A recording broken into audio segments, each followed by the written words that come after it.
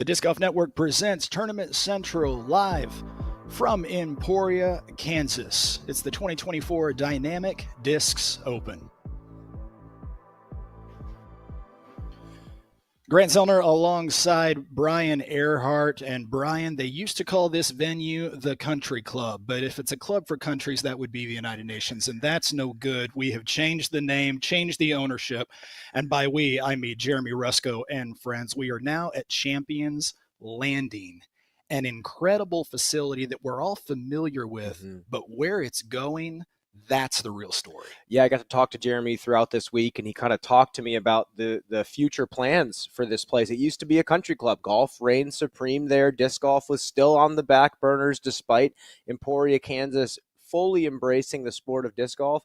But now Jeremy Rusco, former owner of Dynamic Disc, is in charge of this property. He owns this place, and he's turning it into a really cool facility where disc golf now is on par with the rest of the sports in the facility. If you look at this future rendering, down on the left side, you're going to see a pop stroke style facility, which is a Tiger Woods brainchild, kind of like adult mini golf with actual manicured greens. There's going to be hotels in the property with different styles of lodging for different types of players or people coming to town. Clearly a place where weddings can be had. On the right side, you see that there's going to be a big indoor pickleball facility. Pickleball in Emporia, Kansas, and across the nation is getting super popular.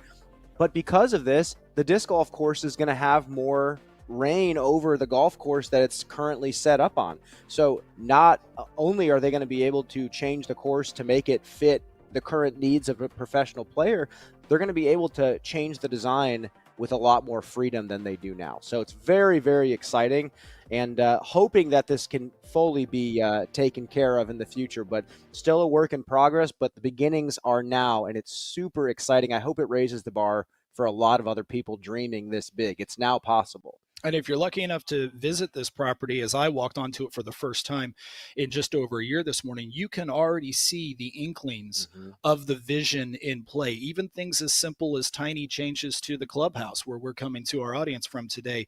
Little tweaks like that show that they're serious about these changes and they're serious about this vision.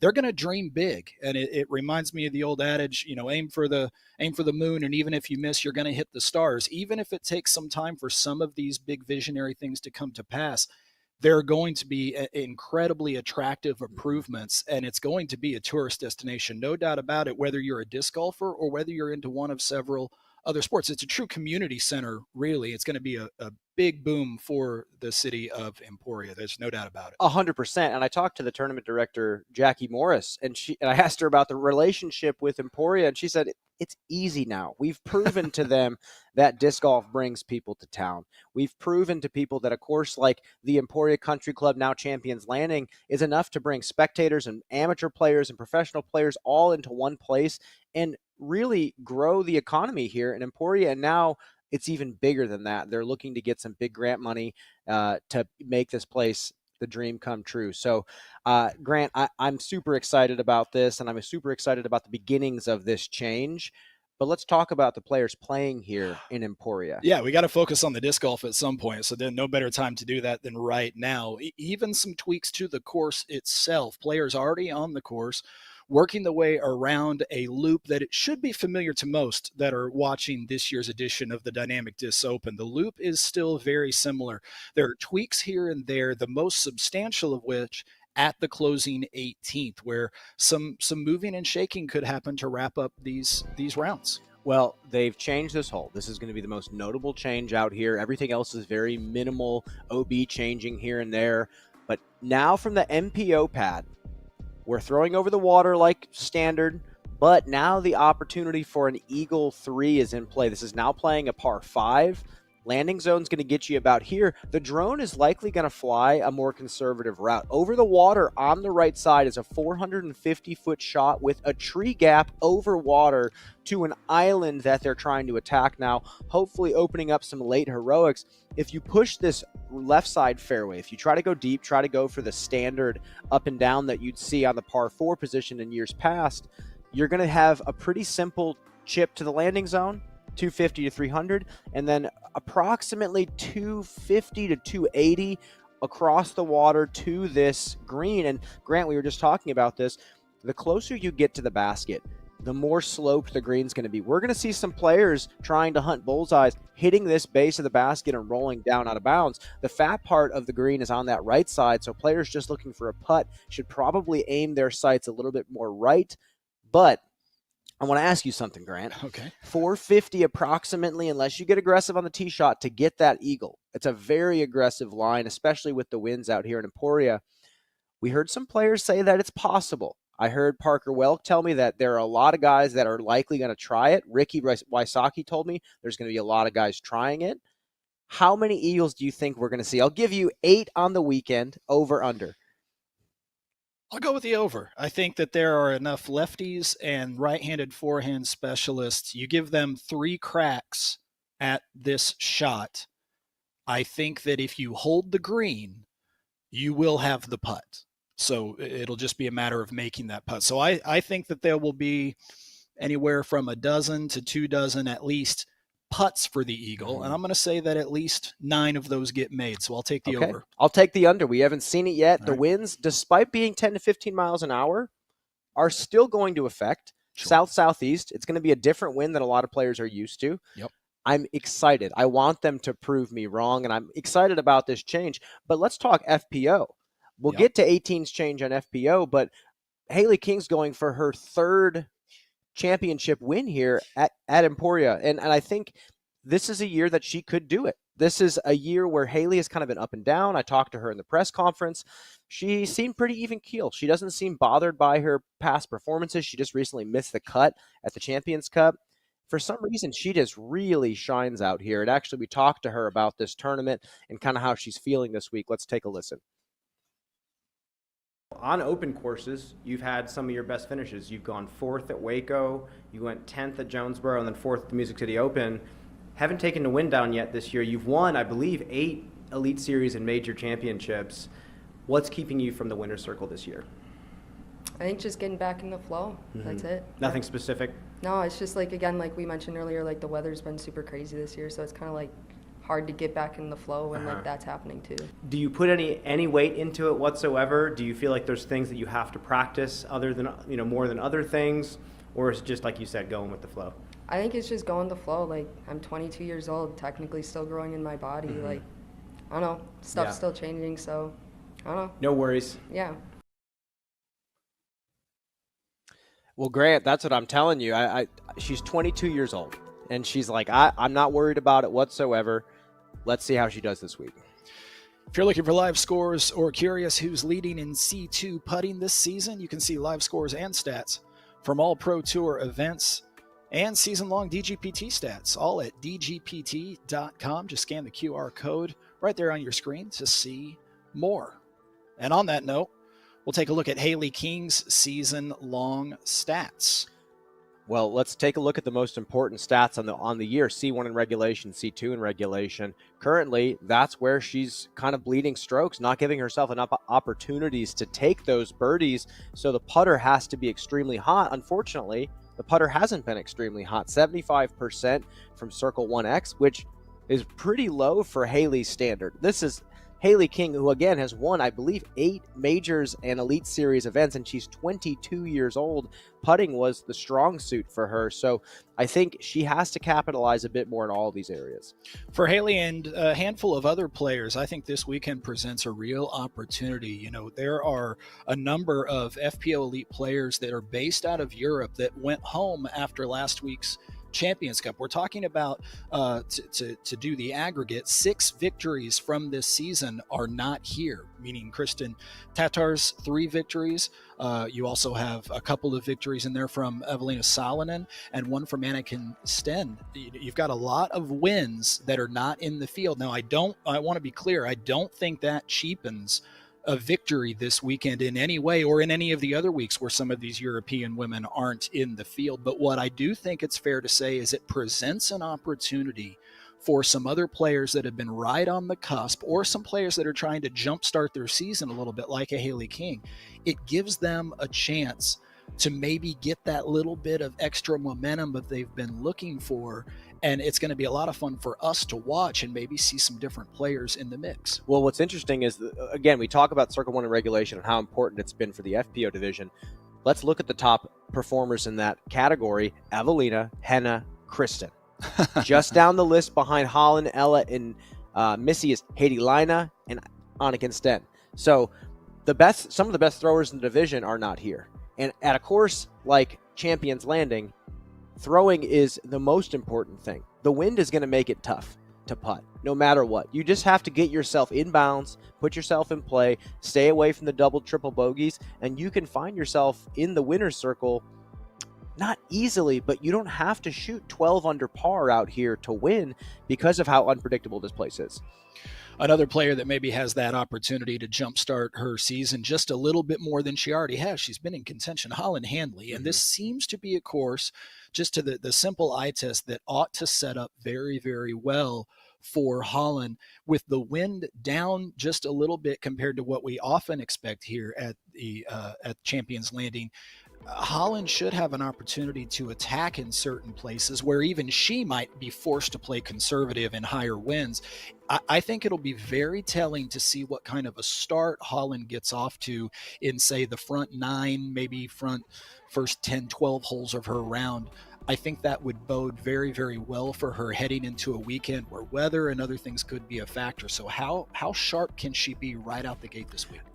She has blown me away this year. I mean, look at how many podium finishes she has. She is so close to pushing through to that next level. She is almost leading in Circle 1 regulation. She's almost leading in birdies per round. The problem is she takes a lot of big numbers. She's averaging 3.19 bogeys or worse per round. So this is not even telling the story of double and triple bogeys, and we know that she's had some. So she's able to score on these courses. Kristen Tatar leads with 7 birdies per round, and Holland Hanley is 5.78. She's averaging almost 6 birdies a round. You have to get those to hold. You have to play a little bit more in your bounds. The best thing about Holland is that when the wind does pick up out here at Emporia, she's able to throw flat and hard with something very overstable. She doesn't have to get cute with something per se and overshape the disc in the wind to keep the distance. She has some of the highest release speed in the entire division. She's going to have to keep the little things buttoned up this week if she wants to win. I think she totally could.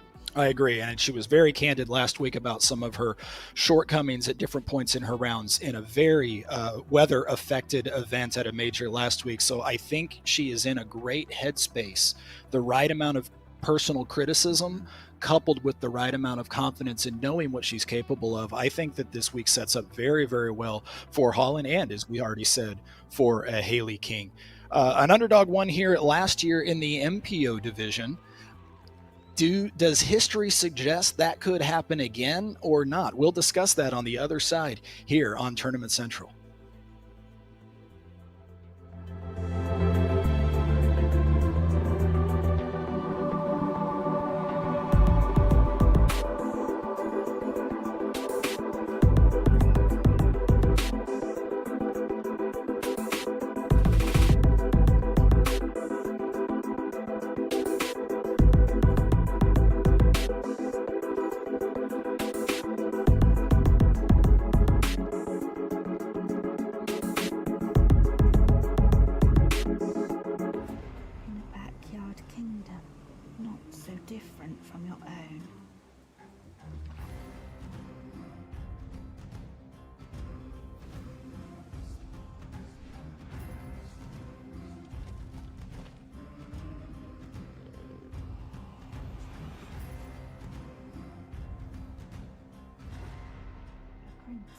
Southern royalty was born of the plastic stone.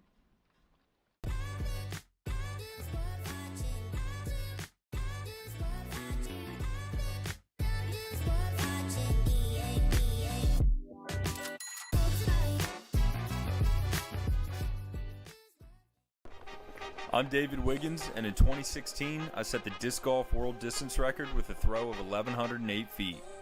Whether I'm out in the field measuring a max distance throw or on the course checking the elevation change for an upshot, I rely on the Eagle Secret 360 to give me accurate distances. It's the only rangefinder on the market that measures in feet, yards, and meters. It's USB-C rechargeable and features a lithium-ion battery. Visit EagleSecret360.com to get yours today. The PDGA reminds you that coming very, very soon, the 2024 Women's Global Event taking place the weekend of May 18th and 19th, 2024. This is your chance to compete with literally thousands of other women from around the world across 27 divisions. I promise there's a division appropriate for you, even if you are a complete beginner to the game of disc golf. And if you are a showrunner, one of the tournament directors, doing your work as part of this incredible event, there is still time, believe it or not, to get your players packs. They're worth an $88 value per pack. They cost only $28. And if you get those ordered by this coming Monday, if you're on the west coast of the US, that gives you enough shipping time to get those players packs. If you're central or east, you might have another day or two, but I wouldn't flirt with it. Get those orders in for those players packs. And if you're a player considering playing, don't wait till the last minute to register. Register right now. Make sure your tournament director knows you're coming so they can plan accordingly. We're within just a few hundred of breaking the record for the most players ever at a women's global event, but we need you to register. See pdga.com/WGE for all event info about this incredible worldwide community event.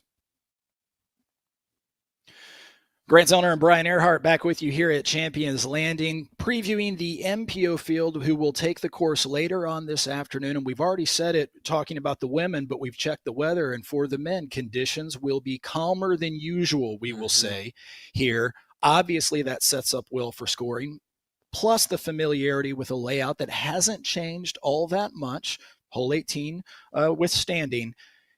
We talked about whether or not this course sets up well for another breakthrough winner. It feels like it does, but if you look at history, it's been a lot of chalk over the last decade plus. Paul Macbeth won 5 times in a 7-year span. Ricky Wysocki has won here. Simon Lizotte has won here. Parker Welk a year ago, and maybe Cam Todd several years. I mean, they're kind of the only breakthroughs in a decade plus. So does that have any bearing on this year at all to you? I don't think it does, but what does, in my mind, open up this tournament to the rest of the field is the fact that we're not going to get the 30, 40 mile an hour winds. At least right now. We've seen this in the past where it says 10 to 15 miles an hour and Emporia just laughs at you and gives you these comically strong winds that make the game really difficult no matter what you're doing. And I got to throw Hannah Leatherman in there too as that's right, on the a sneak-in victory. I mean, you look at the FPO side, Paige Cat, and then it gets to Kristen and Haley pretty much. And it's not easy to win this tournament. I think it's because experience in the wind here and the wind directions and the strategy around things and what you need to do to score certain scores in certain wind conditions is a big deal. There are some days when an experienced player is going to come out here and say, if I shoot 2 down, I'm going to decimate the rest of the field. And then there's going to be days where you have to go really low. I think experience out here means a lot. Parker Welk on the MPO side was the lowest rated player at 10-10 to win a Disc Golf Pro Tour event. And you know what? It's a special thing in sports to watch somebody who's considered an underdog have that weekend where it seems like nothing can go wrong. This man on the right side here had that last week. It was spectacular to watch Andrew Presnell take down Champions Cup. He was playing like a major champion. He carried himself like a major champion. And he's coming into this week knowing how to play in these wind conditions. The man is from the Midwest. He likes to throw overstable, hard and flat. He's mentioned that he doesn't feel like he has the speed and distance of some of the top players in the game right now. But he's told me he shot 9 under par out here, no problem. So talk about what you've noticed MPO players doing at this course over the years. Well, I think that we've seen a course where you go into it and you think, okay, power throwers. The top 10 is going to be all power throwers. And then that often proves not to be the case. Sure, there are some, but it's not uncommon to see a player who's known more for, having to force the disc over to get a full flight, or being known maybe more for precision. Maybe some of the players of a little bit smaller stature, it's not uncommon to see one of them break out here. And it's so interesting to me, so many of the smaller in stature players that first come to mind, Emerson Keith, Mason Ford, where are they from? They're from the Southern Texas. Plains. Yeah. They grew up with this as a norm for them, this kind of open, humongous airspace type disc golf where you've got lots of room to do whatever you want with the disc. You're controlling the angle coming into the ground almost more importantly than you would control, say, hitting a gap in the woods. That's what these guys grew up playing. That's how they learned the game. So it's a really interesting dynamic here to me, how you step to that first tee and you see an Anthony Barella or a power throw and you go, yeah, they've got this. And then all of a sudden somebody a foot shorter than them is able to outplay them situationally throughout this loop. So it doesn't surprise me that a Parker Welk broke through a year ago. It doesn't surprise me that an Andrew Presnell comes in and has a real shot with momentum on his side. But more importantly, let's hear what they have to say about their own feelings coming into this event. The dust is settling for the most part. The first 48 hours were just insane amount of messages coming my way. I went to my local league Tuesday night, and man, everybody was so excited, and it was awesome to get a lot of congrats from those guys too. But yeah, it's been a crazy week. This is a course that requires a lot of speed and distance. Do you still think you can have a weekend just like last week and take this tournament down? I think so. I'm not going to say no because I'm here to win. Of course. And I was looking at scores what I did last year. I shot a 9 under the first round. And so if I put together 3 9-unders, I don't know if that'll be good enough to win. We'll see, but it might put me in contention and I can get hot at the end or something. We'll just have to see. How do you feel coming back here after the victory last year? It feels absolutely amazing. I mean, just going out there for practice rounds and seeing all the spots that I was in last year and like kind of remembering like just absolutely defying the odds and bringing my game out there is crazy. It's such a cool feeling. Brian, I want to go back to something Andrew just now mentioned. He said he's got 9 under par in the bag here if he puts a round together, and he wonders if 3 of those in a row will be enough. We know weather could be a factor, not today, but tomorrow and Sunday. And one thing Andrew proved last week, more than anybody else in the field, is handling bad weather conditions. He's a very steady personality. He's a very calm presence on the course. He may have to tap into that again this week. And if that is the case and weather does rock things, in your opinion, will 27 down be enough to take home the victory on Sunday? Will we even make it to enough holes to get to 27 down? Well, let's see. I mean, this is a course where, again, I've seen, and again, ratings are not perfect, but they can sometimes be a great storyteller. I've seen 1 under pars out here be 10-30 rated. Mm-hmm. And if you're shooting a 9 under par on those days, you are going to crush the field. And Andrew, most notably, handled the wind that was seeping through the woods at Northwoods. You get back to hole 14, you have this ripping 20-mile-an-hour crosswind going right to left down the corridor, which is one of the hardest approaches up to a basket we have in disc golf.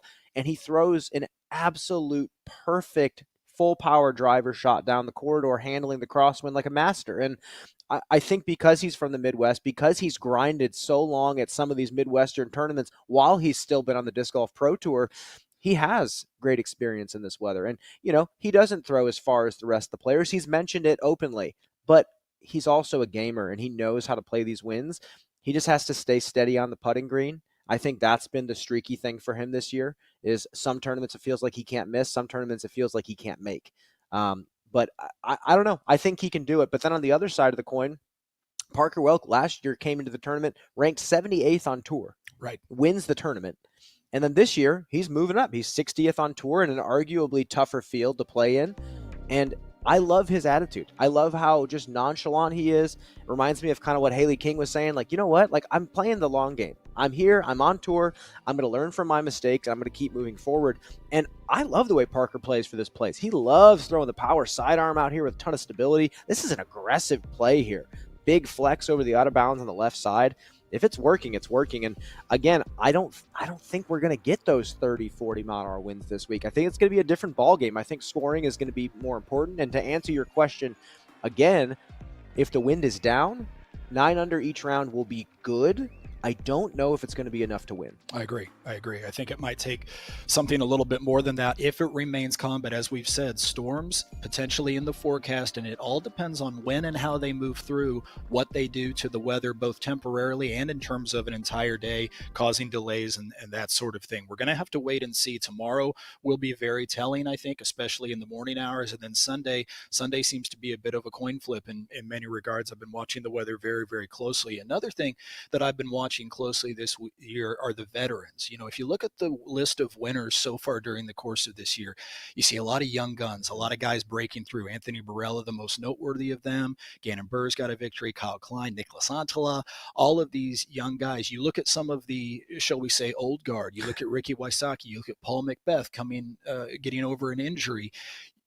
You and I, of course, would never say they're washed or anything like that, but we are waiting to see them sort of ramp into their best. We've been seeing signs of that.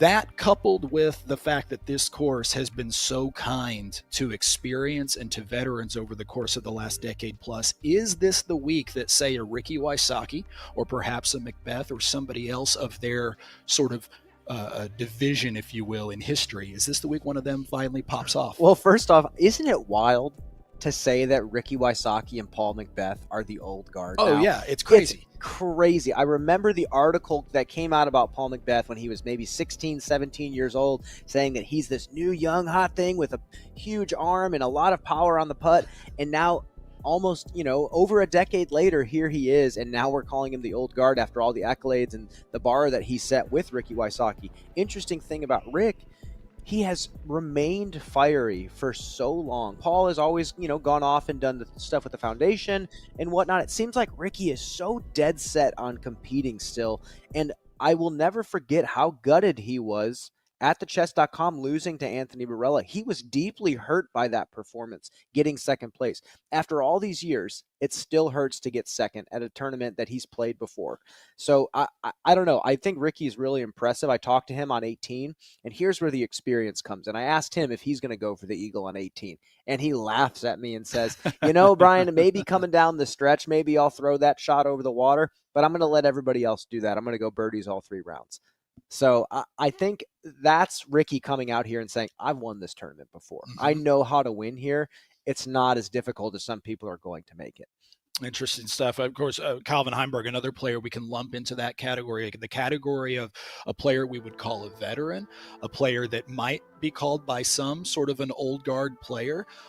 He is also in that mix of guys that is right on the cusp, you feel like, of breaking back into the form that we're used to. And this, again, an opportunity perhaps for him to make that little bit of an extra gear shift into that mode where maybe he was at the start of last year. Well, I got one more thing I want to talk about. We're doing an aggregate playoff system this tournament. So it's a newer rule that's been opened up to tournament directors.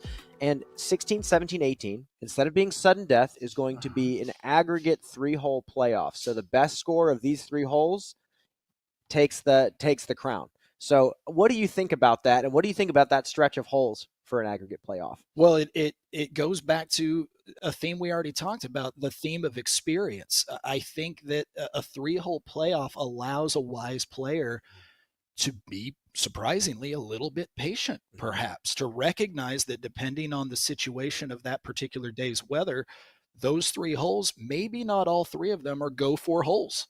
Maybe at least one of them is a hole where you ought to play safe. And the guy who doesn't play safe bogeys, and now you're really fighting an uphill battle with so few holes, but it's more than one. It's going to take a lot more than one lucky throw.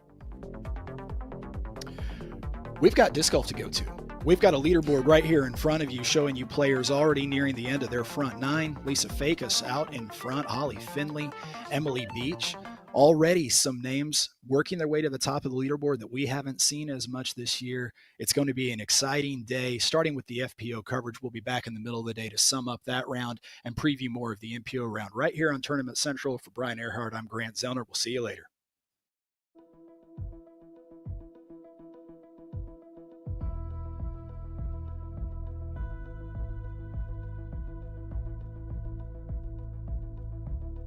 Intertwines with the flight path, but beware, brave souls. For the course harbors challenges that even the boldest must confront.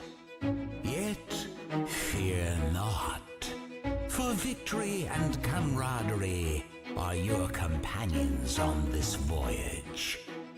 Visit eaglescrossingdiscgolf.com.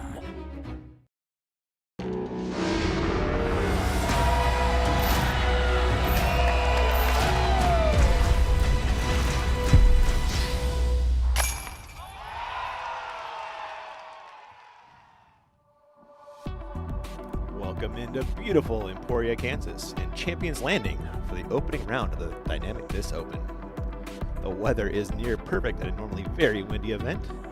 Who takes advantage of the conditions and jumps out to the day one lead? You'll find out live on the Disc Golf Network. Sarah, let's watch some disc golf. Let's do it. Here is your defending champion, Haley King, looking spidey today. That's Absolutely. fun. Matching caddy outfits. Wow. Wow. Dressed to win on day one.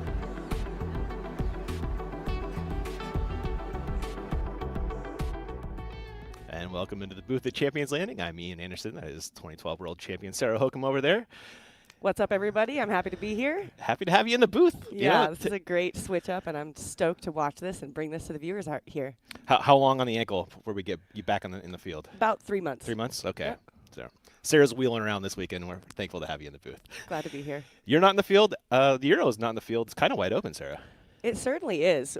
All the Euros went home, and all top 5 of the top 10 players in point standings are not here. All right. So it's wide open. It's kind of exciting, right? You know, opportunities for a lot of players haven't grabbed a win in a while to make it happen. Yeah, it's absolutely a great opportunity. I mean, obviously we have some of the front runners, Holland, Owen, Missy. Yeah. But then we also have people like Kat Murch. Sai Ananda's back from the Washington State for a little tour here. Katrina Allen, this is her last event before she has her baby. Jen Allen just waiting. She had that BSF win last year. Natalie Ryan also looking to get a win into 2024. So a lot of options. It's going to be close. I really hope we have an exciting finish. I'm sure we will. It's so easy to see any of these women taking the title this weekend, isn't it? Oh yeah. Who's going to show up? You know, it's going to take good putting. You know, it's going to take keeping the disc in bounds. It's really anybody's game. It's also the 11th week of the season. So some players haven't taken very much rest. Haley King, however, has taken 4 weeks of rest. He should be rested up and ready for this. Owen Scoggins has only taken 1 week out of 11. That's out for you, right? Right. So the grinders, Holland has taken only a couple weeks off. So she also should be teed up and ready and rested. This was the dramatic finish last year. Holland missing the island, Haley parking it for the win. In the playoff, what a finish. That is the most demanding tee shot with all the pressure on. Isn't it? Here are your notable names taking a week off, as Sarah was just mentioning. Evelina, Tatar, Henna. Man, Europe has been showing up this year, Sarah. They have literally dominated every event. I mean, Owen is the only American citizen who has won an event. And she's not even born in America. Yeah, also not born here. So, well, it's an international game these days, huh? Yeah, Ella is also not in the field. So, you know, she also has played great this season, and we won't see her. So it's ready and willing for anybody who's here to snag it. Yeah. There is blood in the water. Who is going to be that shark? Love to see it.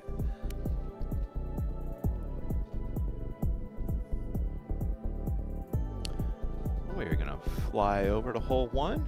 Got our chase card teeing off in just a couple moments. Flying over 16 currently. Almost. And Lisa Fake is leading the field right now, but she is in trouble on hole 8. And hole 8 will get you, Sarah. It is the first hardest hole on the course. Most of the hard holes are at the end. And then hole 1 is also a doozy. Yeah. But 2 through 7, very, very scoreable. Hole 8, though, is when you really got to get that technical shot at it and keep it in bounds. What do you think about this hole 1 to start your day? It's kind of unique on the tour. You know, big par 5. It's huge. I really like it. Honestly, I think it spectates really well, and players can just open up and throw as far as they can. Speaking of throwing far, Holland Hanley. Yes, she does that very well, and she's got so much power that oftentimes she doesn't even have to flex the disc to get the distance. It flexes right out of her hand and just gets tons of distance, even on a pure hyzer. You can see their back-to-back podiums at the Dynamic Disc Open. Yeah, she's also taken 2 seconds and 2/3 this season, but yet to get the win. And honestly, she hasn't actually had an Elite Series win. Her notable win is Throw Pink, which was last year. And so, I mean, she's just teed up, ready to go. And if she can put this together, this tournament is hers to win. It's right there for her, absolutely. We are going to swing over to your current leader now, Holly Finley, her 3rd shot on hole 7. Fakis did take the double bogey on 8. Holly, our share of.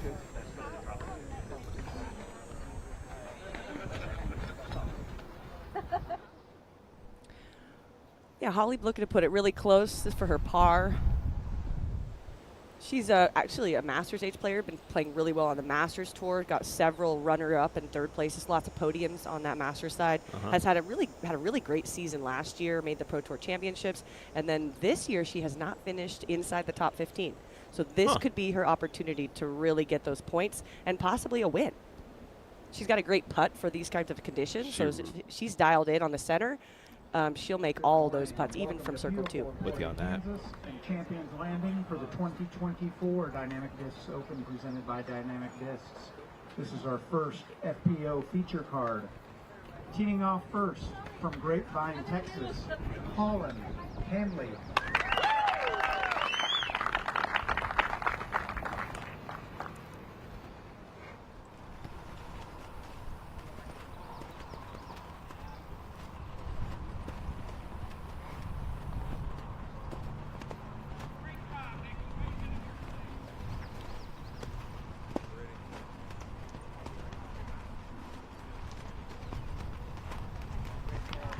Nothing wrong with that, Sarah.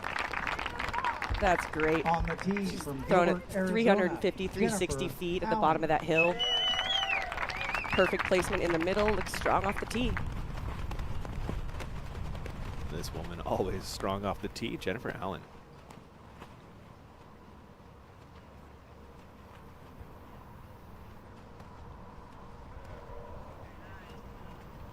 Players have a headwind off this tee, so they're trying to play that turn, and hopefully it doesn't finish left and out of bounds.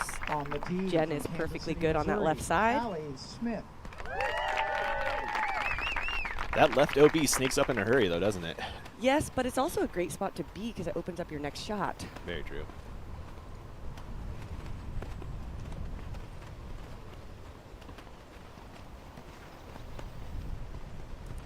It's a live look down from our Flight Factory drone at the Allie Smith Drive.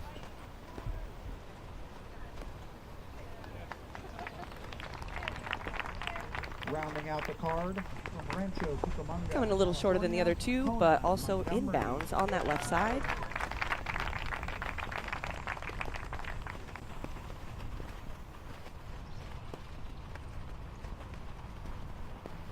Good to see Kona out in the field. She's also got that boom. Let's see what she does here. She does. Kona threw this tee shot 500 feet one time. Not this time, though, Sarah. Good luck, ladies. Have a great round.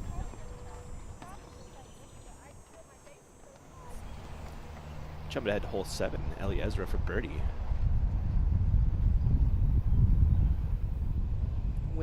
The wind is just ripping. Ooh. Beautiful putt. She is back under on the day. We're going to throw it over to my man, Terry Miller. How is the weather feeling down there on the ground, my man? Good morning, everyone. Yeah, it is windy as we're seeing the headwind here on hole number 1. Every player I talked to, however, said, yeah, it's windy here in Emporia. Exactly what they were expecting.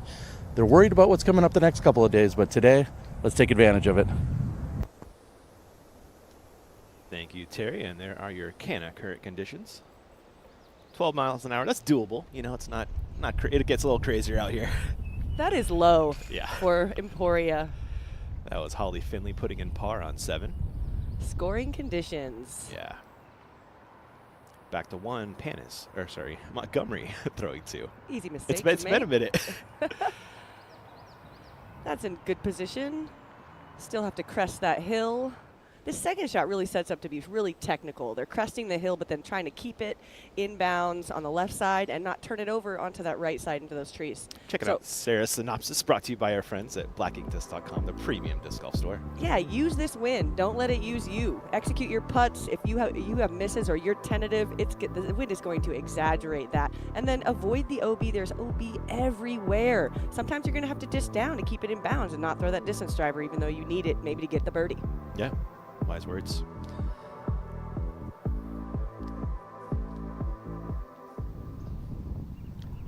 Our look list of our field this year. Allie Smith throwing 2-on-1. Nice flip up, working it over to that right side, and she stays safe. She'll have another look to try to get to the pin for birdie. I think she could do it from there. Yeah, with you. Also, the 2021 FA1 champ of the Dynamic Disc Open. Allie Smith? Yeah, All so right. she's got a win here. I don't know if they played Champions Landing exactly, but she's certainly local and got the hometown love. Shout out to all her fans. Jennifer Allen and her second coming up.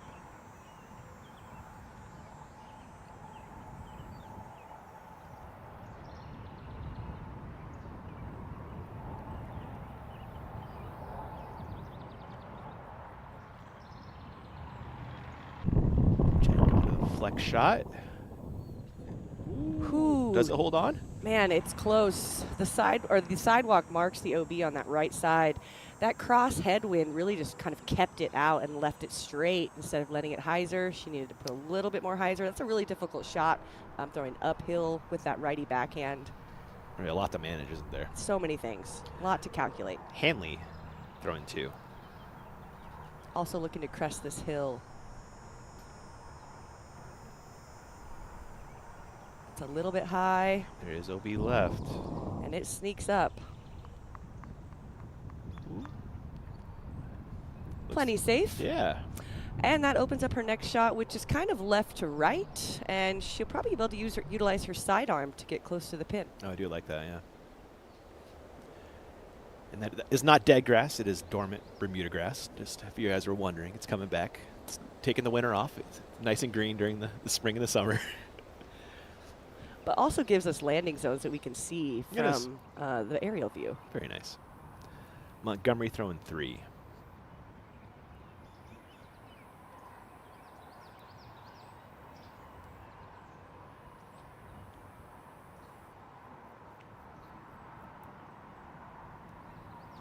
There's a nice swing from Kona.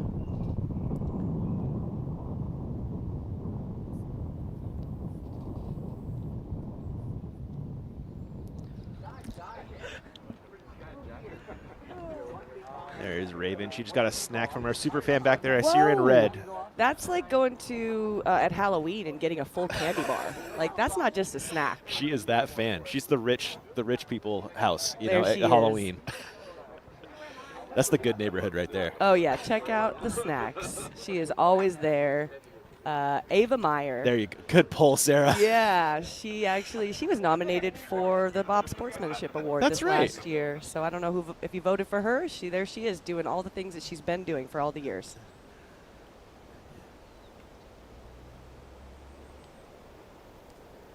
I believe we're looking down at Allie Smith and her third.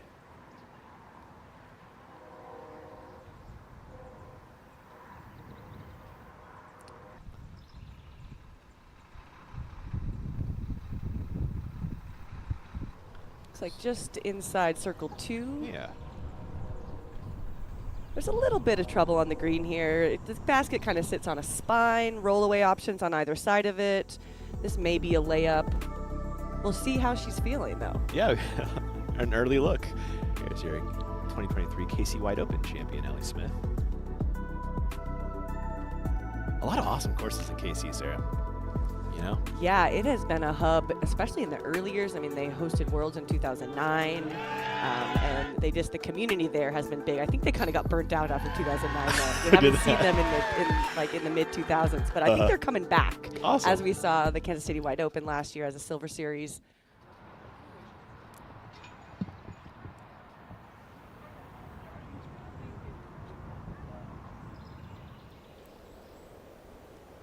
Holland looking to set herself up for the birdie. 2 great throws so far. It doesn't have much left, huh? Yeah, it's there waiting for her.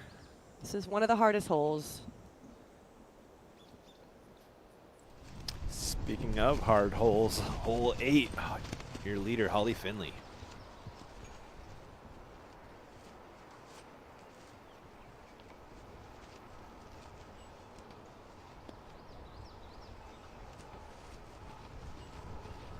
Good looking tee shot. Yeah, looks like we got a crosswind on this one, which will push things into that left side. She managed that really, really well into the middle.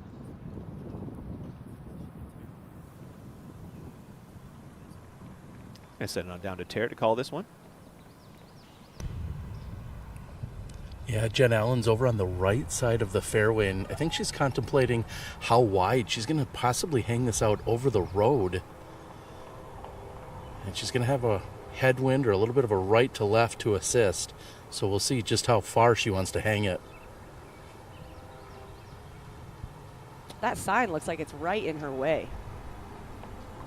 She's going to have to go way high real quick right out of her hand. Yeah, she gets the nose up and the wind continues to push it, lift it. All right. Short but safe. Just outside. That's like 100 feet. Yeah. Just outside circle 2. There's definitely worse results than that.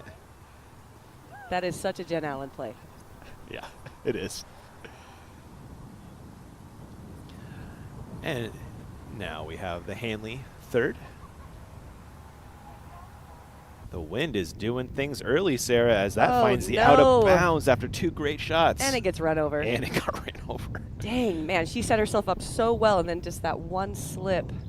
That wind is just pushing everything out like we saw it hold out Jen's shot.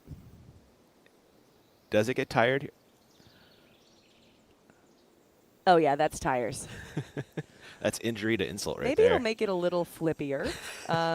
Maybe not great for this shot. Not so much. I like it when my stuff gets beat in. Yeah? Yeah. Second shot for Finley on 8. OB right and left, water left.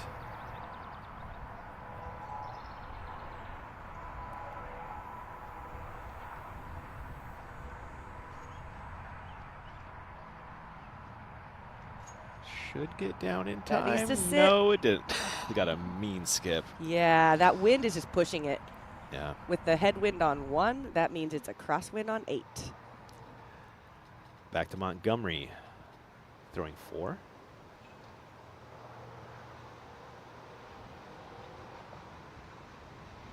This was always a really nice part of Kona's game. Her approach game is great, especially a lot of people don't utilize the sidearm as well as she does or as often. Puts herself inside the circle, slightly uphill putt. One of our major champions this year, Missy Gannon. Our caddy book has our phone numbers in it. Any questions at all? Yeah.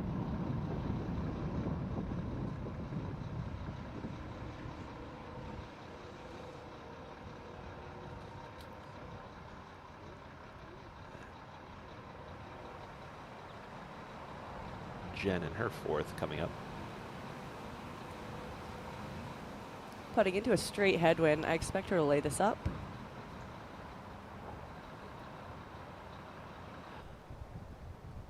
Oh, she went for it. Okay. Jen's feeling good about her game. I love to see the putts from circle 2, especially with the wind down. Speaking of circle 2 putts, there's the Owen queen. Scoggins right there. 28% circle 2 percentage. This year? Yeah, this year. That's ridiculous. Yeah, most people are under 10. Wow. Holland from out of bounds. To save the par after the OB third. Dodges the basket. Was online. Good release, though, in general. I like yeah. the height. Looks confident. It's a disappointing bogey start, though, for Hanley after 2 great throws to open the hole. Smith pitching under, more or less, with her 4th. We'll have that for par.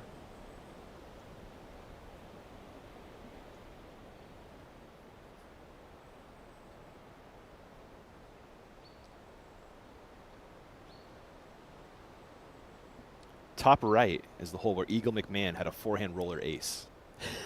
Oh my gosh. That park across Hamburg, yeah. Oh my gosh. That's a fun little course to play. I like to warm up out there. Yeah, it's really fun. Montgomery for par. Yes. Beautiful. Wow. After that start, she had to, the miss off the tee, and then she scrambled her way and then made a big putt. That's a great start for Kona. Grabbing a stroke on Hanley if nobody else. Smith coming back, tailwind. Oh man, that looks outside. That's outside. No, it's hard that's to tell. about 15 feet. Yeah, there we go. Must be the bullseye marker. Yeah. Ooh. Allie kind of continuing with her putting woes. Hopefully she can find that center throughout the rest of this round. She's been working real hard on it.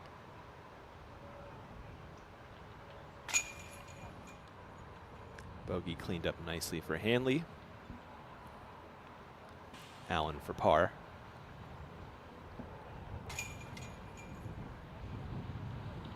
Followed by Smith bogey, and they are off to 2.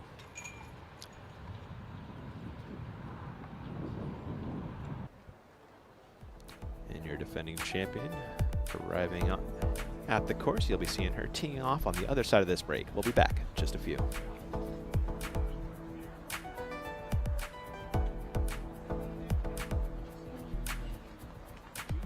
I'm unstoppable, yeah, unstoppable.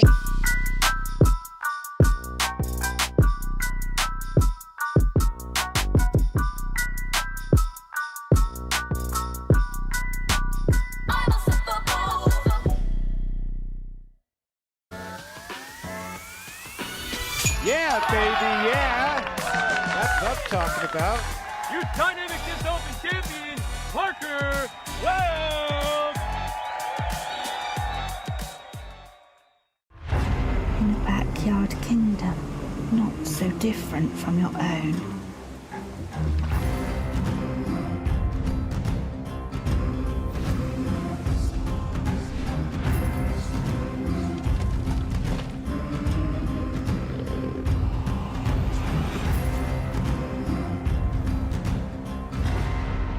Prince of Southern royalty was born of a plastic stone. Pound's the best of the best. It's the quality, the craftsmanship, the vision for what a bag could be. I don't think anyone's disputing that it's the best made bag. Ricky, distance driver in hand. What? What just happened?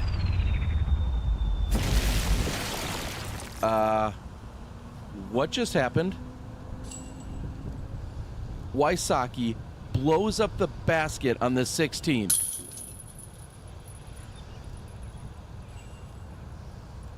I don't know what that is, but it definitely bombs. The newest disc to my collection is the Drive. Passion, fierce, these are things that I feel when I play disc golf, and drive for me is something that I feel so strongly. I was looking for something in between like a Surge SS and a Zeus. I wanted something that could get me like the full S flight without having to try as hard as I would with the Zeus. Finding myself feeling a lot more confident with this disc in my hand in the woods than I've ever been before. This just felt like such a natural step to create my dream driver.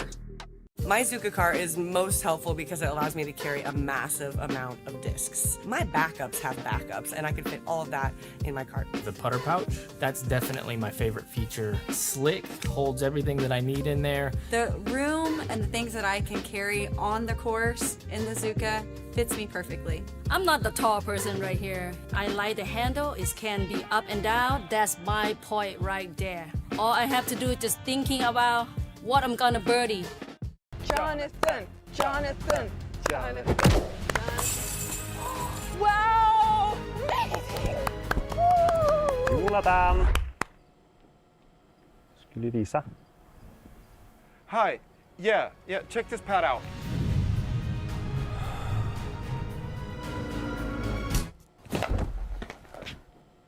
I think you should use your wrist a little bit more. Why not? Is he okay? Yeah, he's fine. The Dynamic Discs Open is brought to you by Dynamic Discs. Be dynamic.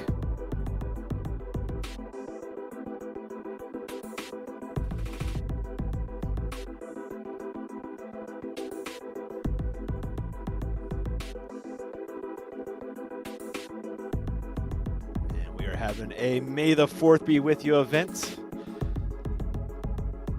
head over to the Pro Shop, get 25% off all weekend long. No discount code needed. Love that. You Star Wars fan, Sarah? Who isn't? Yeah, right. Yeah. I think it's Mando for an MVP player to be a Star Wars fan. That tracks. Yep. That definitely tracks.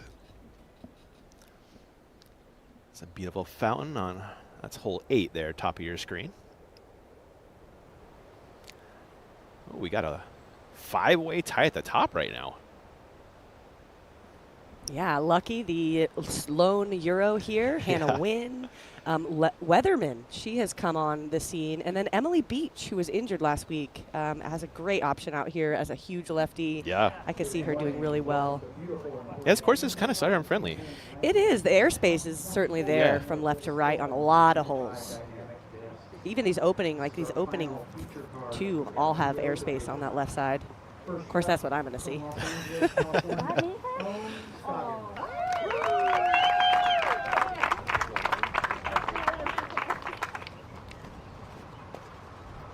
Crowd favorite. Owen Scoggins takes the tee of 1.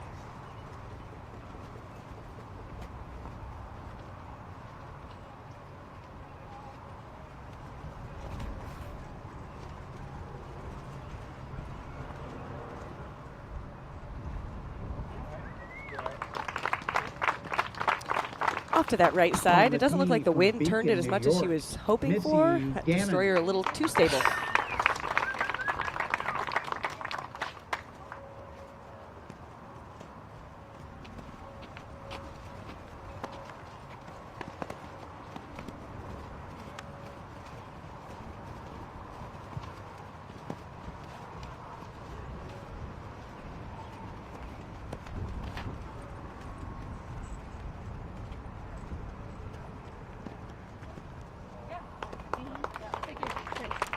Really nice turn. On the tee from Charlotte, North Carolina, Haley King.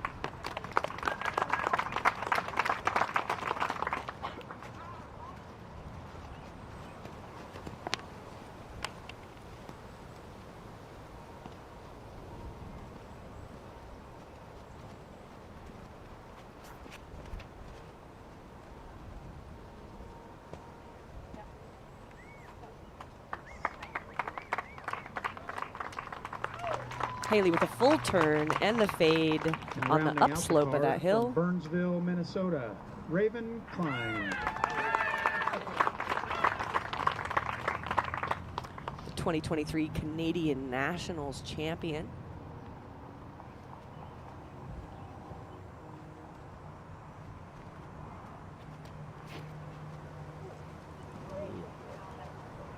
Maybe a cut roll out or a tree hit. Oh, inbounds at least, Sarah. Good luck, ladies. Have a The great Juniper round. got in her way, thankfully. Some natural OB.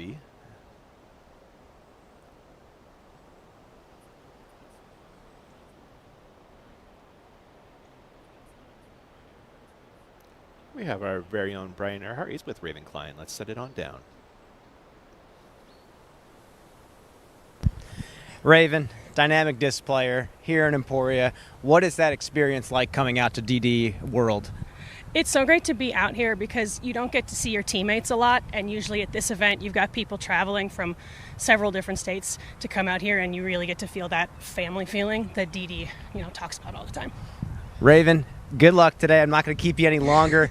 Enjoy the win there today. Thank you so much. Back to you. Thank you, Brian and Raven, for that. They're having a good spirits. Brian's always in good spirits. Nice to see Raven is as well. Yes, she's got a great mental fortitude, and even with the miss off this tee, I imagine she'll recover just fine. Yeah.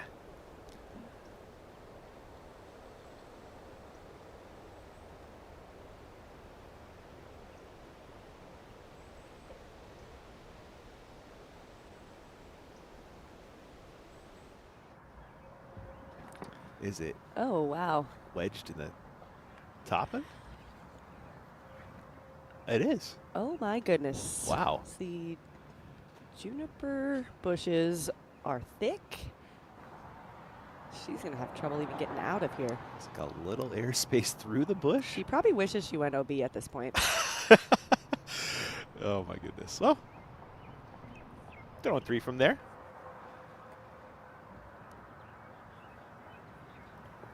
Wow. Whoever found that, good job.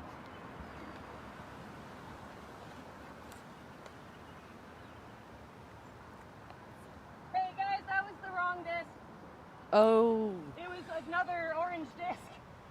So it appears she may have just thrown from the wrong disc. Oh, no. That is very unfortunate.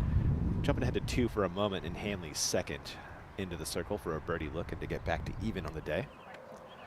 Oh, no. Yep. So that's yeah. Yep. What are the chances? No, that's okay. I mean, I thought it was. Wow, that's super unfortunate. Brian, can you talk to us about what just happened, kind of the ramifications of that?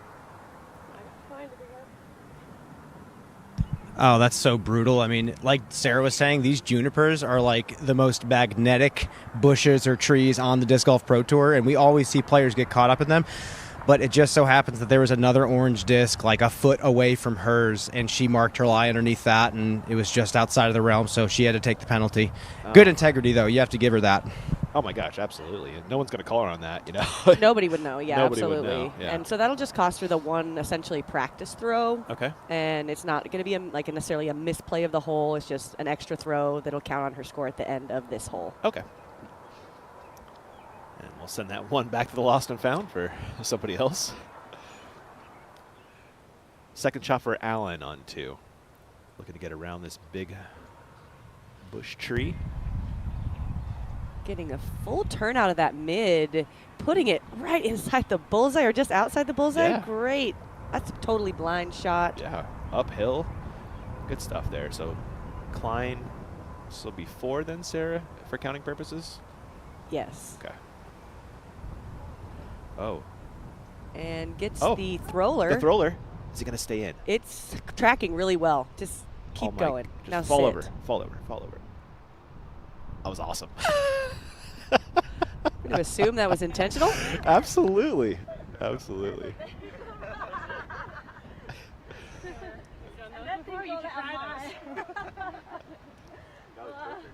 Finley for par on hole 8.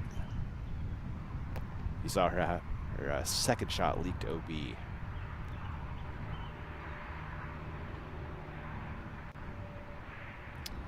Yeah. Playing the control shot. Just a single bogey after going out of bounds on that hole is not going to hurt her too bad. That's probably level with the field, honestly, on hole 8. Jumping back to 1 for Scoggins in her second.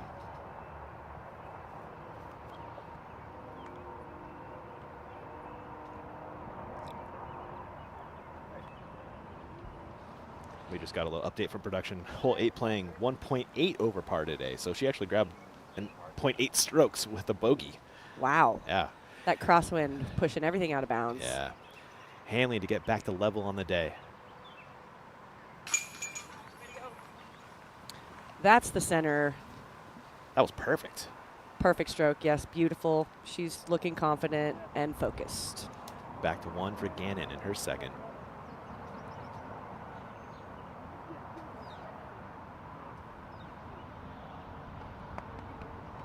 Missy looking to get some distance, but also kind of keep it out of those kind of ornamental trees on the right. Need the distance to get the birdie on this one, but also in those trees, it's asking for bogey.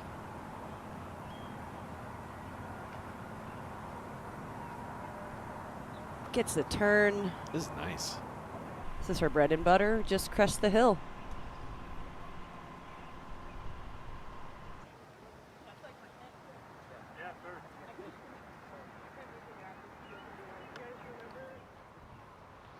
Jennifer Allen did tap in that birdie on 2, now on the tee of 3. Taking the eagle route, going wide. It needs Heads to come up, back gang. in, and Heads those up, guys gang. need to pay attention. Oh, it dries up just short of getting back in. That is the risk. She'll be out of bounds pretty early, Yeah. but she could still save the par because Truth. it is a par 4. Haley King in her second, hole 1.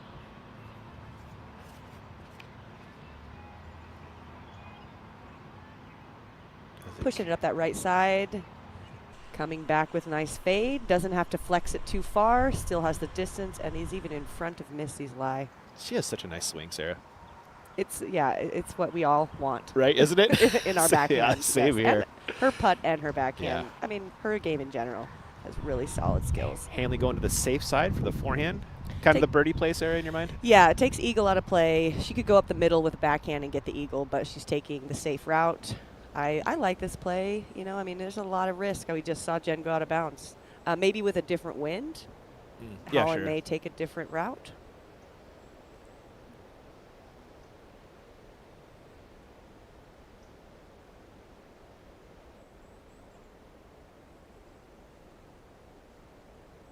Got a Scoggins shot coming up. Looks like it. She threw the sidearm on the second, looking to probably throw that sidearm again. Oh, it looks like we're over with Raven Klein instead. Yep. Ah, Raven off the roller. Yep.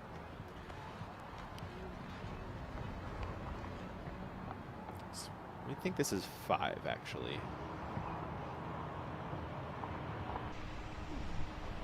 So should look to get up and down for a 7 from there.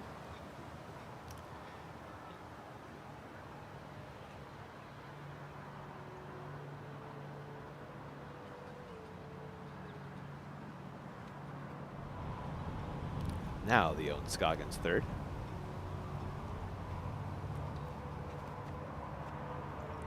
Can this get edge in time? No. Oh no, in it a caught bad a way. roll. Oh? Saved by the juniper? Maybe? I think I saw it settle inbounds there. She really wanted to get there on that one. Yeah, she did. It's a little higher, and I think this works. It must be inbounds. We'll see if she has a line from inside of there. It's pretty blocked, but Owen has some magic putting skills, so we'll see if she can punch it through and get enough speed on that to get it into the basket.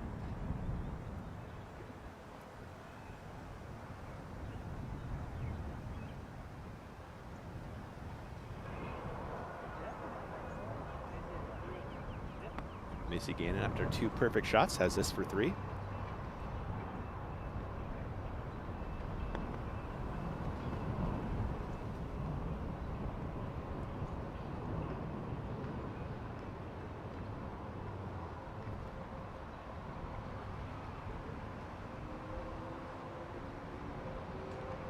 Quite a bit sawed there, Sarah. Yeah, she played it to the uphill side. I'm assuming she's trying not to overturn it into that right side tree in the juniper and left it a little short. Yeah. But she's big money Missy. We'll see if she can this. It'll be interesting to see if she runs it. I assume she will. Oh, interesting, huh? Yeah. Haley King in her third. I really like the sidearm approach here because of the airspace and not having to miss those trees. But if you get it close enough, I think like Haley was really close to that right tree, and now she's got about 15 feet left for the birdie.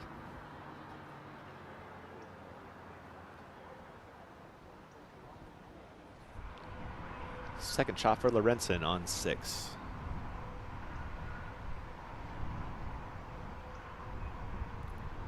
Quite a bit short of the target, but has a really nice approach to just outside bullseye. Look at Lucky's scorecard, keeping it clean. Representing her Euro country folk very well. Yeah.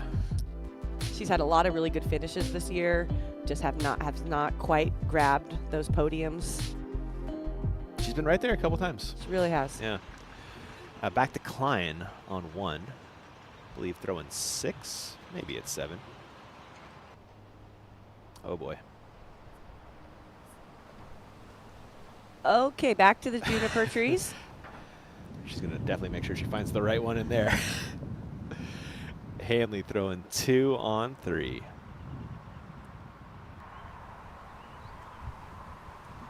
Standard approach. Nice, easy tap in.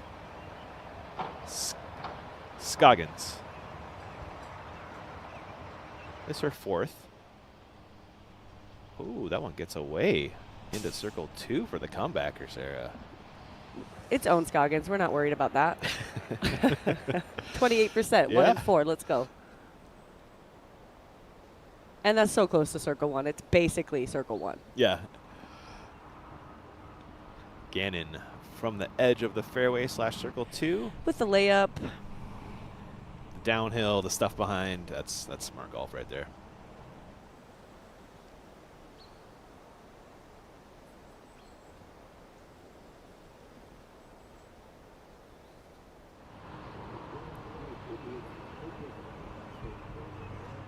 Okay, King pitching over for the tap-in par. Nothing to do with that putt. I don't blame her.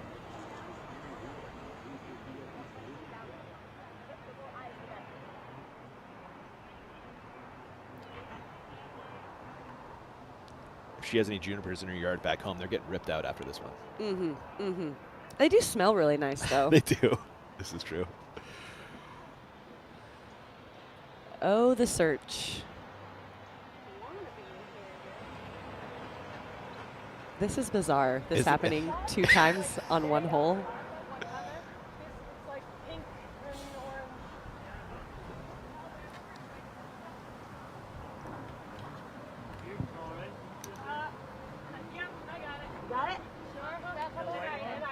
It's been found, but while she gets set up,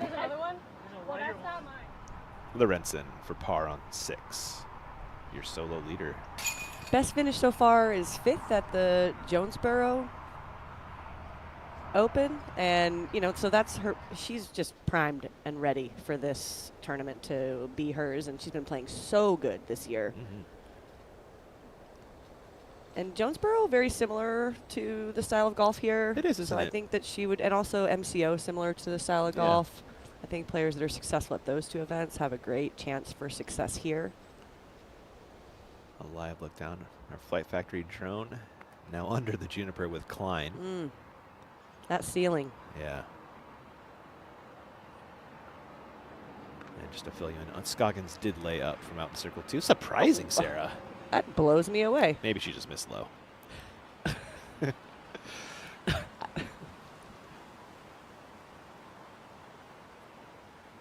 Oh, she gave that a great bid. All right, now for the reveal. Is it the pink one? It is. All right.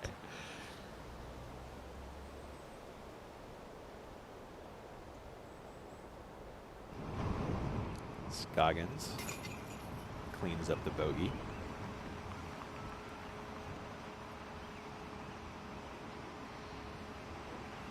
Got a Gannon par coming up.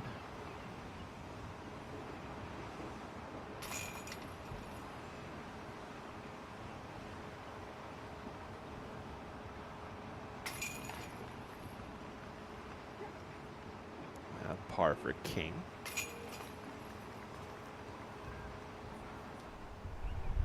Lorenzen, T of 7.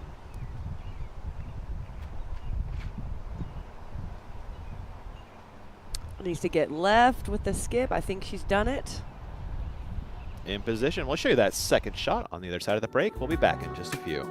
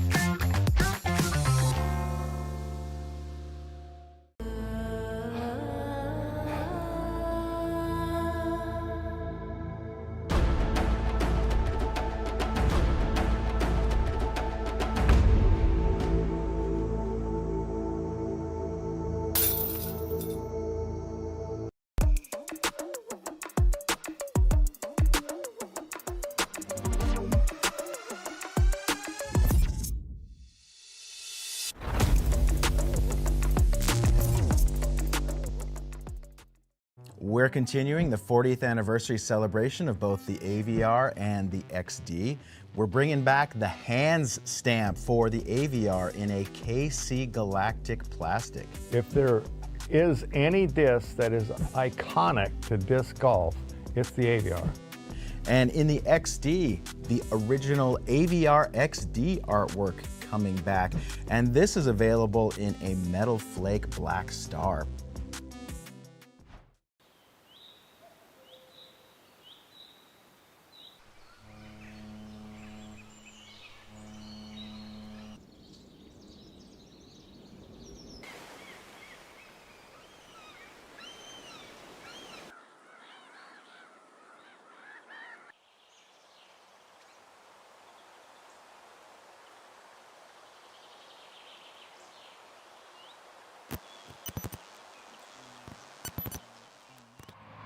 Welcome back. Holland Hanley, T of 4.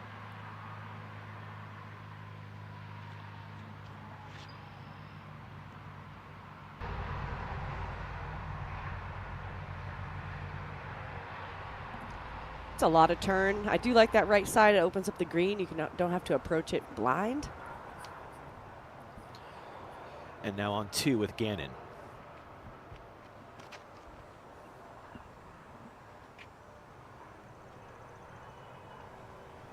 She okay over there? A little short of optimal. Yeah, a little too much turn. Right side is going to make that difficult for the approach. But this is really technical. If you don't have the sidearm, I like to see Haley going outside with the sidearm. The airspace is all on that left side. If you can get around this tree, which is sitting about 280, but it's a big tree, that's a really good landing zone. Yeah, you'd rather hit that tree than BOB, I guess, right? Definitely. But if you're going to throw the backhand outside of that tree, that's really risky. So a lot of backhands are trying to smooth that middle gap.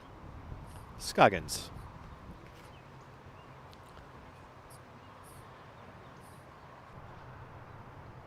A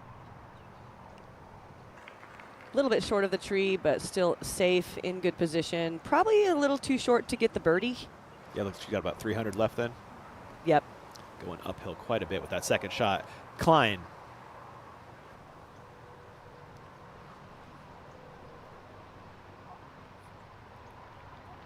We're jumping ahead, and we're live with Hanley throwing 2 on 4. Holland's on the bottom right-hand side of the fairway. Looks like she's going to have a straight Looks shot like she's going to have a straight shot to it. And most importantly, she can see the basket. Most importantly, she can see the basket. She's going to put herself just at circle's edge. Slightly uphill Shove putt. a clean, slightly uphill putt. Thank you, Terry. She got that green light on the putt at least, you know? Yeah, this is the scoring part of the course. Holland has all the power. She should be able to throw simple shots to get these birdies. Just kind of keeping it simple. There's like 5 in a row she can get. Yeah, her power. She really doesn't have to get too crazy. I thought she overturned that tee shot a little bit, but her positioning was great, so I can only assume that that was intentional. Flying above hole 2. As your feature card readies their second. Scoggins first. Flexing this uphill. Yeah, this is playing like 350 from her position. And she got the circle's edge. She got pretty much all the way there, and certainly enough for her. That's an impressive pull from Scoggins up the hill. It's about 15 feet uphill. Yeah.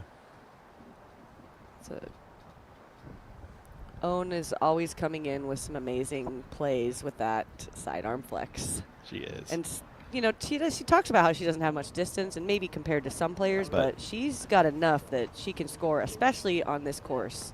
I think it's optimized pretty well for the FPO. Gannon needs to get around that big bush with her second.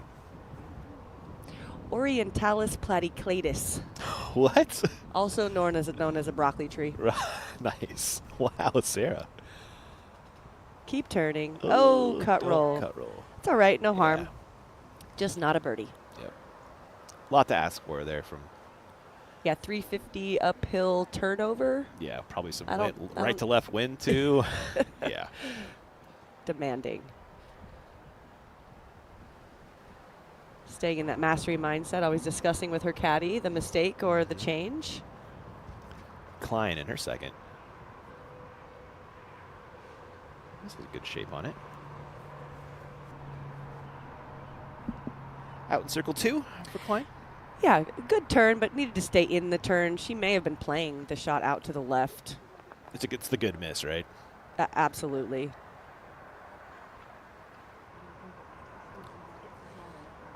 Haley primed up for another sidearm. Having both throws is very helpful on this course. Again, airspace on the left side.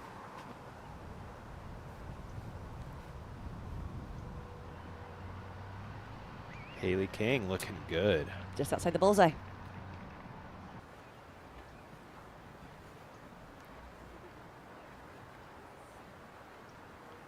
Lorenzen throwing 2 on 7. You saw the drive before the break.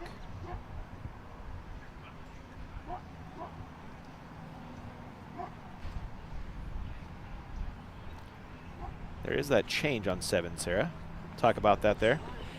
Yeah, you just saw Lucky throw over this new OB ditch that separates the tee shot from the basket. She was throwing from about 300 feet, and she's got a putt for birdie. Nice. Back to 4 for Smith in her second. So the blind approach, really difficult. She executed so well, though. Look at that. That was a huge drive. Allie's got the D. She does. Gannon from distance for birdie. Green light, though, with the uphill. Looked a little better than it was. It's just good control approach for her. Right on line, and that Missy Gannon smile, you'll love to see it. Hanley. That bogey woke her up, I guess, huh? Sometimes that's what it takes. It really does. Getting that bogey to start, that will focus you up. Get that chip on your shoulder early. Lorenzen for birdie, hole 7. To extend the lead, not to be. It will stay at 1 over Hanley as Klein gives it a bid for birdie back on 2.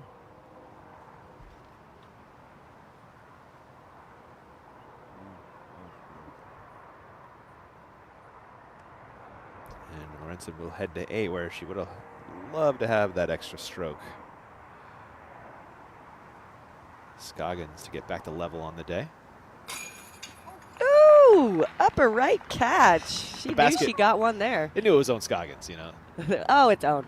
She doesn't miss. I got you. Ooh. That was a good catch.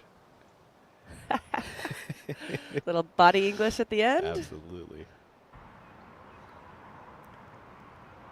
Gannon cleaning up par.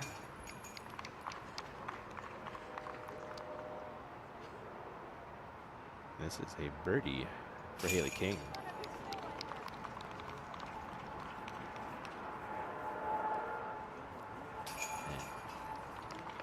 And Klein cleaning up par. They are heading over to a very attackable par 4 in hole 3. Sarah, talk us through this one. This one's an eagleable par 4. Most players are going to take the safe shot on the left side, especially if they have a sidearm or lefty. But that middle gap is what you're going to see a majority of the righty backhands take. That should take them as close as they can to the basket. Hopefully it's pitching up for birdie. Some players are going to take that right side on a power shot, which we saw Jen Allen do earlier, trying to get that eagle. This hole does get eagled quite regularly. I'm excited to kind of see what players choose. As you get closer to the green, there it pinches. Some parts of this green are out of bounds. That sidewalk on the right, and then it rolls away down into this kind of rough area on the left. So it does get a little tricky as we get closer to the green. Getting off the tee is going to be real important, but this should be a gimme hole on the birdie. It does play as the easiest hole on the course from last year. From last year. Right now it's playing as 4th easiest. There you go. It might get there by the end of the day, though, you know. We shall see. Yep.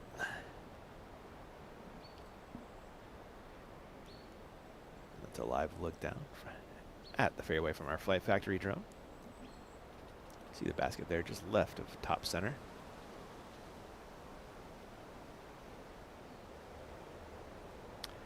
Use code DDO24.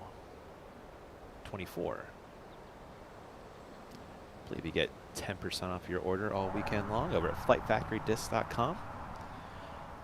Home of a lot of your favorite players' gear. I know they got some Holland Hanley stuff over there. King off the tee, goes to the safe forehand play. If you've got the forehand, especially with this wind, I think it is the play. It's a cross tail, right to left.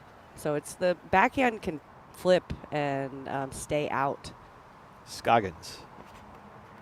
Yeah, we saw that from Allen earlier.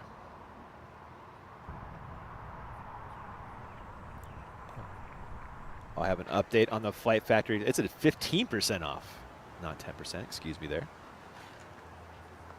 on all dynamic disc products. Missy Gannon.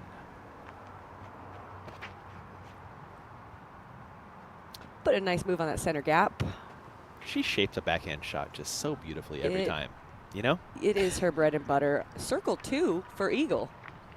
All right, we'll take that. Yeah, it really only plays like 400 feet because of that huge downhill. It's 20 feet downhill. So if you shape it right, even if you aren't the biggest thrower, you can get a look at this one. Let's see how close Klein can put this one.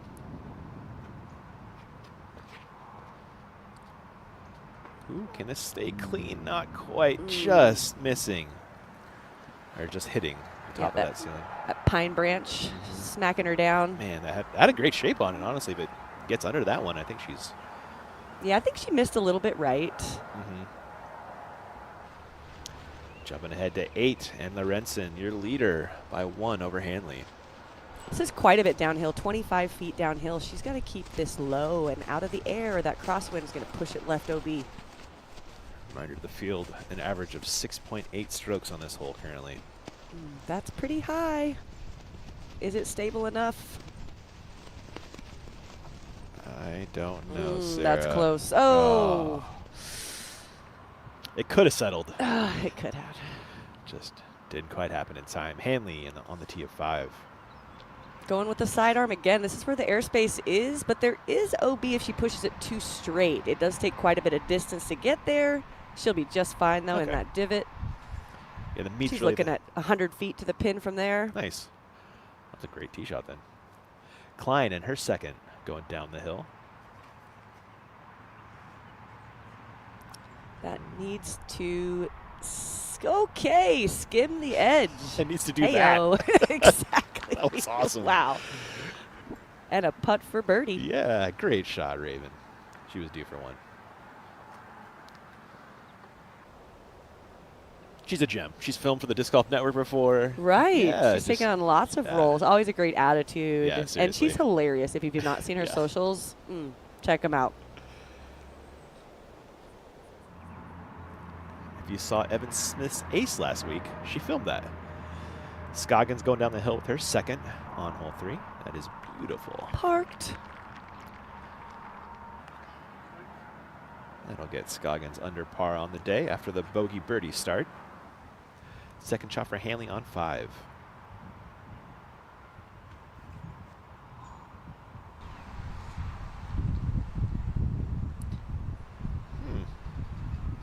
Leaves it a little short. Yeah, that's not great. Her putt has looked good, though, and that's not that far outside the circle. Uphill, she should be able to run that without any worry. Back to 3 for King in her second. Haley looking solid. Yeah, and she's playing, very smart golf. She has the ability to get this eagle. Yeah. So the fact that she's going sidearm, safe shot, pitching it up, just getting a birdie. We saw that safe on 1 as well, you know.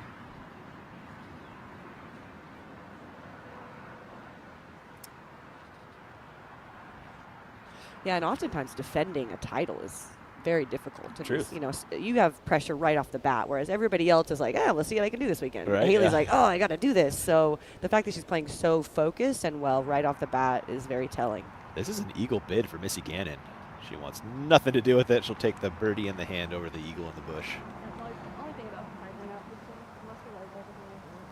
Yeah, there is a drop off on that left side. Yeah. So she got it up in the air and it hits and rolls. It could technically roll into OB. Klein, edge of circle, looking at birdie. Oh, a little inside even, isn't she? Yeah, the circle does go into the OB on that side.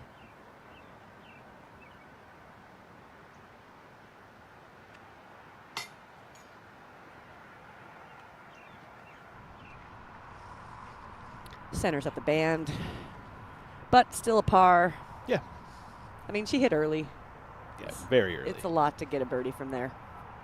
You like the strong bid, too. Always Love to see them miss high rather than low. King in for birdie.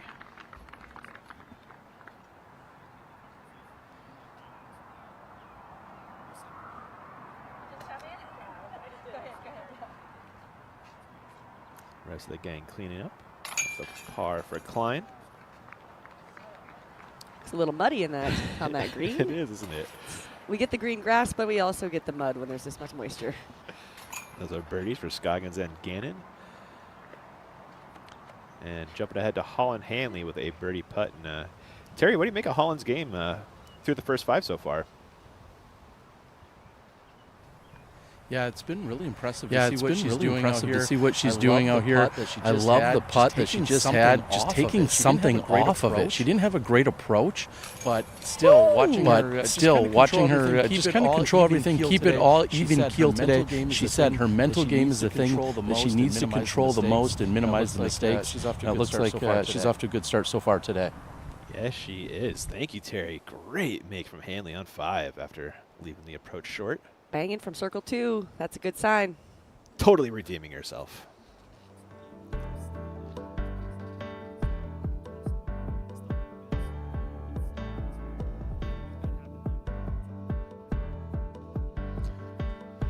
There's Hanley's score through 5. The whole one woke her up for sure. She's on a heater. Yeah, and she's got 2 really birdieable holes ahead of her, 6 and 7. Again, the stump hole, and then 7, which isn't that much different than last year. So if she can rack up a few of these, I mean, I'm thinking a handful under par is a great score for the whole round. She might be there by the front half. Accurate. Lorenzen throwing 3 after the OB drive on hole 8. Just barely leaked OB.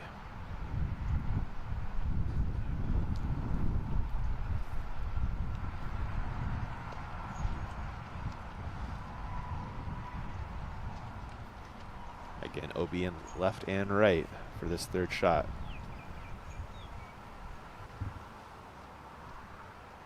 I like the forehand here, Sarah. Yeah, this is the airspace, but it needs to be stable enough. Up to the top of the hill, I like that. She didn't try to bite off too much distance. I mean, trying to crest the hill and then have it land inbounds on the other side is where you get into trouble. You got Cat Merch, TS16. The Merchinator. Ooh, Cat Merch. This is her 11th event in a row. Is it really? Yeah. She's young. She should be grinding, right? Grinder. Hanley, TF6. The stump hole. Another birdie opportunity for this woman. Very straightforward, and she executed well just inside the circle. Okay. Another opportunity, 5 in a row. And back to 4 is T for King.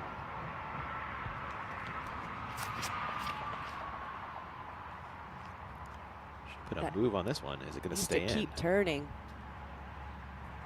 Doesn't look like it. They brought that OB in quite significantly from past years. It was usually way out by the sidewalk, so I'm kind of surprised she doesn't throw the sidearm here. All the airspace is from left to right, and also being on that right side is going to help with that approach. We saw Holland's strategy there. Speaking of the forehand, Scoggins will go to it.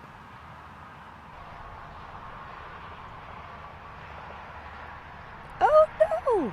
Did that really just do that? Oh, backside bad roll. Ew, that's gross. That was a pretty good shot for the backside roll to put her in that OB. That's real unfortunate. You threw it too far. There's a plateau where if you land on that plateau, it's not going to roll into there. But I think that was just really bad ground play. Gannon.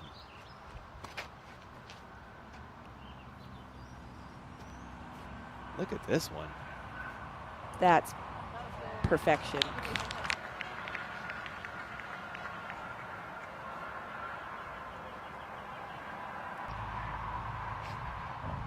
Klein.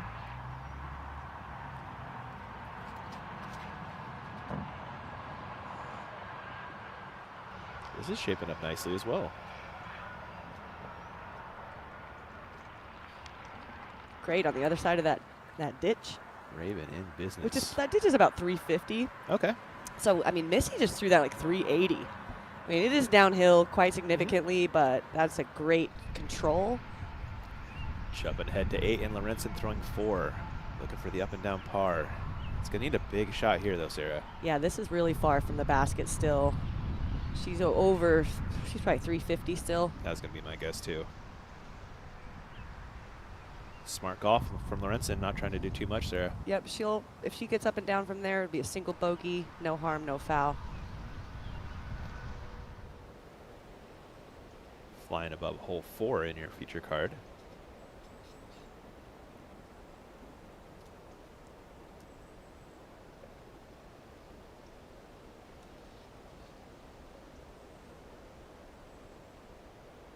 Yeah, I do like the change. This is one of several changes we've seen on the course. Yeah. Here on hole 4. Hanley for birdie and the solo lead.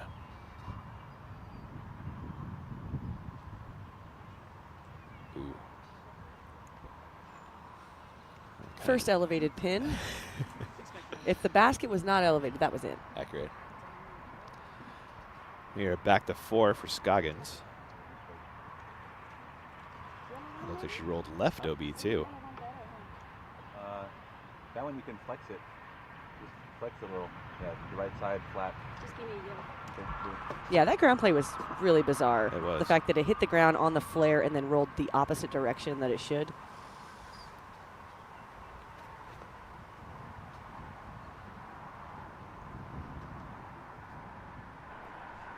What a great shot from Scoggins. That'll be good for par. Wow. It's a great recovery. Talk that one She's over. not with the happy. caddy. You can see in her body language. Yeah. However, it's just one of those unfortunate breaks. She did all the right things, and it just didn't work out. By But the time she's we not get to the next tee, she'll be yeah, back to yeah, own. Absolutely.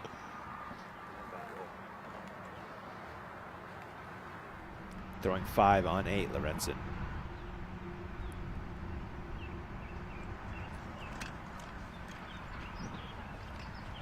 That's a 6. Better than the field. Yeah, and this really the first blemish on her scorecard so far. Back to 4 for Klein in her second. Okay. She'll be putting downhill just outside the circle. That blind approach is really difficult to judge, although the trees do kind of come in right in that area. So if you kind of look for the tree line in the background, you can get pretty close to the basket. Now for par, Hanley on hole 6.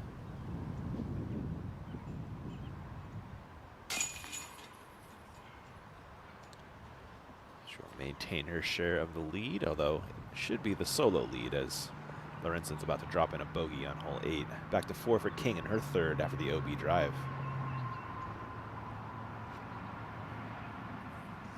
Kind of sod here, Sarah. Yep, inside.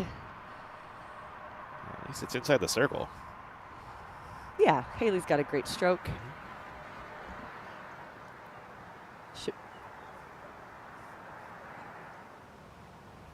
T of 6, Jennifer Allen. Goes to the flex. Looks like 20 feet. Yeah. That's her mid that she threw past the basket. It's also 10 feet uphill on that hole. It doesn't look like it's uphill, but it is quite a bit. Yeah, that elevation always gets lost on the video, I swear. Gannon throwing 2 after the booming drive. That worked. Yeah, I like her pushing that tree line. It's a good marker, and you're still going to be inside the circle.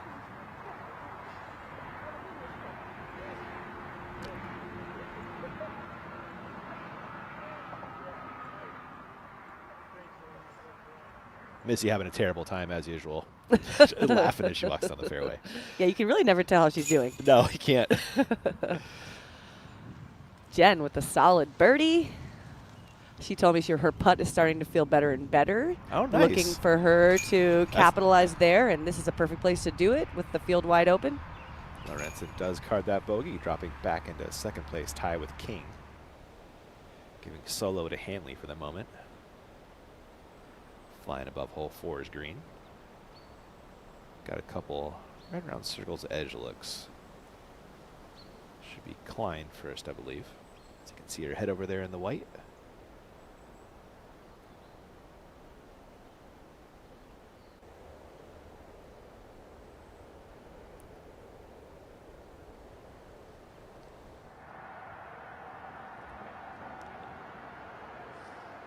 Misses for birdie for Klein. Looks like those branches are in her way a little bit. Yeah.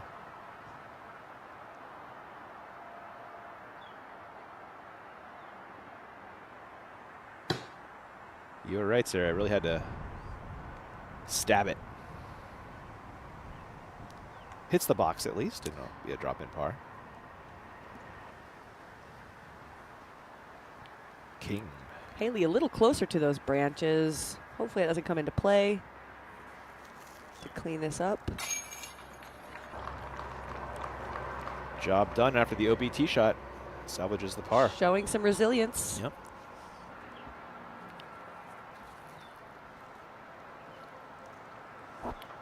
Missy Gannon for birdie.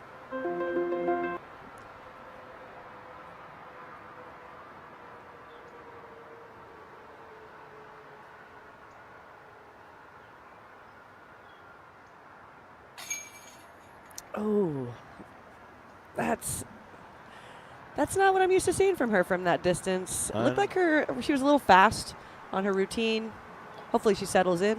We're going to play through the rest of these.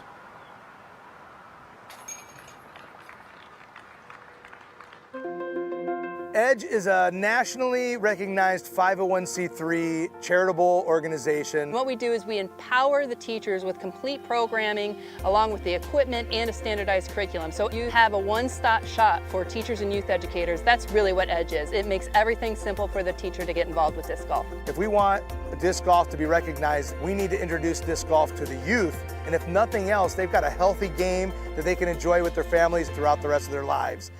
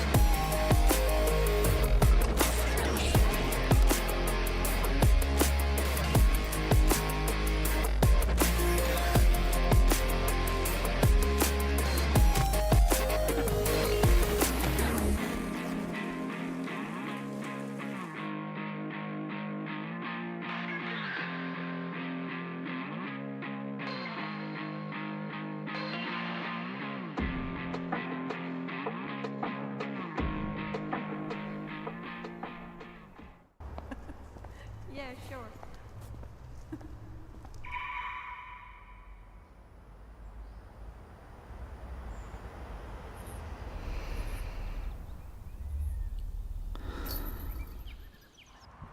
Tee of 5, Haley King.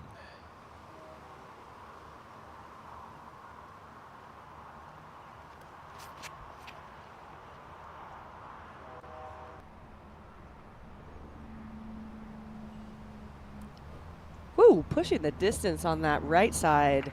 I'm surprised again she doesn't go with the sidearm, but looks like she's just trying to get a little bit more distance to ensure that she gets up and down for this birdie. Scoggins. This was the second easiest hole last year. Also goes to the backhand.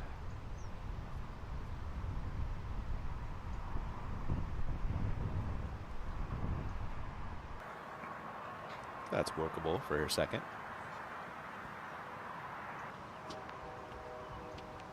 Missy Gannon.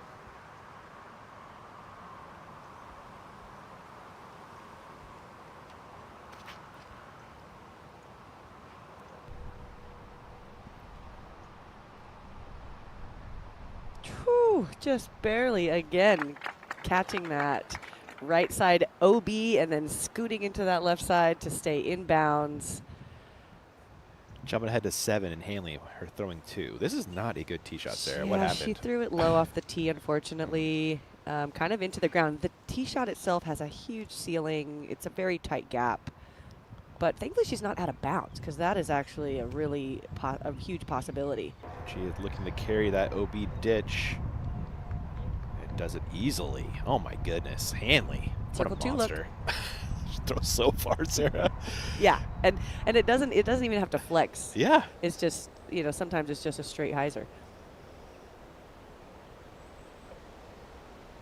Oh, what it would be like to have that kind of power. Must be nice. Must be nice. Neither of us would know. Someday when I grow up. All right. You know, looking at the board, you know, who do you think was your betting favorite coming in? Was it Hanley, you think? It was. It was, and it's, you know, I think so. But again, it's wide open. There's options for so many players. I mean, Hanley hasn't put it together yet. True. You know, so there's window there. That's a nice from Klein. Looks like it gets around circle's edge for her birdie look. Hopefully. That wasn't her third, was it?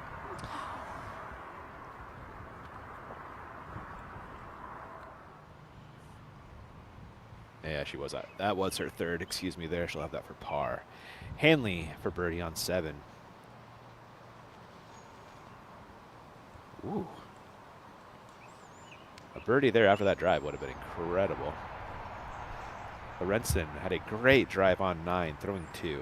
What's the game plan here? She's getting aggressive. You can see her trying to turn that corner, which she must do with perfect accuracy because there is OB left and right. This is so technical. It looks pretty good. The shape looked good. Gets the flag. Wow. So that she should be pitching up and have a birdie on another very difficult hole. Those were 2 great shots on a really tough hole. Scoggins, her second on 5.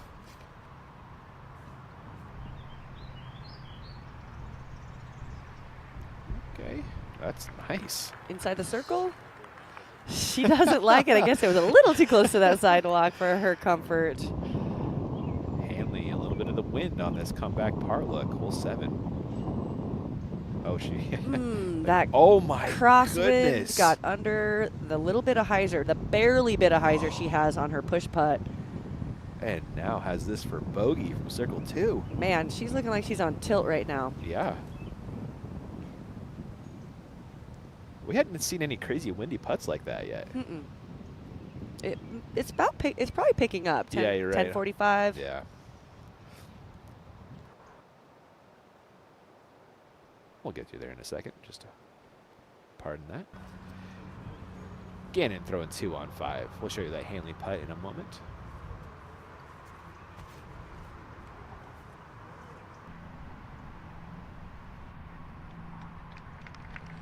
Missy with a great approach. Putting it real close. That'll be for birdie. King, just about the same as Gannon.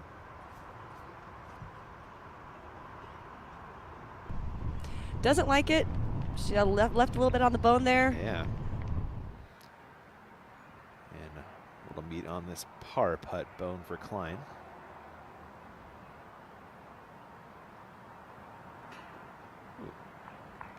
Again, off the rim.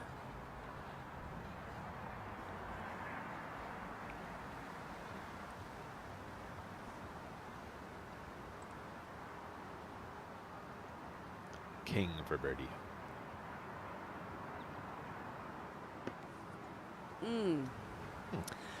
Does not erase the fluffy approach.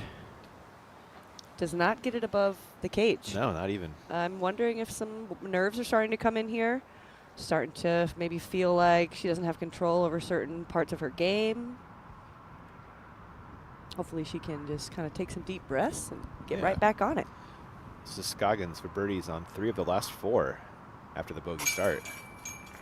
Count it. Sounds like you should start with a bogey. Right? It seems like the play. Play bogey on 1 and then you'll be good. Over to King. Still work on this par putt. She's good for those. Yeah, she got it up almost too high this time, putting too low on the last. Gannon. This is for a share of the lead.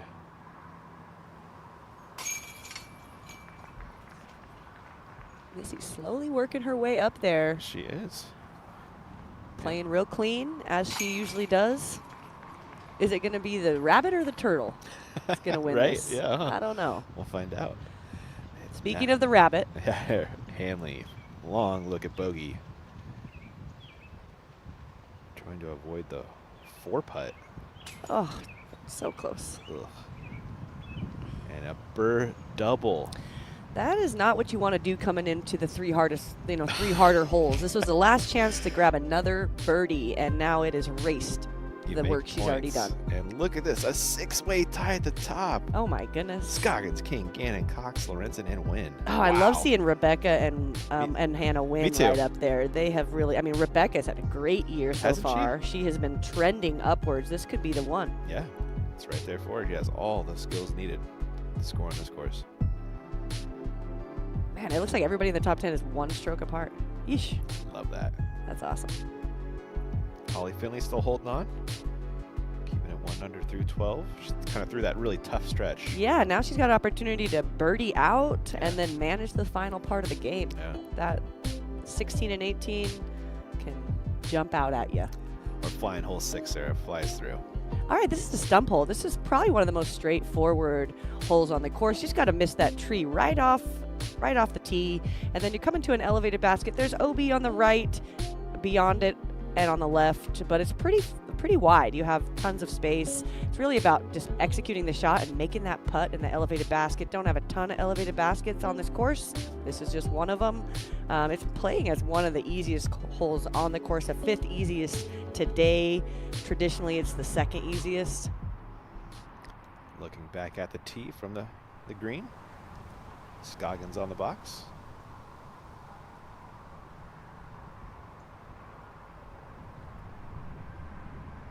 That is turned. That could be out of bounds. Oh, does it find edge? Climb back? I don't think so. We'll see. I'm surprised she doesn't go with the sidearm here. She has it's playing like 320. Yeah. With the slight uphill. Oh, looks the like airspace is on that left side. Says on the fairway after 1 is the update right now. Well, hopefully that's inbounds. Gannon.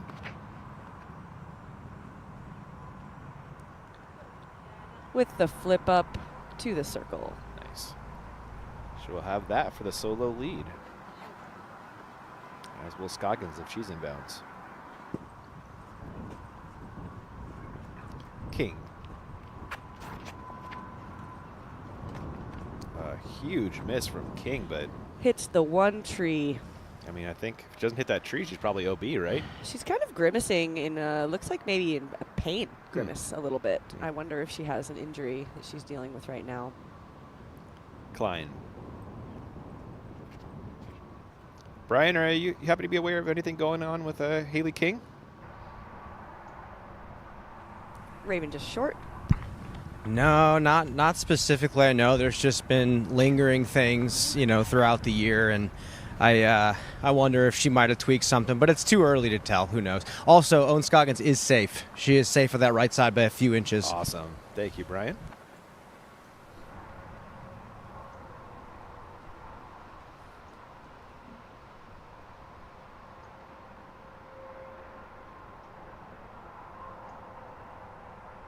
King second after the early tree, just trying to get up and down for par. That's a little fluffed. A lot fluffed. Yeah, to an elevated basket. There's definitely some tentative throwing out here on Haley's part. Yeah, that's 2 approaches in a row. Kind of circles edge, short left. She has mentioned she's having trouble getting into the flow of her game right now. Okay. So it could, it's tee shots, it's approach shots, it's missed putts. It's a combination of factors. So hopefully she can kind of dial that in mentally and kind of feel her body a little more. We're going to jump ahead to hole 9.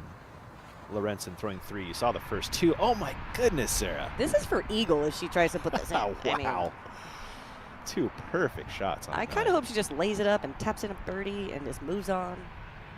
Giving me anxiety over here. That should be good. It should be good, yeah.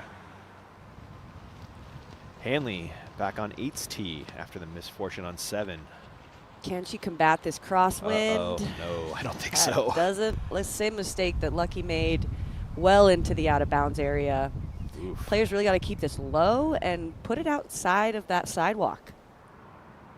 Scoggins inbounds and putting for birdie. Wow. The fact that she laid up the putt on hole 1 and then ran this one on an elevated basket from deep C2 surprises me. King also in C2, this for par. To maintain her share. Oh, never mind.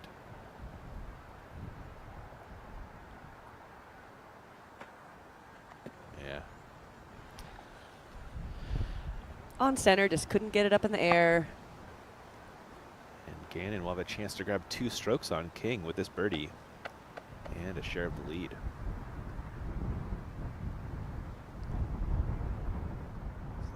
Left to right cross on this one, Sarah. She's going to push the disc down. She's going to have to get it higher than the basket.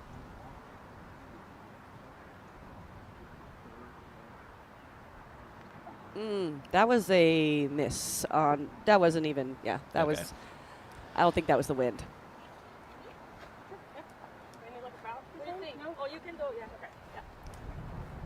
Klein. That's 2 out of 3. Missy has kind of, her routine has been a little bit off. Yeah. She needs to kind of settle in there. She's playing good.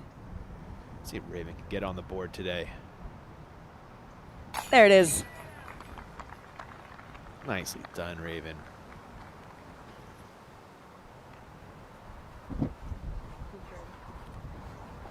Scoggins a little work on this par putt.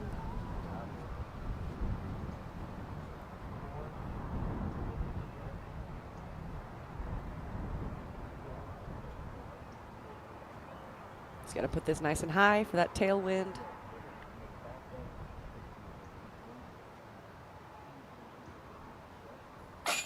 Center.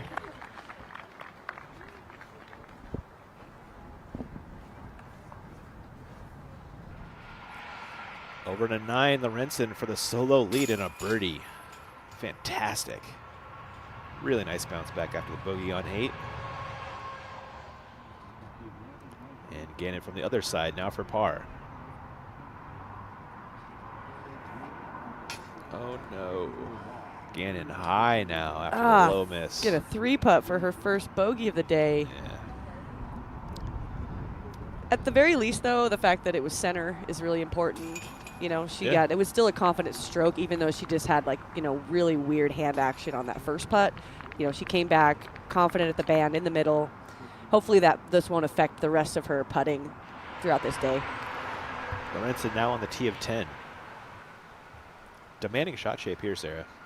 Yeah, I mean, it's a flip up. Still needs to track left, but also push forward.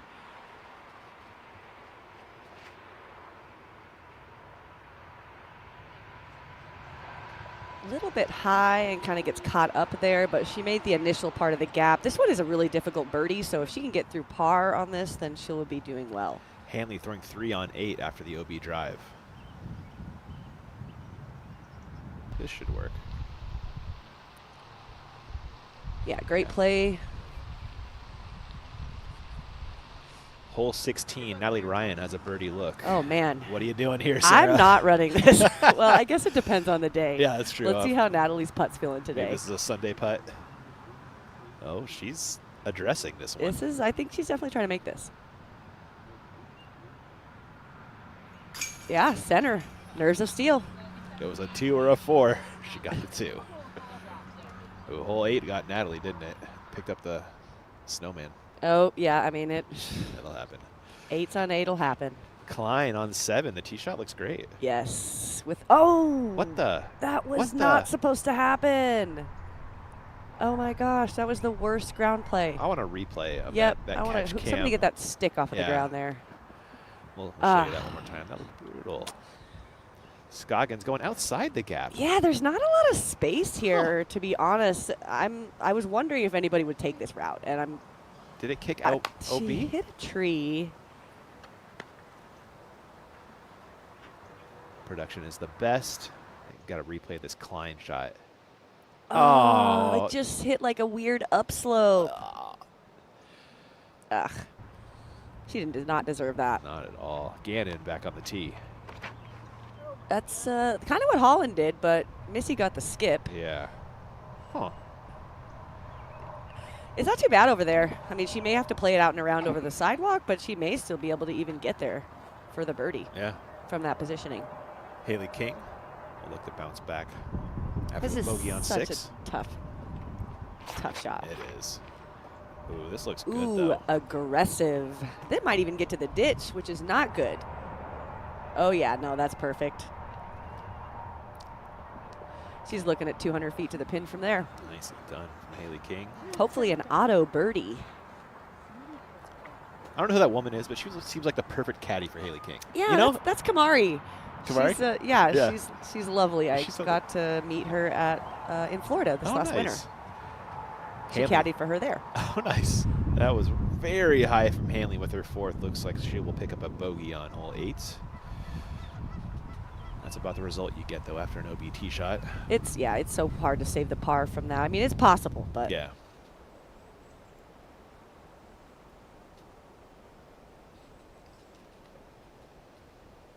We're live with Lorenzen on 10, throwing 2.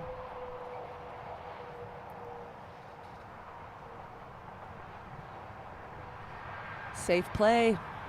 Yeah, from where she's at, it's over 400 feet to the pin. So this is really tough birdie if you don't get all the way down to that wall of hackberry trees.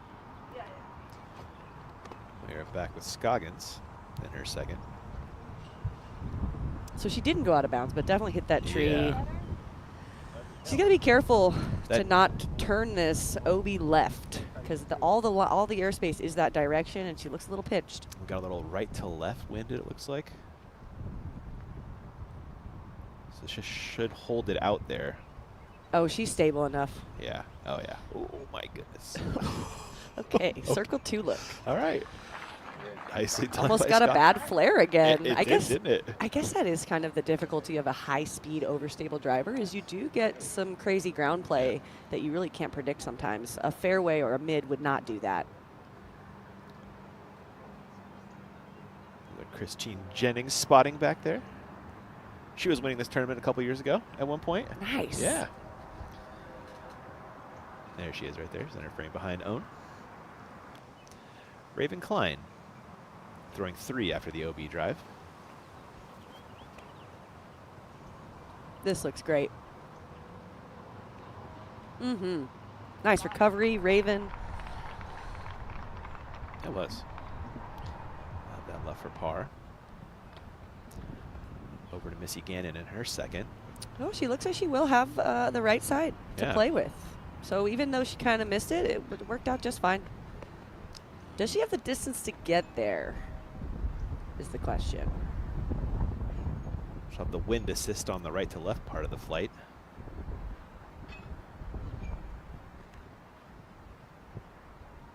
There's the push. Oh yeah, plenty of distance. Excellent. Inside the circle, short putt.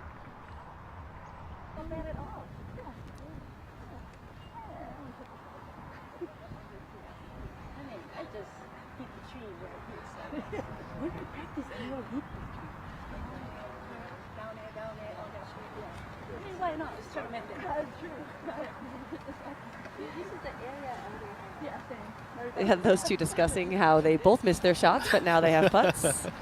There's more than one way to skin a cat out here. Absolutely.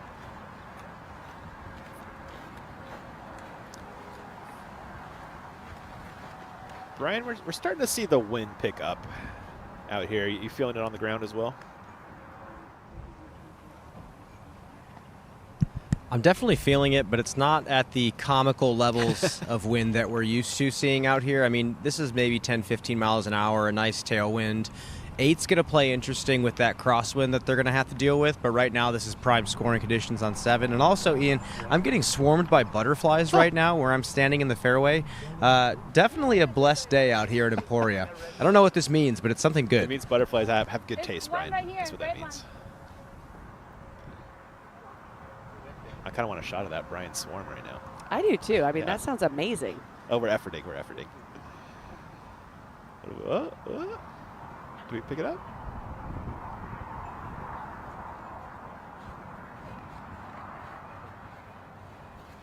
An errant tee shot from hole 1. Ah, there we go. On the adjacent fairway.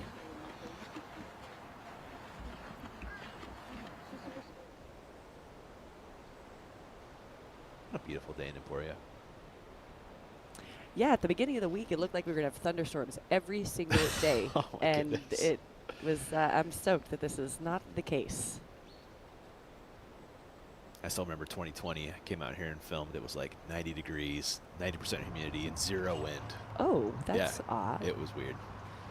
Scoggins, you gave it a bid for birdie, but not to be. Boring. That makes me think that she wasn't really giving it a bid. No? Oh, okay. She's chastising herself for being boring. Scoggins, a long birdie look on 10, but like Sarah mentioned, you don't mind a par on 10. And she'll have a drop in one of those. So Lucky has navigated one of the difficult parts of the course Yeah. without much trouble. Klein for birdie. Yes, it's back to back for Klein after the rough start. You love to see that for Raven.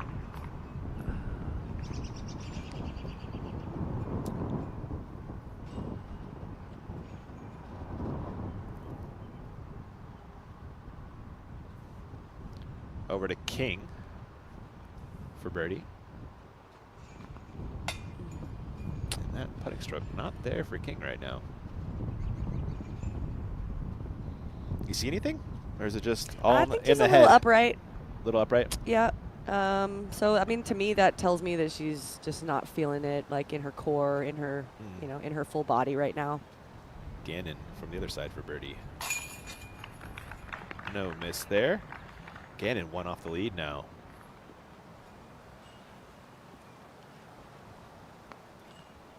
This will be a Scoggins par, followed by a King par.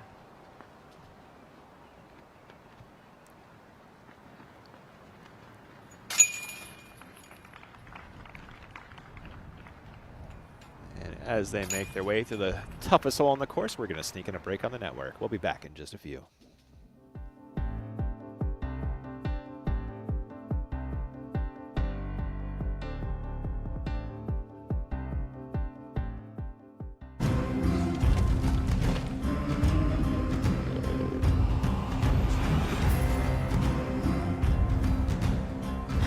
Prince of Southern royalty was born for plastic stone. Behold the Eagles Crossing Disc Golf Course, a sanctuary where the ordinary transforms into the extraordinary. As each disc takes flight, destiny intertwines with the flight path. But beware, brave souls, for the course harbors challenges that even the boldest must confront. Yet, fear not, for victory and camaraderie are your companions on this voyage. Visit eaglescrossingdiscgolf.com. With this collaboration with Discraft and Grip, the goal is to make the best bag in disc golf on and off the course. This bag is designed beyond the course. This is made for the travel. This is made for the tour. It's really made for the athlete of the sport. So many new changes that I can't wait to show off and others see and use and utilize. I believe disc golfers will love this new bag.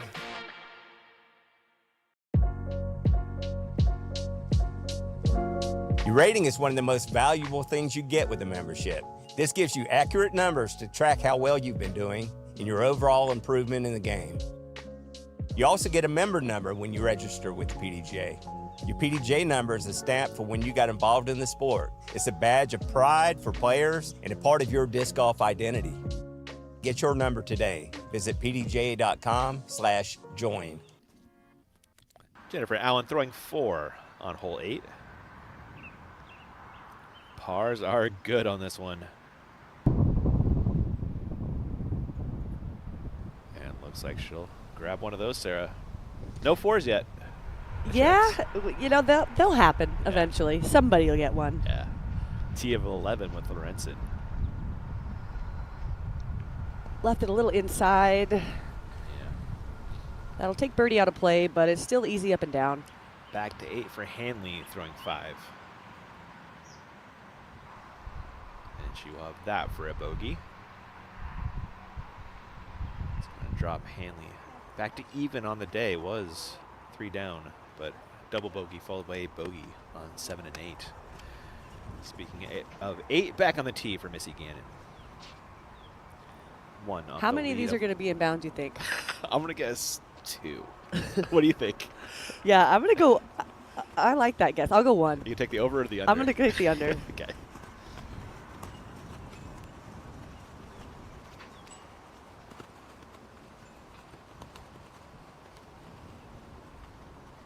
All right. Okay. I was counting on Missy for one of my 2. I know, right? Yeah. I should have gone for the over. It's a lead card, right? It is, Definitely go for the over. It is. It is. On the green of the same, Hanley for bogey. There's that scorecard for Hanley. Just 1 par on the day. Roller coaster, as it were. Allen for par, getting nearly 2 strokes on the field average.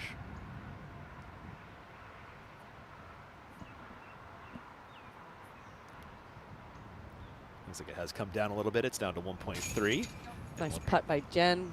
We'll drop a little further as Allen grabs a 5. Back on the tee, Scoggins. That looks a little high, but she put it pretty wide, and also it's a destroyer, so it's stable. Good dig. Good dig. Scoggins says, so scared. I don't blame her.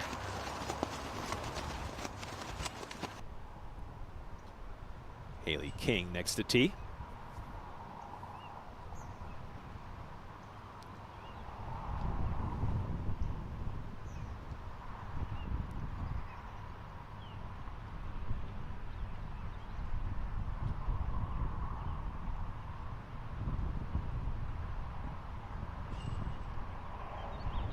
Oh. Another unfortunate push out on that left side. Jumping ahead to 9 and Jennifer Allen. Allen just 2 off the lead. Testing that right side. Oh. Tries to filter but ends up OB. Lorenzen, second shot on 11.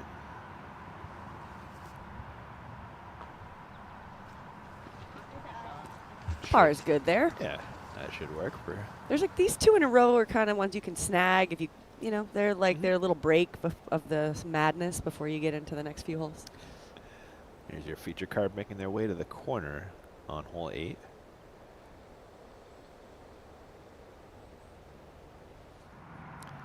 Gannon, her second.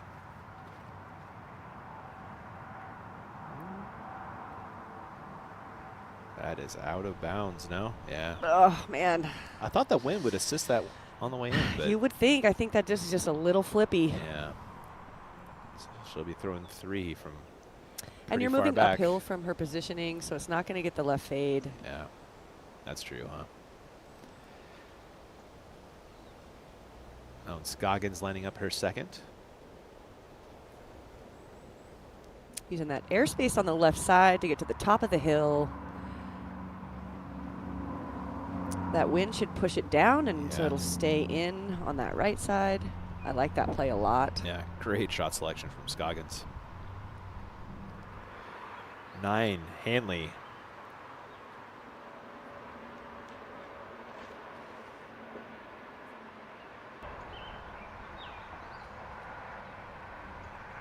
Wow, that's a beautiful shape. She's a little pinched, but I mean, she's got a sidearm. She can get up and down or get out from there. Lorenzen in for the par. After the tree on the tee shot. The 2 was the mark, Sarah. Yeah. Well done. Yeah. Klein throwing 3.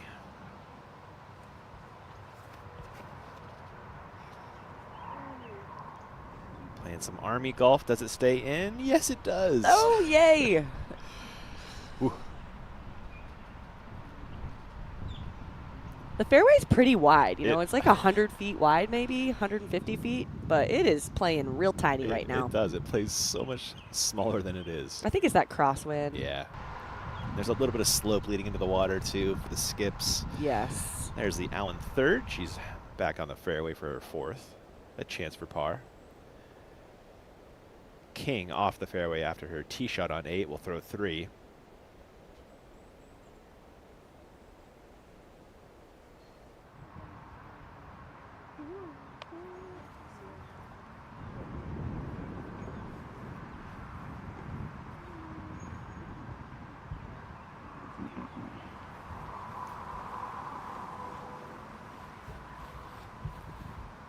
You happy to see her throwing a forehand here? Yeah, it's the play if you've got it. Something stable, you can push it up that line, and then the wind is going to keep it from pushing out the right side. That was fantastic. That was a ton of distance as well. Most people are just trying to get to the top of the hill, and she crested it. Hanley had a fantastic tee shot on 9, throwing 2. A little pinch, though. Setting up for her hyzer sidearm, though.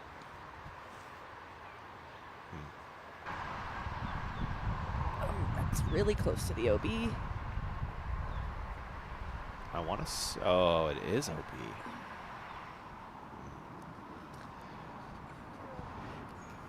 Gannon, her second leaked OB, will throw 4.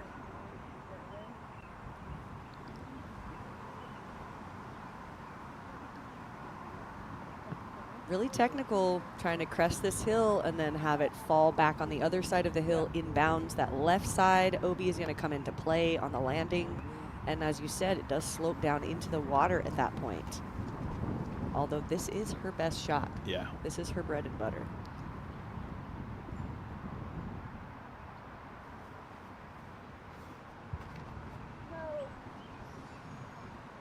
Well, she's not going to leak OB left. Nope. Will it get stable in time? No. Tree. Oh, man. Multi-mistake hole for Missy. Oh, this is going to add up. It is. Live with Hanley throwing 4.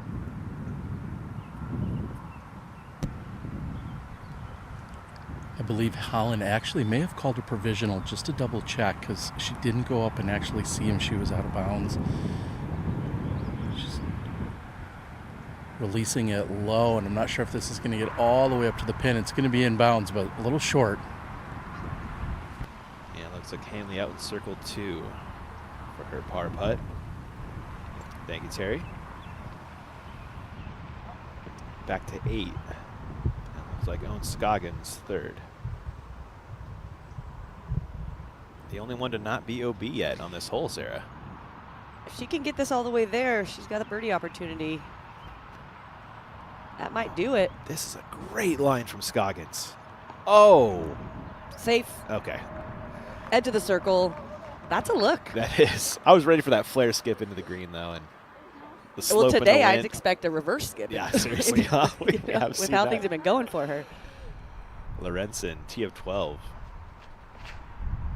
Pushing it down that right side, trying to get past that one blocker tree. Just outside the circle on the elevated pin. All right. And back to 8 for Klein. This will be her 4th. Options, though, none of them great, Sarah. Unless you got a sidearm. True there. Oh, that's so mean. Ugh. That's so mean. Man. Well, at least she'll get the distance. True. And should get up and down for a 7. Number 8 showing its teeth. Sure enough. That number's going back up. It is. We thought it would go down and become the lead card, but the pressure today. is on. Allen throwing 3. It is 4. That was 4th. Pushed it all the way into the green for a putt to save par. Yeah, absolutely. And we are back to 8 for, it looks like, Missy Gannon.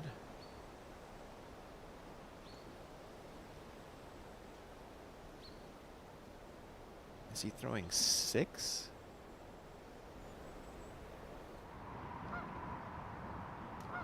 I believe it's 6. Still a lot of work to do.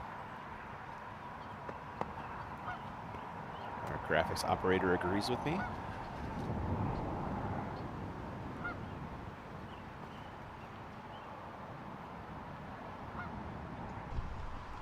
You know? Excellent shot. She focused up. She just gets right back to it, you know? Yeah, she's not going to fall off her mental game too quickly, especially in the first round. The green of 9 with Hanley for par.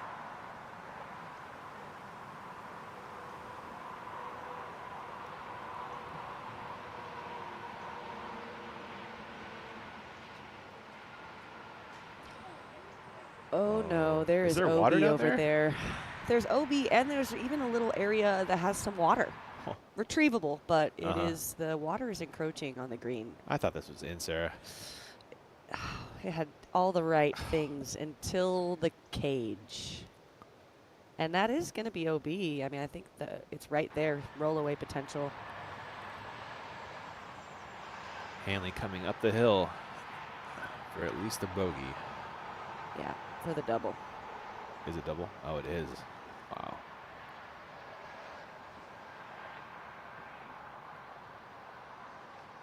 Whew, right side catch. Wow. Way to get that one in after so much tumultuous happenings. Still just 1 par on her day. King.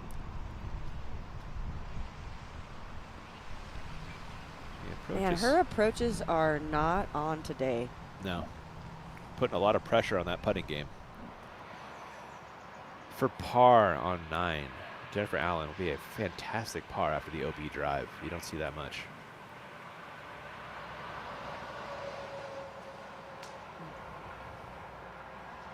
A little tentative on that putt. Yeah. Back to 8 for Scoggins. This is a birdie putt. Let's grab a stroke on the field. Yes! That's practically 3 strokes on the field, if I'm being 1.8 or something last time it was played. Wow. And maybe the first birdie we've seen. It is. That's I meant on the. Wow. Yeah, that is the first birdie on hole 8. Oh, Stacey Ronsley snuck one in on me as well. Ah, that excellent. happened just a little bit ago. Oh, Klein. Chain out left.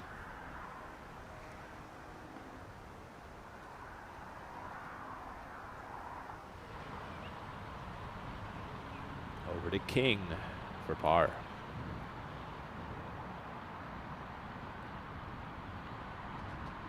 Too much pressure on the putter, Sarah. Once again, having trouble dialing in the height. She just missed high on the last hole, now missed low. We saw a cage earlier. She's not happy about that. I mean, when your putt is not on, everything else suffers.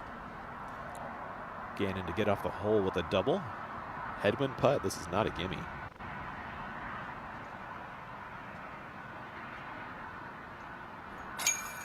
Slams it in. But the damage is done. Yeah. Hole 8 did its thing to our feature card. Hole 8 is hole 8ing. It is. In a major way. There is an 8 for Klein, huh?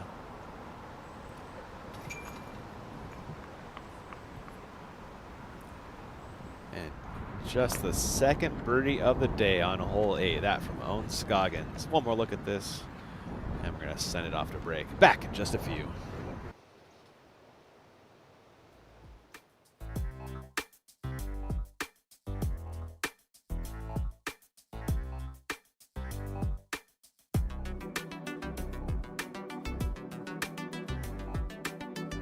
Simon in for the birdie. He's just been making these like it's nothing. It's just no problem. That putt has looked so good this week. Another nice birdie for Simon. Oh my Come on, dude. Yeah, I mean, that's a perfect putt. 2024 FPO champion, Simon Lazat!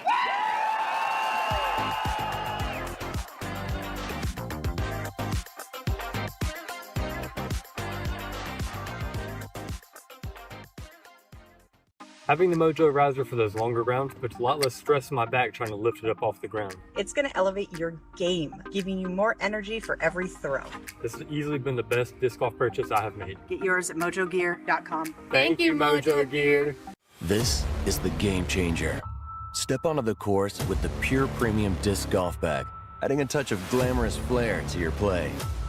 Use the code DGPT at puredisc.net for the best price. Upgrade your game, upgrade your look.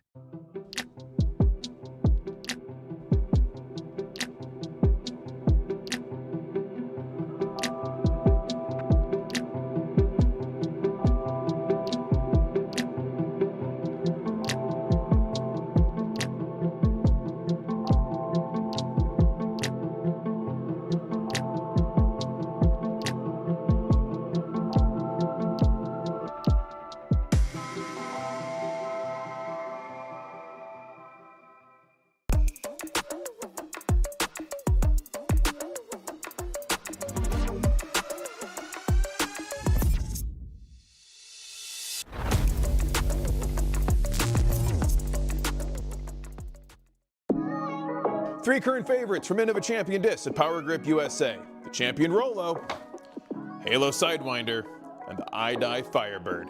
Shop Innova right now at PowerGripUSA.com. Lorenzen, T of 13. A share of the lead with Scoggins.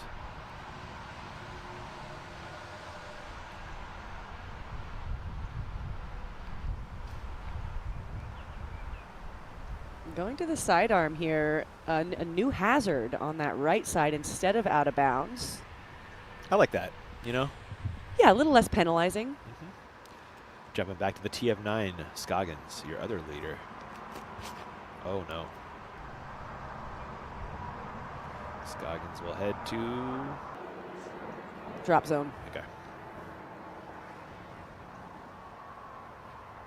A little bit of a yank there from Scoggins on that tee shot. It is a demanding tee shot, you know. It is 200 feet downhill on a pipe. Haley does the same thing. That's actually how Jennifer Allen missed the shot as well. Yeah, it is.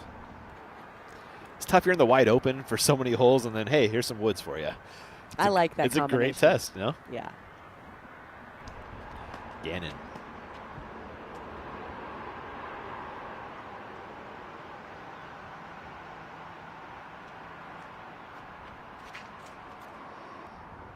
Gannon makes sure not to push it over to that right side, but almost leaks left. But safe. Safe ground. Lorenzen throwing 2 on 13.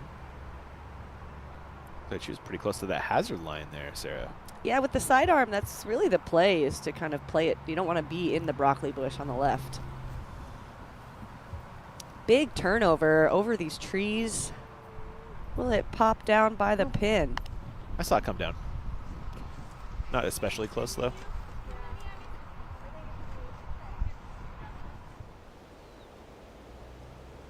As a look at 9's fairway. The tee tucked in the trees. Just a little up and left of center. It's a pretty good hole. I really like the tee shot combined with the up and down hill. And then they've also added more OB on this right side this year. It's a really unique hole on tour even. You know, I can't think of any like it out there. Scoggins in her third after the OB tee shot. Oh boy. Will it kick out? No. That is a penalizing miss.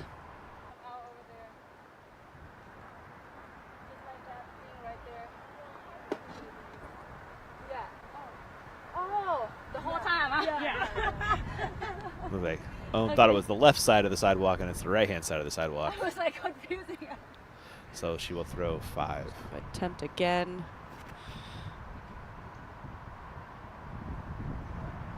And finds the tiny little pinch zone that gives her access to the green. So that was 5. She'll have a chance for 7.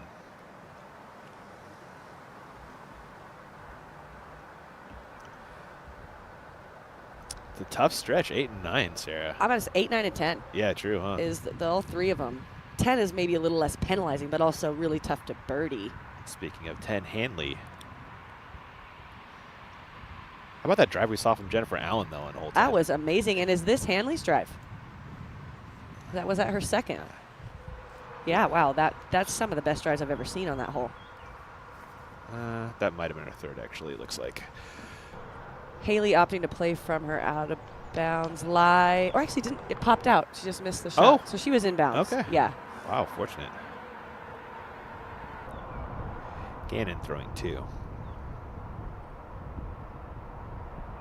With a nice straight controlled shot, she can get to the turn, doesn't need to make the turn, and that'll still leave birdie in play. That's well played. Missy going big brain out here. She is. She does that a lot. Second shot for Allen on 10. You saw the drive in the picture-in-picture. She's got less than 300 feet to the pin.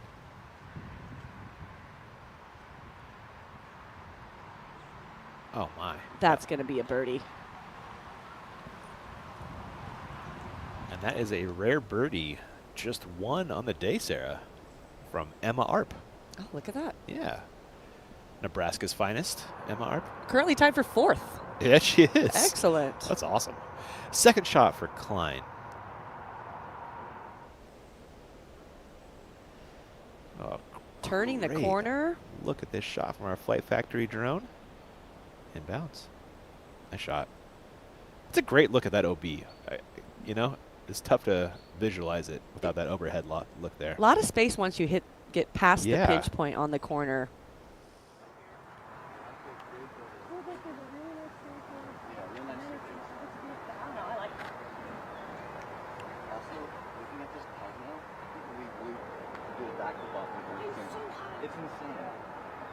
Raven shoots for the crew, so she's friends with the crew, talking to Blaine down there. Lorenzen has a long look for birdie on 13. Ooh. Not off by much is Lucky. We've got Gannon throwing 3. Back on 9. Turns it into the gap. Oh! What? Missy Gannon. Wow, blind into the gap. That was crazy perfect. impressive. If you want to know how to birdie this hole, just do that. Do that.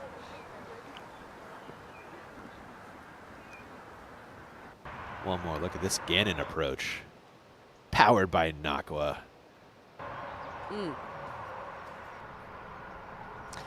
She kind of played conservative, and then she just throws a beautiful 10 of 10 difficulty shot to finish, give herself a chance for the birdie. And a huge thanks to our friends at Nakwa sponsoring the Powered by Nakwa moment of the day.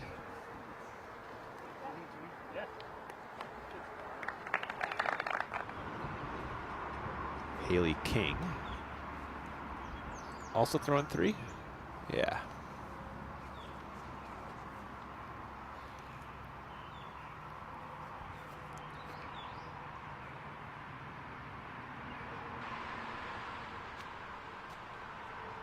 The sneaky way to get into the green there, Sarah. Pushing it left and deep is definitely the play. Right is OB. There's a slope on the basket from the basket on the right. This is Scoggins throwing. I think this is 6. Yeah, it just could roll away into. Oh, it didn't. Thank goodness. There we go. Yeah. It stayed. You can see that water you're talking about, though. It is not far off. It is inside the circle. Yeah. And I think it would have anybody would be in it just kind of accidentally because it's so close to the basket at the end of a rollaway.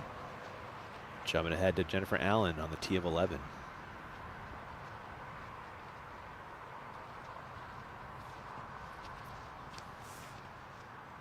Yes. This needs to get left. Big skip. Oh, my. Perfect. That's a great shot. She has an 8-foot putt for birdie now after that drive. This is Klein back on 9. The approach, not great, Sarah. A little short. Yeah.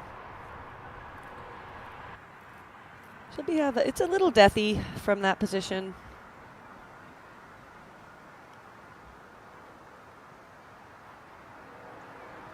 Do you carry one of those sticky balls in your bag? I don't, but I need one really badly. Well, they should send you one. I know, You're Sarah right? Hokum. I mean, what the heck?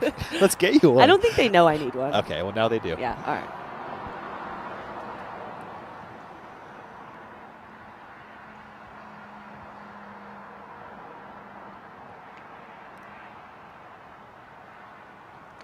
think this is for par. Great putt.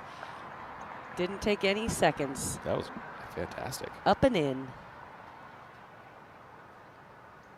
Yeah, that was definitely, it was birdie. Was it birdie? Yeah, All right, she was inbounds off the tee, threw that great shot up to the corner, and then, Thank she you. left the third shot a little short, but she made up for it with that great putt. I love that. Haley King. Whew. Oh my gosh. Man. She's chunking it in there, getting it in there. Grabs the birdie. Are we going to see 3 birdies on hole 9? Impressive stuff from this feature card after the struggles on 8. And very different ways. True. And this will be a 7 for Scoggins. It's quite a blemish on her scorecard right now. Yeah. It is, in fact, the only one other than her bogey on hole 1.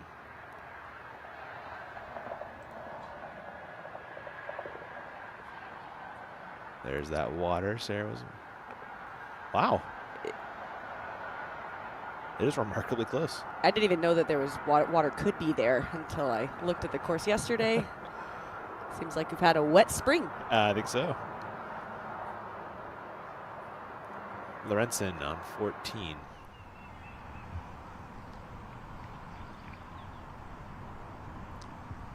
She did card it bogey back on 13. Oh, first available. Did it stick up there? No way! Oh, and the wind is pushing it even. It's moving. Wow. No 2 meter, thankfully. That's going to be a tough lie. Accurate. Yeah. A really weird one. Huh. You ever done that one, Sarah? Yeah, but not very often. Back to 10's tee for King.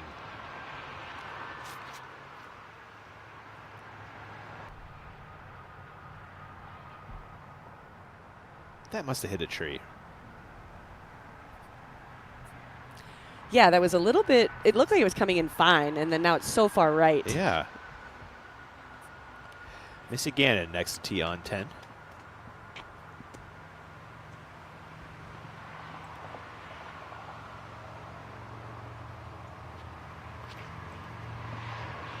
This tee shot was made for Missy's shot, her preferred throw. And there it goes. All the way to the line of hackberries. That might be a future birdie. Yeah. On track for one, absolutely. Klein. Maybe? Matching. Oh, yeah. Yeah. Excellent. 2 great tee shots there. And Scoggins will look to bounce back from the double on 9.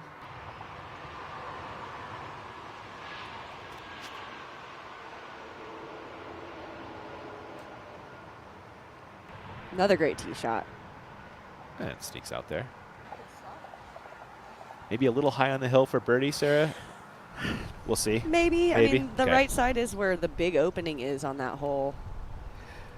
We are back to 14 in Lorenzen, throwing 2. You can see where the drive ended up. Man, this is unfortunate because these 2 drives in a row, you really need distance in order to get this birdie, or even to ensure you have a par with this difficult green at the end. Now she's kind of losing 2 shots with distance.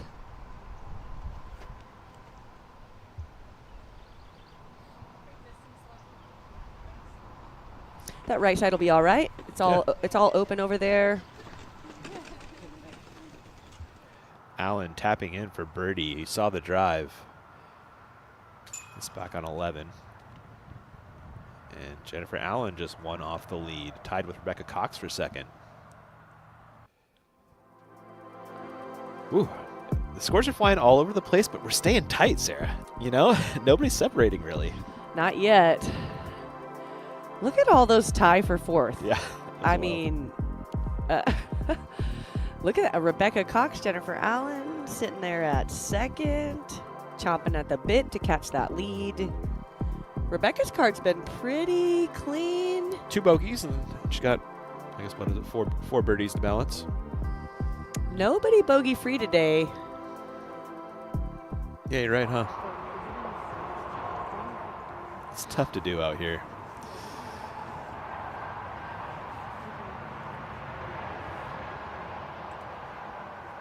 Haley having to kind of shape one through the landing zone.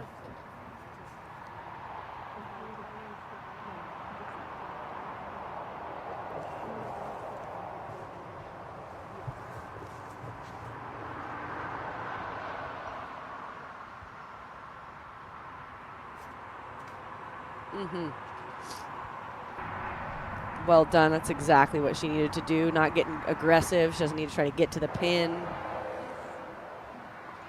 Playing smart golf. Emily Weatherman on the tee of 16. Currently even.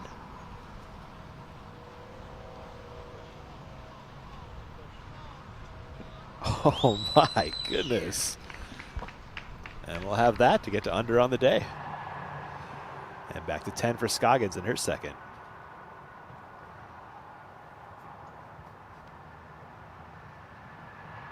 Looking for a big fade. Give her a look. Okay, that's circle 2 inbounds. That big Osage tree is going to be in her way. But good recovery off of, this is a really difficult place to be.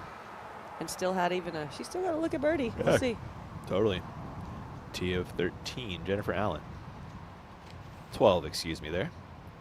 Pushing it down that right side. Good height. It's tough to get height there. Oh, wow. So much height that she went past the basket. You don't see that too often. Jennifer Allen problems. Weatherman putting for birdie on 16. This is raging headwind. Scary. Strong. Yeah, well done. She's had a great showing at Texas this year. Kind of newer on the tour, so hopefully we see some more of her. There's her card. Back to under. Just a couple singles, and then of course 8. Hole 8, yeah. But now she's going into 17. Pretty tough to get, but there, and then we're gonna get to see a look at 18, the new 18. That's right.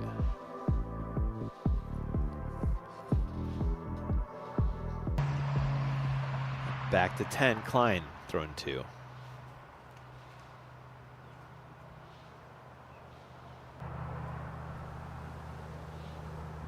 That's inside the circle. Yeah. And now back to Gannon for her second on the same. Prime position.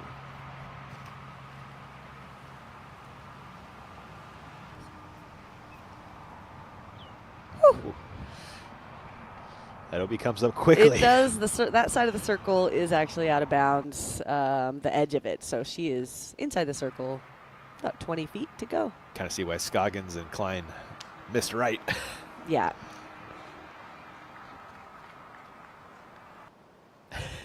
A meh.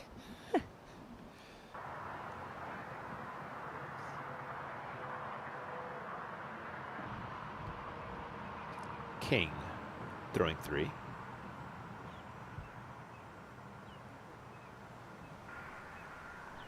There's that approach game. She's dialing it in. There we go.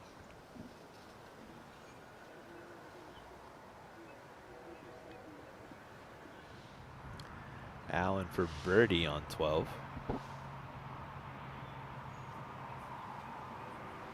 Yeah, smart golf from Allen. Lays that one up for par. Madison Walker, tee of 16.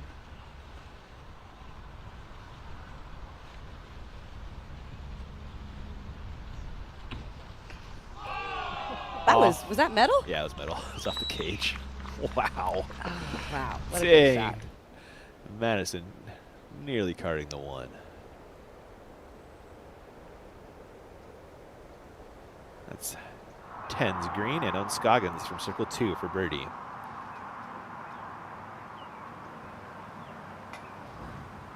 Good run. Center cut.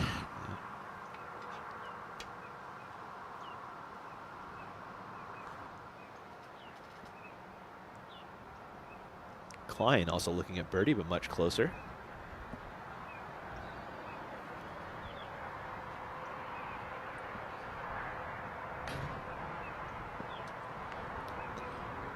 Unfortunate cage.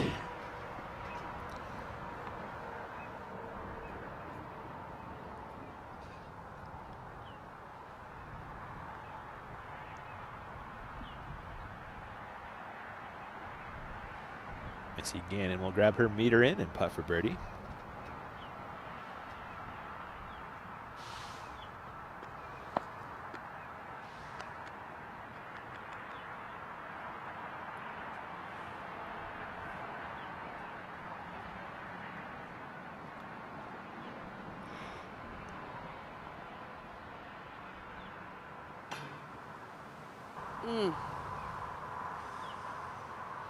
Another miss on this hole.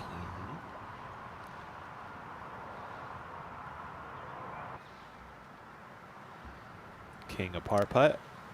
So we'll have 4 of those on hole 10 for your feature card.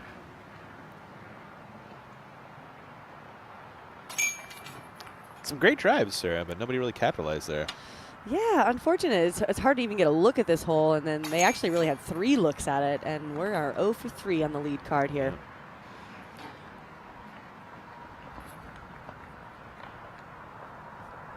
One more look at this Madison Walker drive on 16. Off the top of the tray, I want to say. They'll slow it down for us, I bet. Yeah, there we go. Production's the best. Yep.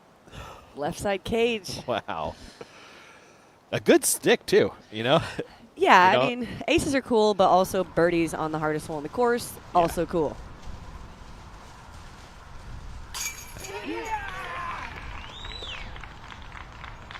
There's Cynthia Ricciardi after Madison Walker drops in the birdie. Third shot for Lorenzen on 14. You saw the first 2.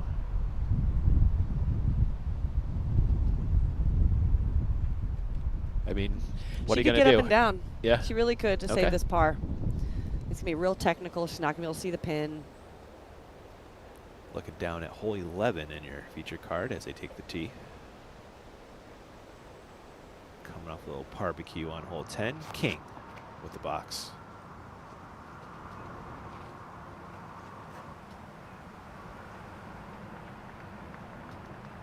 That's how you do it. Pretty straightforward hole.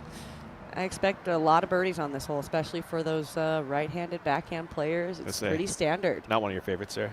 I don't know. Whatever. I'll throw a backhand there, maybe. This might not get there. It's fine. Missy Gannon next up.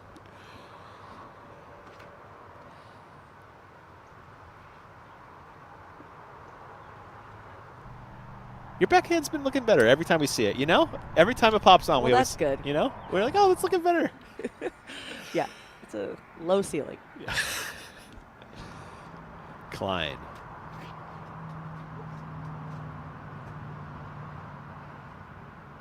Little cabbage hit on the right side slows her down, but should get up and down for par from there. Scoggins.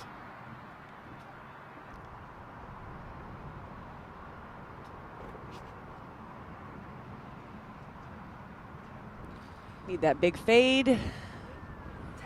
She's not going to get on that uphill. Yeah. You have to get the disc pretty high to get that fade, and there is a ceiling.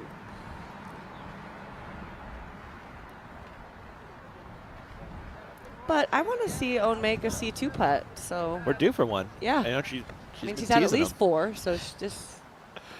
The math checks out, right? In a tie for second. Does Jen Allen take the right side? Where is she looking? Now she's kicking off. Nope. Oh, All right. yeah. Fine. Yeah. She cleaned the wrong part of the tee pad for that shot.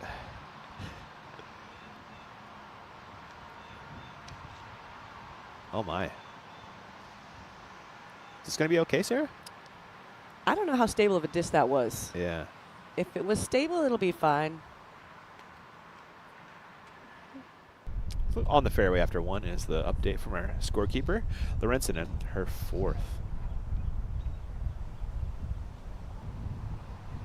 Okay. Okay, Sarah. Circle 2. We'll see how she's feeling on this putt, because this Right. is really a putt you should probably lay up. But if she's feeling good, just give it a go. Yeah. She'll need that putt to maintain the solo lead. See Jessica Weiss jumping into that top 10. Oh, speaking of it, Lorenzen for par. The elevation is a little bit more drastic than we're seeing here. Yeah. She does lay it up, Yeah. taking the single. It's smart play. You can't falter for that. Yeah, unless she's just super dialed from C2. Missy Gannon back on 11 for birdie.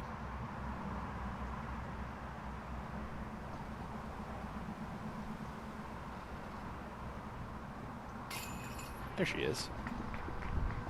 Solid stroke.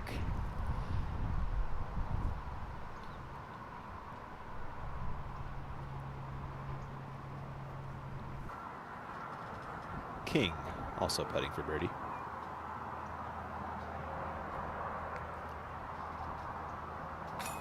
Oh my goodness. I was really hoping I could say she made this to increase her confidence on the course after missing high and low. Now she has missed right. That is not looking good for this round. I think you're onto something though with the standing up too straight, kind of not in it. That's when I'm missing putts like that. That's what I'm doing wrong. Okay, yeah. So it's usually because I'm a little tight. You're just tight. You're not settling all the way into your body. Those were pars for Klein, King, and Scoggins as Gannon grabs a stroke on the card and a share of second. I'm going to fly this hole 12, Sarah. Talk us through this one. This is 353 feet, playing about that same distance. It's a little bit downhill, but players are going to go up this right side for the most part, trying to miss this tree, this linden tree, but also not turn it over into that right side OB. There is also left side OB. If you've got a sidearm, there's a nice gap to open up the airspace. Going to an elevated pin with most of the circle is safe, but there are 3 trees that are going to make your putt more interesting. And just 2 birdies on the day on hole 12. Last year it didn't get as many birdies as I thought it would as well, so I'm not sure what's causing the issues on this particular hole. Maybe the elevated pin, maybe the trees in your way. But shouts to Holland and Holly Finley, the 2 birdies so far today, as Gannon steps up. And we'll try to make it 3.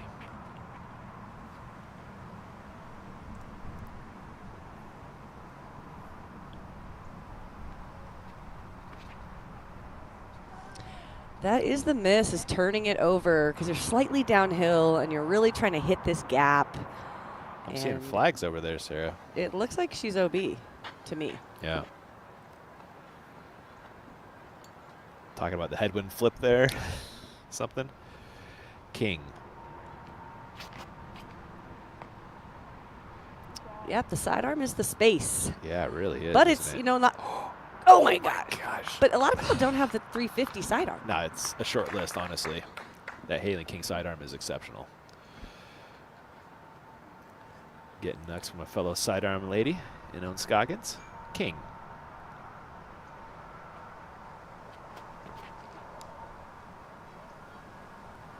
The Klein tee shot is a little low. It's a good miss.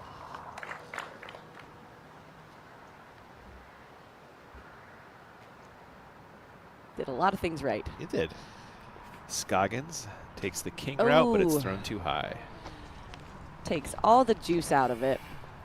Playing for par from there, and Missy Gannon is confirmed out of bounds off the tee on 12. With a little bit of a quick walk off that tee to go assess her lie.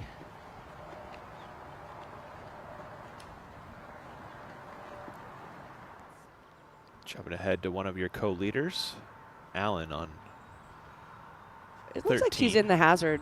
Doesn't it? Does, right? But I'm not totally sure. They're giving her on the fairway after 2. So that would be hazard. Because it counts as an extra stroke. Yeah. Yeah. So that disc she threw off the tee wasn't stable enough to come back. Probably hit this tree, dropped down, left her here. She'll be walking away with bogey. Likely. They do have her putting for par now. Interesting. I guess we'll see. We will. The Renson tee of 15. That's up a little high. It is. Will it get down in time? No. There's a bit of a crosswind pushing that. A chance for par, though, That's true. Where she missed. There is a drop zone. There on is a that drop hole. zone. You're right. So she probably has to throw from about 200 feet away. Thank you.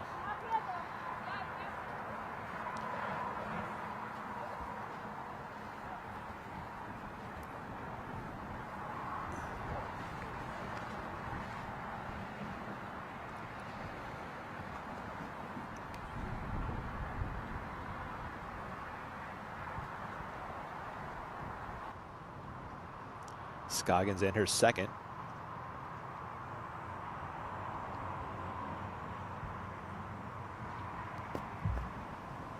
Almost put that one in. Looked like she was aiming for the chains. I wonder.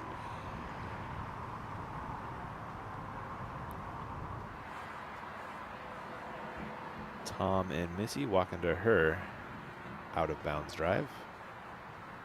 Does she have a meter stick? That is definitely what I just witnessed. Right? Does she just carry that on her cart? I mean, Missy would, right?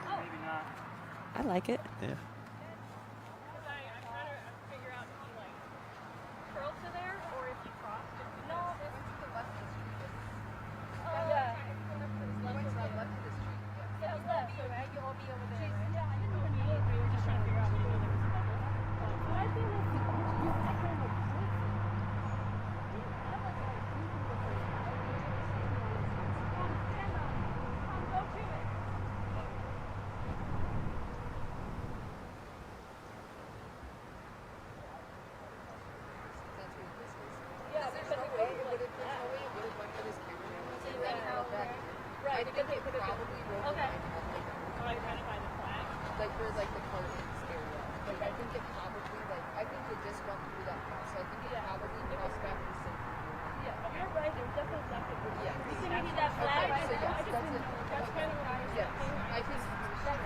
Brian, you got a take on what we're watching here?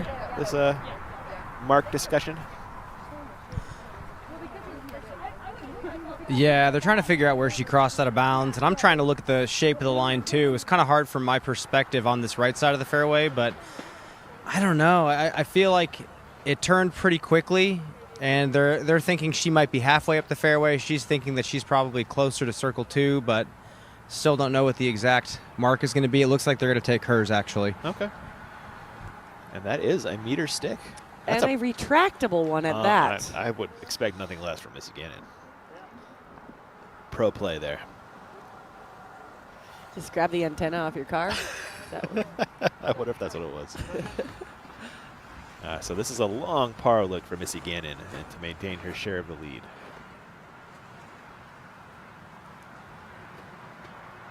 But it's just a smart layup for bogey. And Missy will drop into a tie for fourth. Or third, excuse me.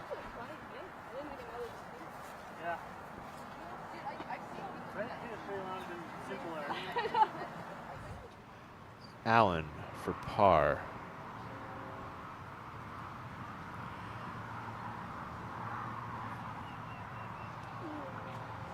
Oh, excuse us. That was for birdie.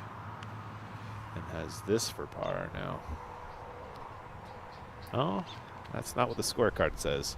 Lorenzen with a nice approach.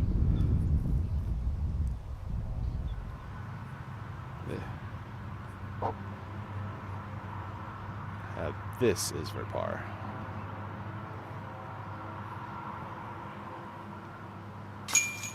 Nope. That was for bogey. Was it? Yeah, she was in the hazard. She was in the hazard throwing 3 from that area on the tree. She pushed it up there, airballed that putt, made it. Yeah, I think the hazard is the issue. It's a new feature of this hole, so I'm sure that we're all kind of scrambling to figure out how to play it. And I'm scrambling to figure out how to call it. We're over to Scoggins. Has this for par.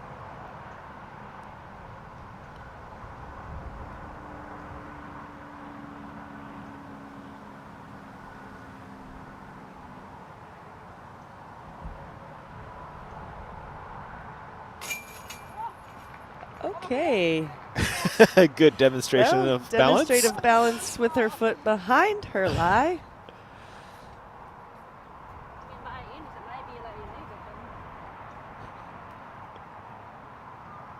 You should own mic'd up, you know? Yes. Agreed. Haley King with a very nice birdie. That gives her a share of the lead, I believe. As Klein pops in the par again, and we'll drop in the bogey. Yeah. All said and done, a share of fourth for Gannon. Lorenzen from the drop zone on 15, as correctly called by Sarah.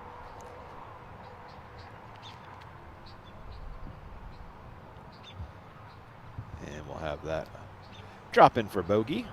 I'll see if she's disappointed by that. Flying 13, Sarah. This is our options hole. Yeah, 450 feet. Players mostly are going to go to this left side and are trying to land either on the other side of the broccoli tree or just in that little section to the right of it to allow for a left to right turning shot to approach the green. There is this hazard on the right side, so players from the tee can push it all the way up that right side. It does take about 380 feet of effective distance, slightly uphill, in order to clear the hazard. So it's in the wheelhouse for some players. Otherwise, just approaching outside of these trees and giving yourself a look is going to get you the birdie. It didn't get birdied much last year, and we also got a par stroke back. It was actually listed as a par 3 last year, even though it's a par 4. So it's right in the middle of the difficulty. I don't think we've seen a birdie on it yet, though. Okay. And you are correct.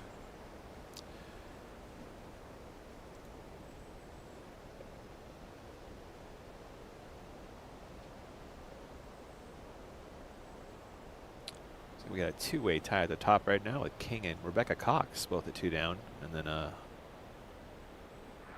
whole that's 8 people tied at 1 down right now. Let's go. Yeah. Anybody's game. Definitely can't win it on the first day, but you can lose it on the first day, and there's a lot of people who can still win it. Yes, there are. I mean, yeah, 4 strokes back, you have almost your whole top 20. Whew. Yeah, that's cool. That's the kind of course design I like. Yeah. Haley last year did try to go up this right side. She did. I think twice. I think you're and right. I don't think she was successful either time. But with the less penalizing hazard situation where she's not going to have to re-tee, she could go up this right side, even not get there, pitch up, and still get a par. Yeah, exactly. So I don't know what she's going to do. I'm excited to see this.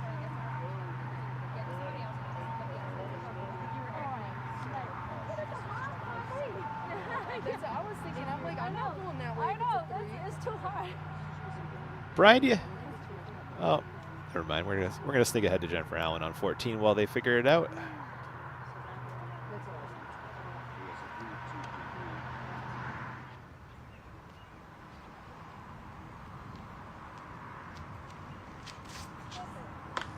And found the same one as Lorenzen. That's trying to get a lot of distance Yep. off the tee.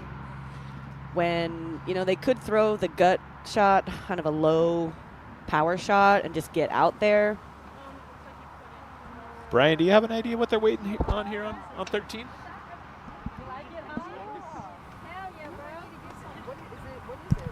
You know, I don't. The green is clear. I'm actually up by the basket on 13. Yeah, not sure. Not sure, Ian. All right. I think they're working through a scoring issue right now.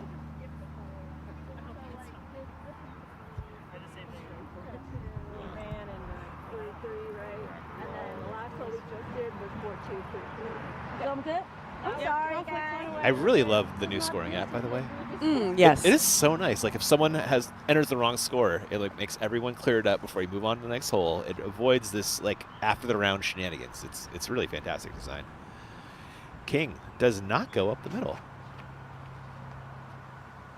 But going for big distance, Yeah. up and over that broccoli tree, hoping for it to fade back into the fairway. She looks like she's happy with it. Brian, talk to us about that King drive. How's she looking?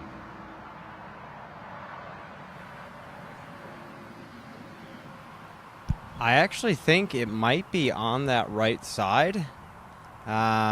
Definitely heard some cabbage, but not entirely sure where it landed. All right, well, we'll find out shortly. Klein going the same route. Slow turn outside of the broccoli tree. Wow, that is perfect. It's such a tight gap there to penetrate in front of the broccoli tree through that tiny gap that you cannot see. Really impressive stuff. Scoggins goes to the forehand play. So she's short of that broccoli tree then? Yes, but right enough that she may have a play.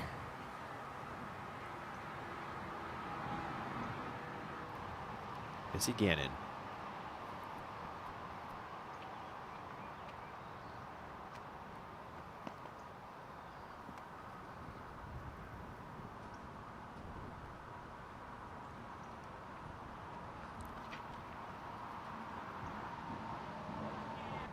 That had a great shape on it.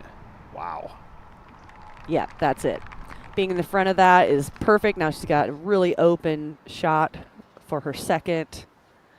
Maybe we'll see a birdie on this lead card. Yeah, chances look good for at least one of them to get up and down. Ooh, jumping ahead to 16, and Lorenzen. She is one off the lead after 3 straight bogeys, and looks like we might see another one. Oh, maybe not. Almost caught that right edge. Well, we got a new drop zone on 16, Sarah. Yes, we do. Talk about that. I think it might change people's play. It's a lot closer than it used to be. Back to 14 for Allen in her second. Oh, this is smoked, Sarah. Slow turn and everything. That's great. Jen Allen doing Jen Allen things. Sure enough. It's a live look down at 13 from our Flight Factory drone. See the broccoli tree just about center screen. And all that dead space right there where you see the gallery, that's all out of bounds. So on the left side of the broccoli tree is just, that's not good at all. So that little tiny bit on the right side is all you have to work with. Should be on Scoggins lining up her second down there.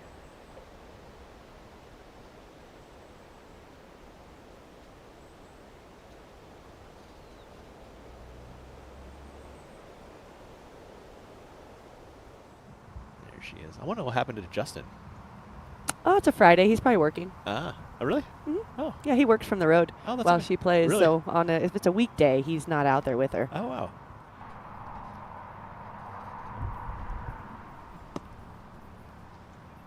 That looks good. Yeah. She have a long look, but no elevation on this green. Is primed for a big run.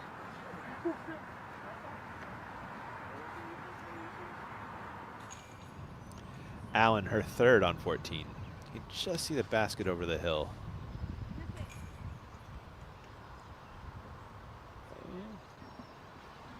She should get par, huh? She definitely could.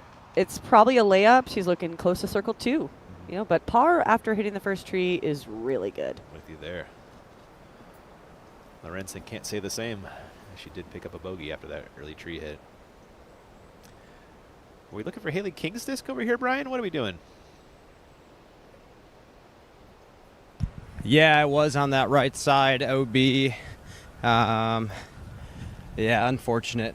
Was it OB or hazard, Brian? This is past the hazard, so there's white flags now past that little OB hazard bunker. She just takes traditional OB rules and plays it where it went out. Thank you, Brian.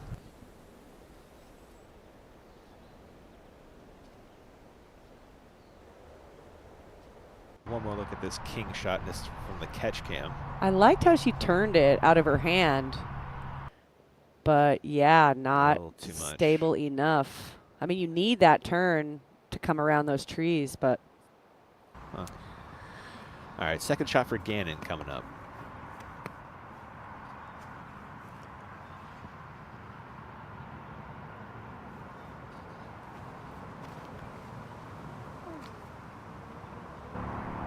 I missed right, but it scoots into circle 2 at least.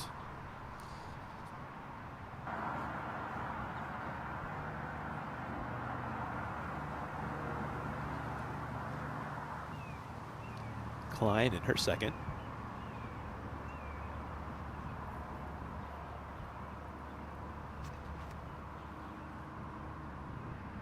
Oh, great shot. Excellent technical approaches for both these ladies. Everything has to be a low shot. You're kind of picking the line that you like the best from that distance. Like 8 out of 10 could be. Raven looking for the first birdie of the day on 13. Hey. She's Real question is, how many times have you waited for this? and we're getting our first look at that new drop zone on 16. As you can see, Lorenzen heading there after the OB drive.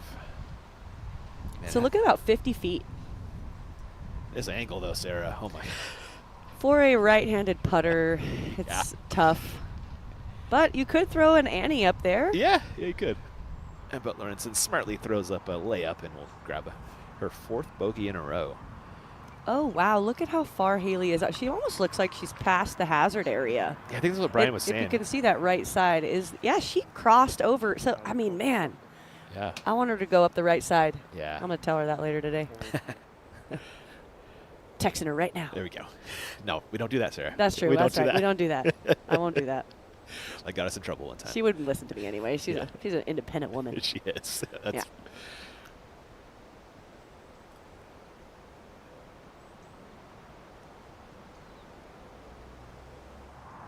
Over to Scoggins for birdie from circle 2. She's due, Sarah. Ah! All over it. There she is.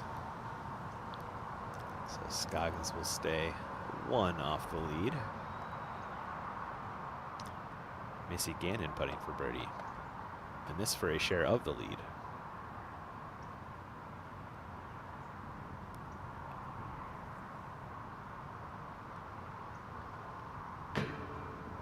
Another. Oh, man. That seemed like it rolled, too. Yeah, that's going to be another tester. Man, I thought she had gotten her putt. She kind of had some trouble early, and then it felt like she had really got it dialed back in the last few holes.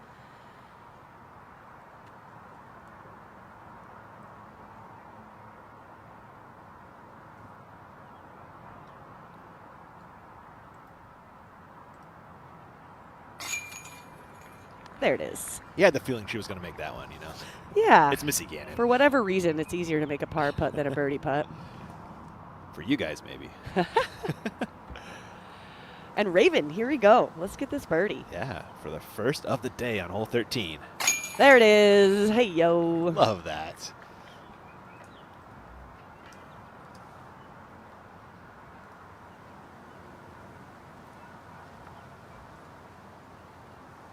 This is king for par.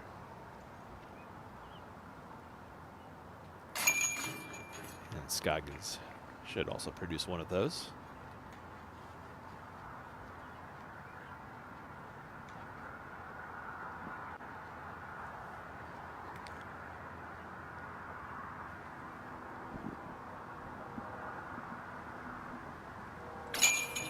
There is the Scoggins par, and they are off to hole 14. And while they make that walk, we're going to let our sponsors talk. We'll be back in just a few.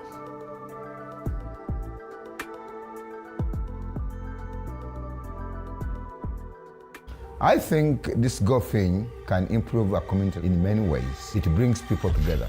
That maybe some of these kids who feel a little bit lost could find something like disc golf, find friends, find people to come together and play the sport. Encouraging people to work together, kids to know one another, love one another.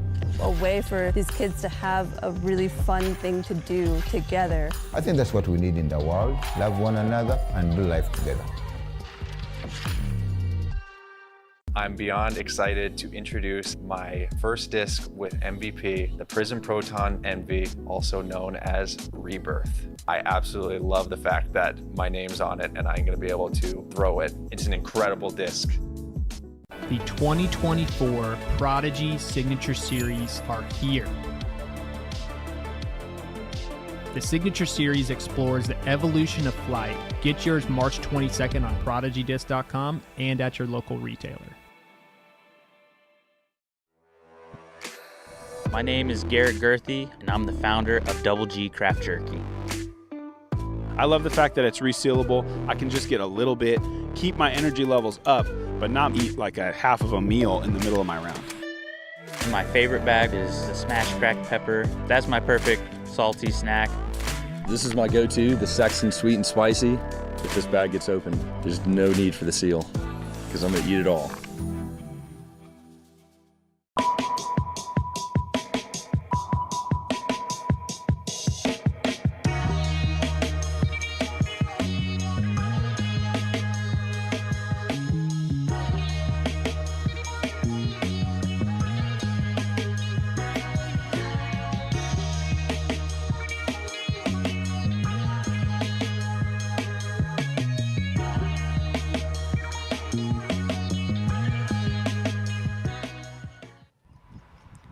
13 of 14 with Hanley coming back up the hill for birdie.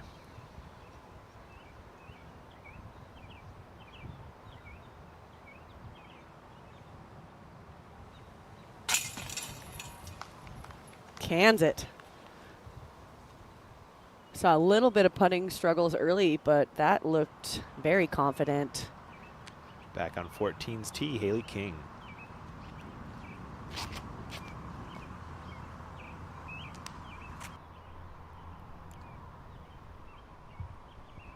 Yep, using that airspace. Looks like she's going to end up on that right side, which is also totally fine. Just kind of pick your poison. Left side is where most people are going to try to land, but the right side is open. Scoggins.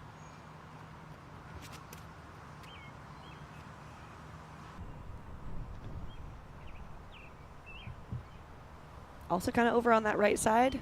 They'll probably take that right side off the backhand on their next shot. I like that they use this airspace. That left side has all the airspace. The sidearm makes sense to me. We've seen a couple really skilled backhand throwers hit these early trees trying to flex something. Cannon taking the right gap. This is her play. She's done this a few years in a row now. Okay. Does the job off the tee.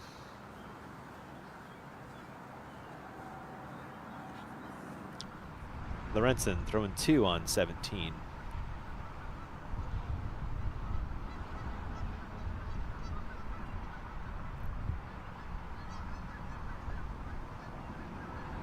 Doesn't look like she's far enough up the fairway to really go for this pin. I see her coming out to the left and then pitching over.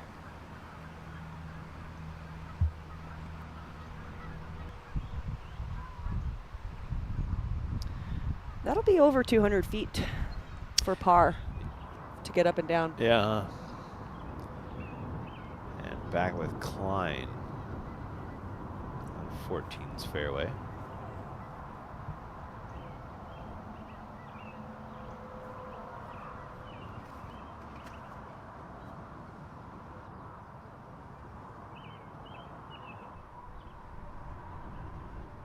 Fading back into that left side.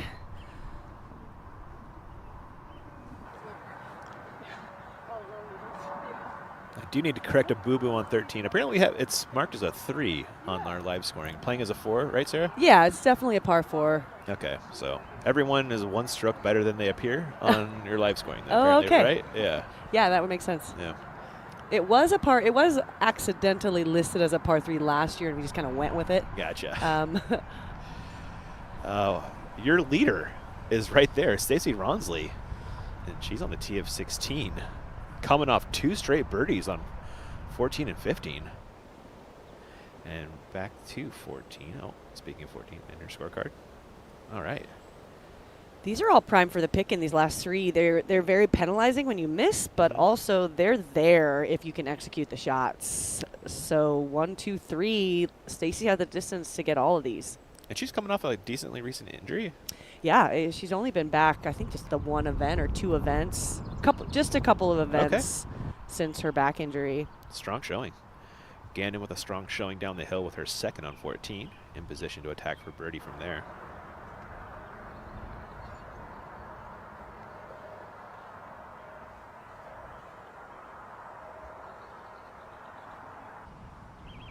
Scoggins in her second. So she is going to go to this left side. Is this too far? This may be, the OB is not the sidewalk like it usually is. It is off of the sidewalk, like 20 feet. So that looks OB. Too much Anheuser on that release for Scoggins. Lorenzen's third on 17. You saw the second. She needs to nestle this one close. Well, she must have heard me. That's real close. That'll save her par. Yeah. Your tournament leader, Stacey Ronsley, sparkling up 16's tee pad. Oh, that looks low. Oh, no. Oh, that's not, is it going to read friskier all the way there? It is not. Oh, what a bummer. This hole is so demanding. That had the power on it. It was just too low. And the water just sucks it down anyway. King on 14 with her second. Wants to miss right. Yeah, that's a great business. shot. Yep, good position. It's blind from there, but you have to get it really far down there to have a look, an open look on your approach for birdie. Yeah, so you can see from this overhead view, the fairway used to be at the sidewalk. Yeah. And now they've brought it into that line. The golf fairway? Yeah. Gotcha. Klein's third.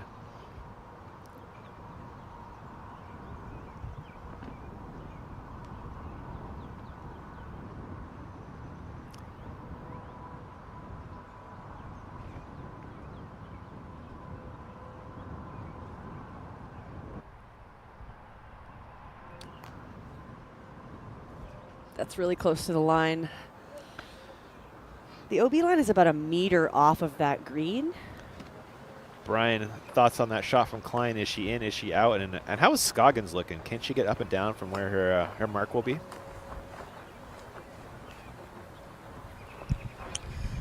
Yeah, Scoggins can get up and down from where her mark is. She's pretty far back, but I think a good skip and roll is enough to get her in position to make a putt. In regards to Raven, I believe she's going to be right on the line from what we're seeing, but I think it might not be in bounds, unfortunately. I had you back A rough break. If that's the case, thanks, Brian, for the update.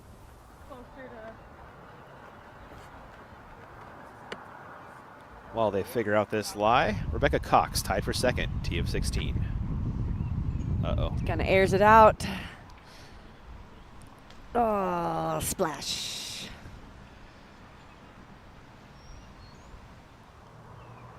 Back to 14 for Scoggins and her fourth. You got a distance guess on this one, Sarah? I sure don't. I know it's farther than I can throw. Does that Like count? 300, 320 More maybe? than that. Yeah, probably, huh? Yeah.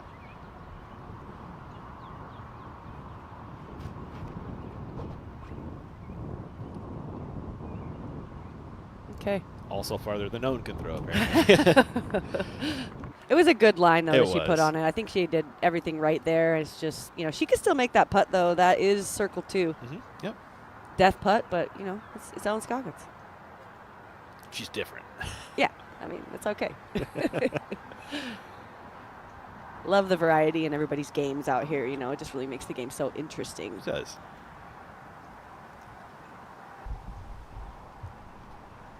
Missy Gannon, her third.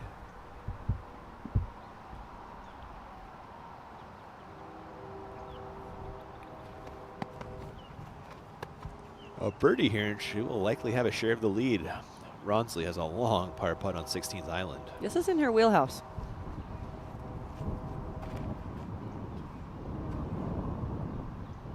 Yeah. That's great.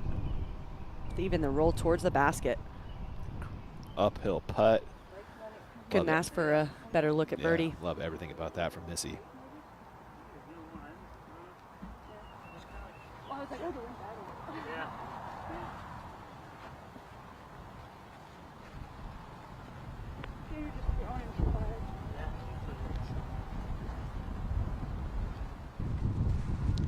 Ronsley, to maintain her solo lead, wants nothing to do with that.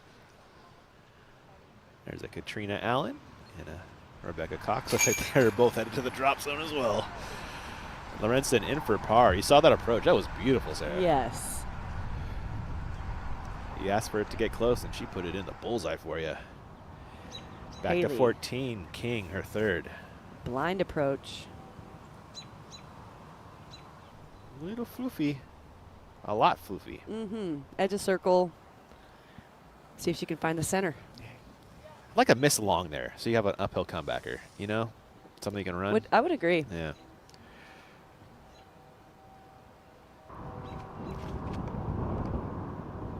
And looks like Raven is out of bounds. So that, it looks like that one little corner on the other side of this block wall is not in.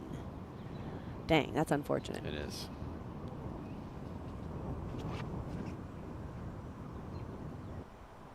Ooh, basket hunting. Yeah, 15-footer. Yeah.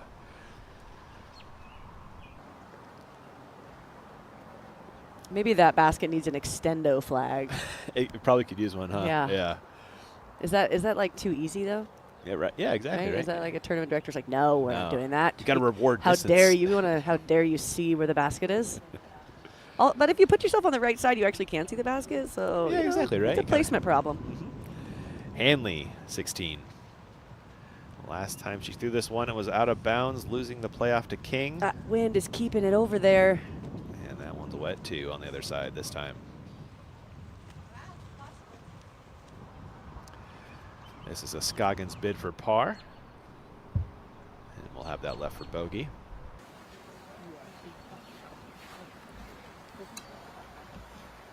She's banged so many of those C2 putts. Like, I watch them all. I just assume they're know? going to go in. Yeah. King for birdie. And the approach game and the putt game costing Another her right strokes. side miss. She's had so many opportunities. I mean, really, her tee shot game has been stellar. Yeah, seriously.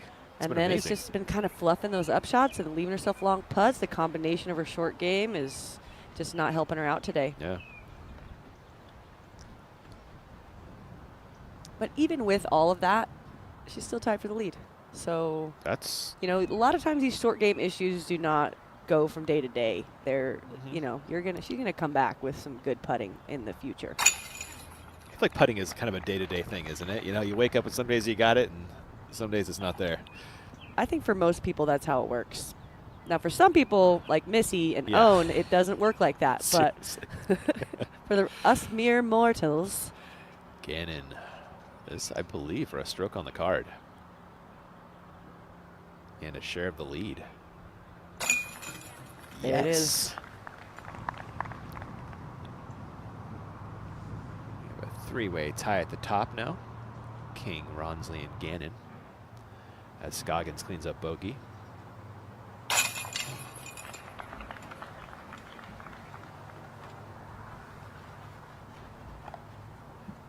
That'll work out to a 7th place tie for Scoggins with Allen, Hanley, and Arp, Lorenzen, and Ryan.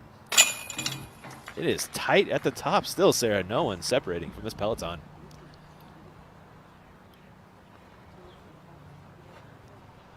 Allen, tee of 16. Can someone land into bounds? It's been a minute since we've seen one. Oh, that's pushing too far again. That's not stable enough. Also 100 feet past the basket. Flew the back wall. Come on, Jennifer. You throw a mid, honey. No. Seriously, she absolutely rips, man. Jen Allen problems. Yep, there you go. And we are still just 2 strokes separating your entire top 10. And that goes all the way to your top 12, actually. All within 2 strokes of the lead. Anybody's game through day 1. Tee of 17 with Ronsley. Ooh, I like the sidearm play here. I think it shapes up really well.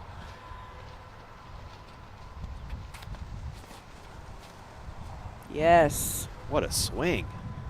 That puts her in position for a possible birdie. Being on that right side really makes that second shot easier through that canopy, too. 100%. Back to 15. And looks like Missy Gannon with the box.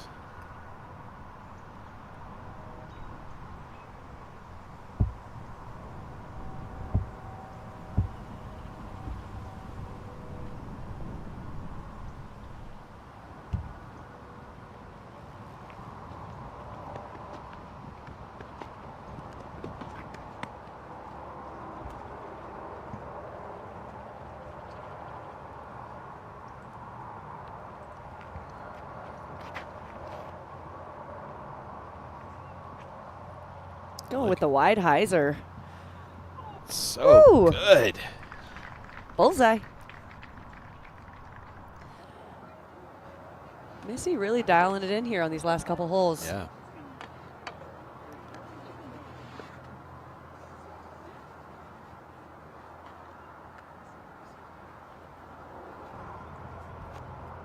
Haley King will need a birdie now to maintain her share of the lead. Gannon parked. This looks pretty good too. Although maybe needs to get down, Sarah. Those trees may help it. Oh. Ask and ye shall receive, apparently. keeping her out of bounds. That's a very penalizing miss Oh, because you actually don't get to just take it where you were. That's right. Klein.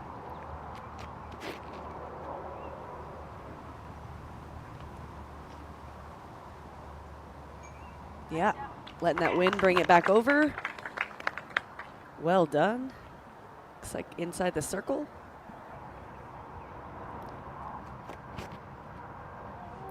Scoggins has turned this. Will it fight back in time?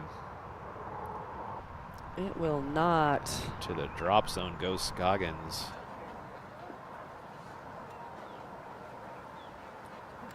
Jumping over to Rebecca Cox on the tee of 17. Wow. Her distance has improved by so much in the last year. That drive was awesome. Yeah. Let's check out Sarah's keys for closing, brought to you by our friends at blackingdisc.com, the premium disc golf store. So I want to stay calm and focused. Don't get caught up in the scores. Manage those islands. We've got an island on 16, obviously, and then the new island green on 18. You got to know whether you should be going for these shots or not. I mean, play them safe if you don't need the strokes early in this round. I don't think that people need strokes, but they might be wanting to go for it with that new drop zone on 16. Yeah. And then execute 18's tee shot. Put pressure on everybody else. If you miss that tee, it could kind of spiral into a multi-stroke swing. So that tee shot is going to be really important. Looking down at the drop zone on 15 for Scoggins in her third. Oh my gosh. I was worried about it going OB, and then it almost went in. The foliage being the extra man out here. It's helping. Scoggins will walk to her OB drive before she drops in bogey, but we've got birdie chances. Otherwise, Ronsley on 17 with a decision to make for her second. What are you doing, Sarah, if you're caddying Stacy right now? I'm probably telling her to go for this. As long as she has a run up and is not obstructed, I think this is, a big hyzer on this right side. She could also throw the sidearm. I think it's open for her. Yeah, it looks like it. Looks like she might just be waiting for the green to clear. While she waits, jumping back to 15, a birdie look for King. There's a putt. That was great pace on her stroke as well. And she will maintain her share of the lead. It would be great for her to make a few more putts down the stretch to bring some confidence going into tomorrow. Yeah. Klein for birdie. Slings that one just right. I think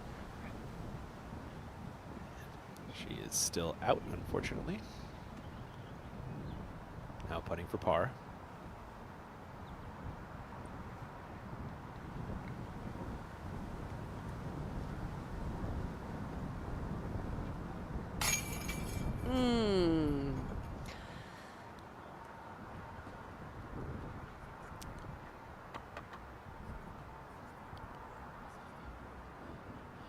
There is Gannon maintaining her share of the lead.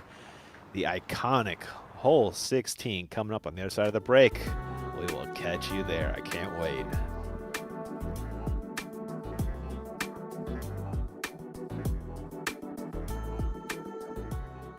Ricky, distance driver in hand. What? What just happened?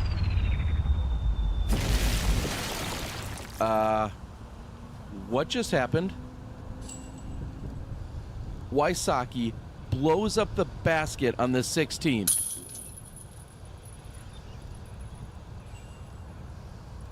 I don't know what that is, but it definitely bombs.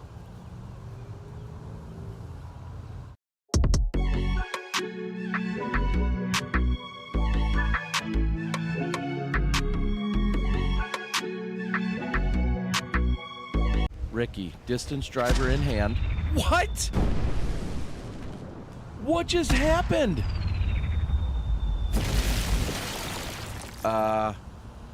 What just happened? Wysocki blows up the basket on the 16.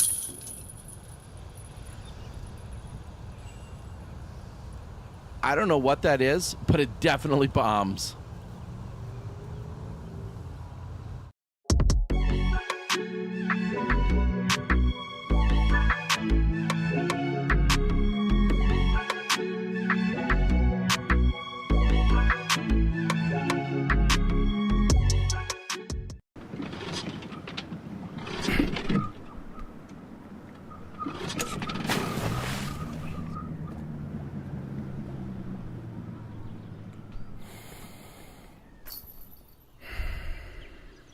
So you want to throw further. Okay, here's the plan. Step 1, join the Power Disc Golf Academy. Step 2, watch Holland Hanley's lessons on how to properly select discs that are appropriate for your skill level. Step 3, watch Paul Uliberry's X-Step lessons to help you build a solid foundation for generating power. Step 4, watch Simon Lazat's lessons on upper body mechanics to make sure you're giving the disc the best opportunity for distance. Step 5, watch Ezra Aderhold's max distance lessons to build your most powerful swing. Step 6, use our fieldwork drills to dial it all in. And the last step, go out and crush your personal best distance record. Ready? Go.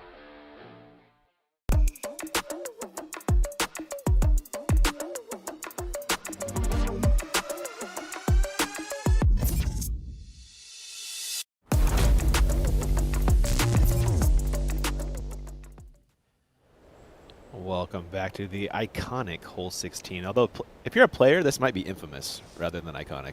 Yeah, notorious. Round ruining hole 16. Yeah.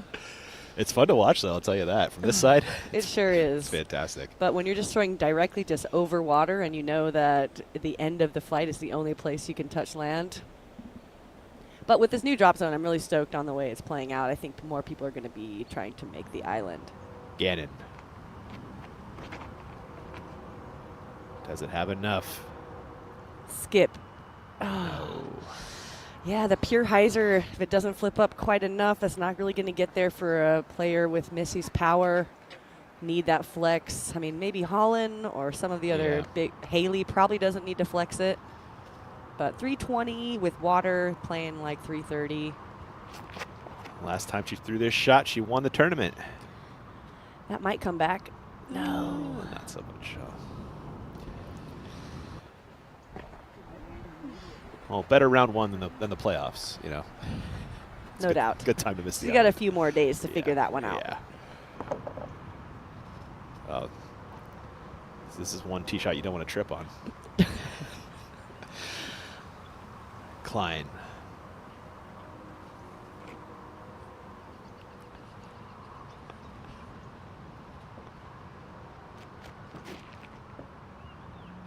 Does it have the integrity, Sarah? That wind is just keeping everything out that outright. Oh. Shouts to that guy. Appreciate you, my man.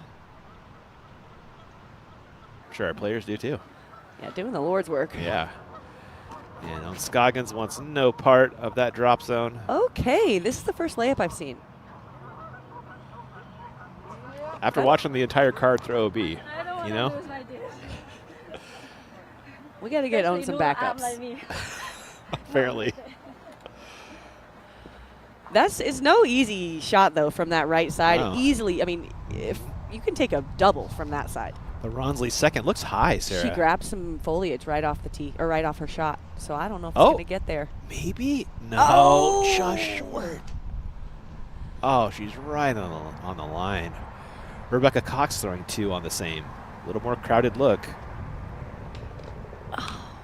Can we get some trim on those branches a little bit? Mang. Got him. Two players in good position. Yeah. Maybe we don't want to be in position on that hole. It just tempts you, huh? Yeah. Yeah.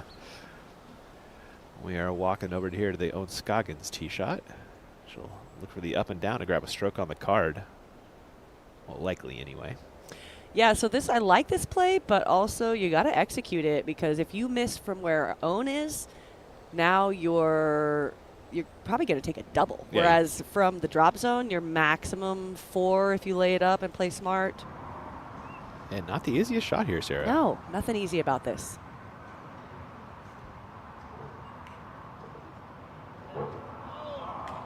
That didn't cross in. It didn't look like it did, but that's going to be a call for the card.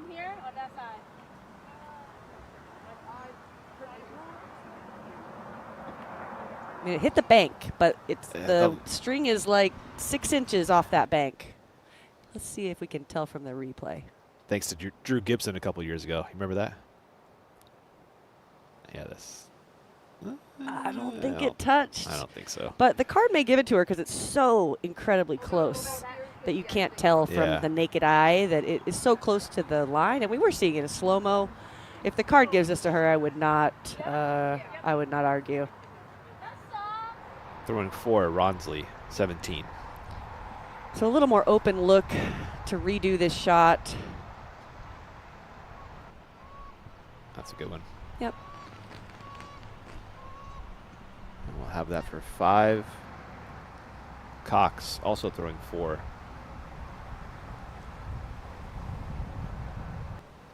That's okay. Yep, puts it close. So own, they did not give her that, which is probably the right call. Yeah, it seemed like it.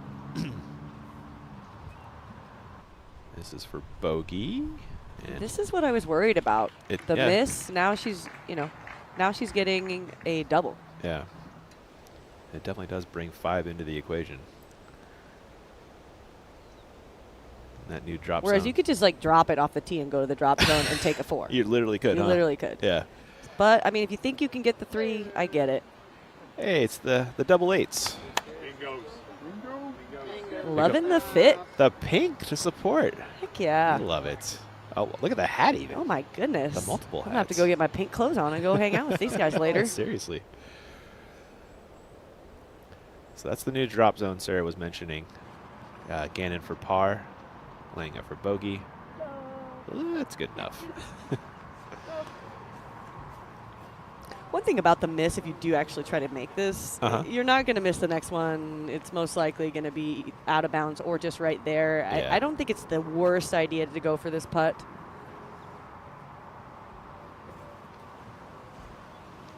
They're not feeling it right now, though. No, I mean, maybe not on Friday. Yeah, it's a Sunday putt. Klein also lays up. Well, we'll have 3 bogeys and a double from your feature card on 17, or 16, excuse me.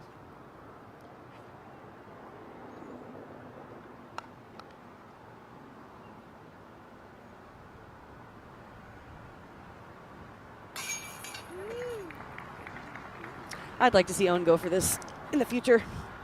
Yeah. I think, yeah. I she's think got it. she's got the distance with her sidearm with that big, that flex that she's got. Yeah. I think she should go for it.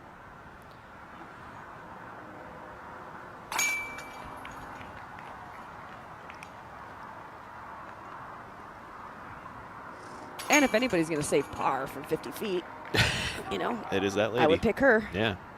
Maybe not today. She hasn't really been dialed on the C2s today, but that's just one day. The water nice. Feel good. That's ooh, a dress. Ronsley for bogey, 17. This is from Circle's Edge. Oh, yeah! She stared it down a little. She's like, you stay in there. The 50-50 ball slides into the bucket. This thing was teetering. Let's roll back that Zuka replay. Thanks to Zuka for rolling this back, and thanks to Stacy for rolling it in. Wow. Thanks to the cage. We got 2 Zuka homers in the booth this weekend. Heck yeah.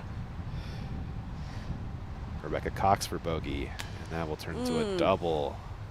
I think she knew she wasn't going to make that as soon as she let it go. Yeah, I think or so. even before she let it go. That pine was in her way. A little frustrating situation there.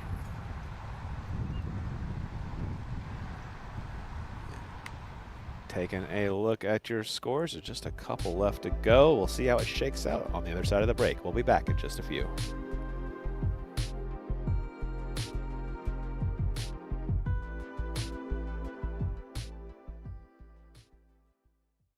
Is your passport to teaching and learning the game.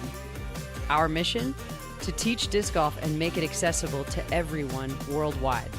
From Alaska to Africa, Guatemala to Canada, and beyond, You Play Disc Golf has spread its wings, teaching the love of the game across the globe. Get involved in our movement to make disc golf a universal joy. Explore youplaydiscgolf.org and join us in helping people find flight.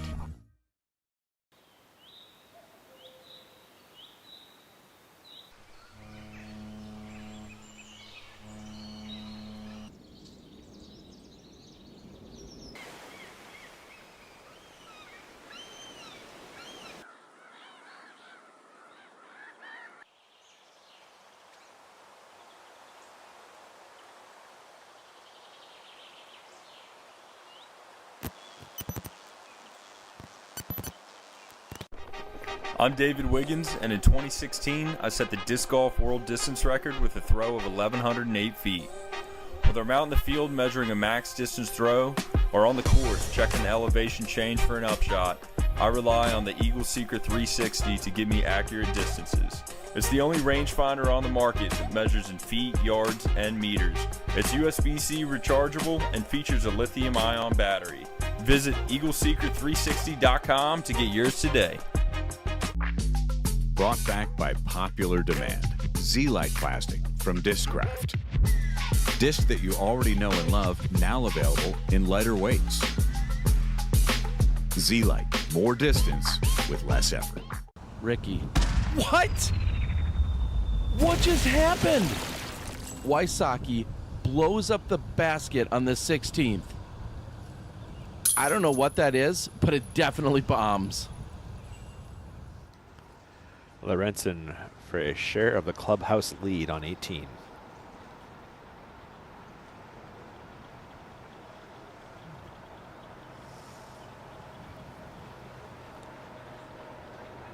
Valiant effort there for the birdie on that elevated pin after she landed safe on this brand new island green. A little bit of comebacker here.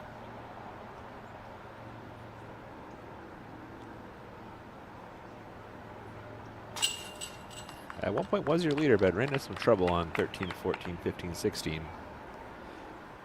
Oh, 13 is a par, I guess. Taking a look at your hot rounds presented by our friends at Innova. That's the fun fact about the hot round on day one, Sarah, is it is also your leaderboard. Yeah, that makes it pretty easy. So a couple in the clubhouse at -1.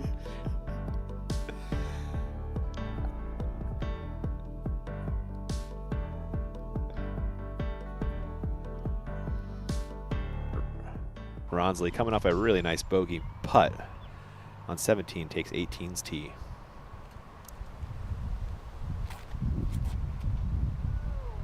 Ooh, doesn't like it. I was curious about the sidearm play here. The water is on the right with a slope towards it.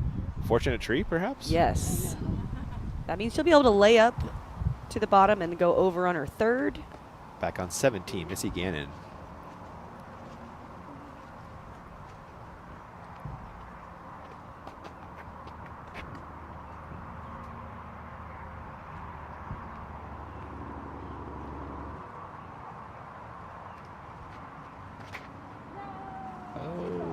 This needs help.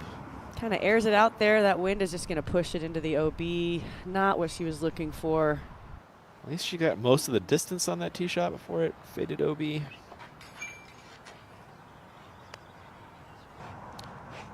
Like she was counting on some headwind flip there, perhaps, Sarah?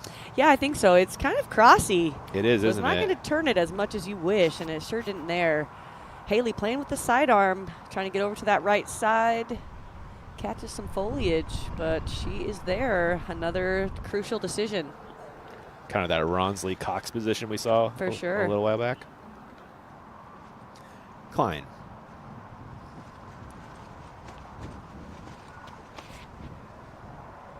Same issue as Missy had, just could not get that nose angle over, and the wind is pushing it OB. That crosswind is tough for that backhand shot right now. Really, and you're going uphill as well, so Yeah. the natural tendency is to put that wing and the nose up. Really favoring the forehand, and you can really see why Scoggins goes to that.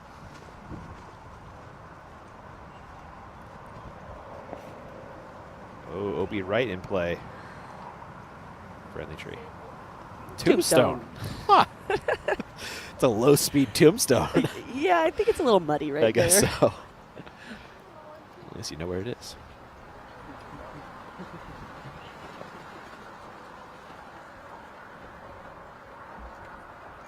Ronsley throwing 2 on 18 after the tree hit off the tee. Layup here? Sarah, what are we doing? Yeah, to try to go across on this one would be crazy. Yeah. Hanley for par on 17. Just 2 off the lead after the eventful day she's had. Actually, Some nice birdies on 14 and 15. This looks really obstructed. She's going to have to go Anheuser low with a push putt. This is almost impossible putt. We'll see if she can get this in there.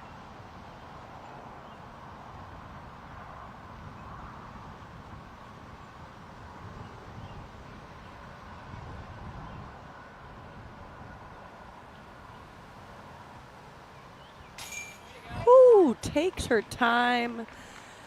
Patience. Let's roll back that Zuka replay.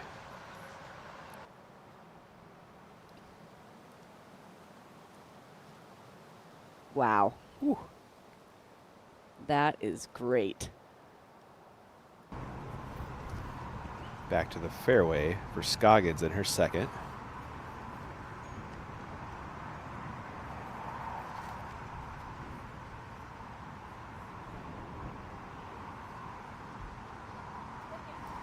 Nice placement shot. She will be approaching from about 150 feet from there to try to get her up and down for the par. This hole's really tough to birdie. We really haven't seen very many. I mean, so far, Stinchcomb's the only one that's gotten this one. Wow, really? Which she is not the one I would expect to get it. It takes so much distance. Yeah. Wow. Erica came in with a +2 today. Not bad. Yeah. Tied for 13th. This is Gannon's third after her OB drive. So likely looking at bogey. Do you press it and try to save par? Do you Oh, no. play for bogey from Missy's here? way too smart for Yep. that. That would be, she stays inside her game. Yeah. She has a lot of skills, but a very specific set of skills that she does almost with 100% accuracy. And this is one of them, a placement.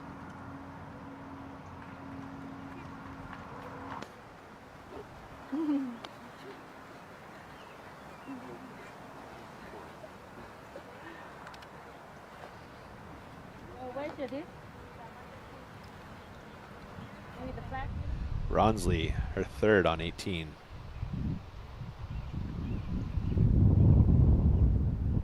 Pretty nice layup there, Sarah. Absolutely. I mean, as close as you can get without going OB. Yep. And there she puts it, 15 feet to tap out the par to finish off a great round. Nice. Back to 17 for Klein and her third after the OB drive.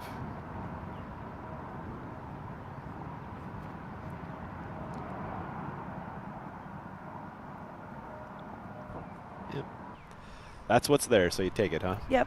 Leaves her a little further left, but it just makes a longer approach. It's most players, I think, are going to play this layup on the second shot. It's really difficult to imagine the shots that get out of the gap far enough to really go for it. Yeah.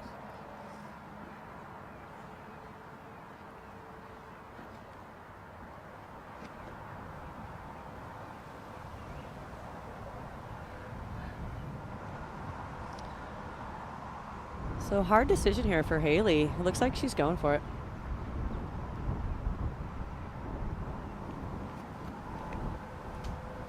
Catches a bit of foliage, but very little. Is it enough? Oh, it looks short, isn't it? Yeah, it looks short to me. Brian Haley coming up short there on her second. Yeah, quite a bit. She lost a lot of speed, even though the amount of trees she caught was minimal. It was pretty powerful, unfortunately. Oh, man. Tough break there for Haley. And we'll throw 4 and try to salvage a bogey as we watch Hanley on the tee of 18.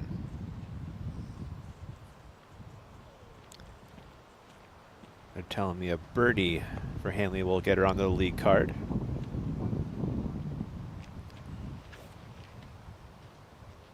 This looks great. Good control. Yeah, that should prime her up to go across on the next shot and get that birdie. Back to 17, King, her fourth. Forehand this time.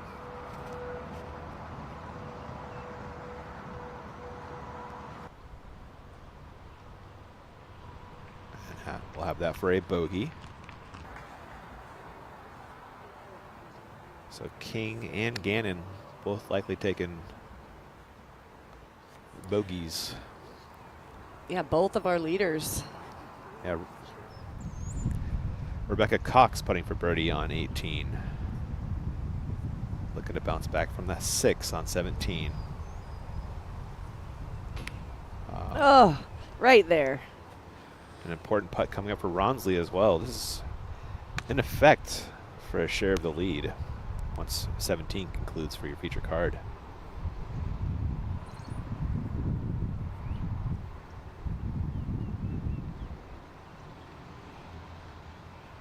No! Ah. Those elevated pins, so easy. Just surfs out sometimes. Yep. Yeah. And in this wind, I mean, it's a crosswind. You know, it's the wind that's going to push you out from that angle. I almost wish you were left-handed right now. Scoggins third is onto the green, maybe the bucket. Oh my gosh.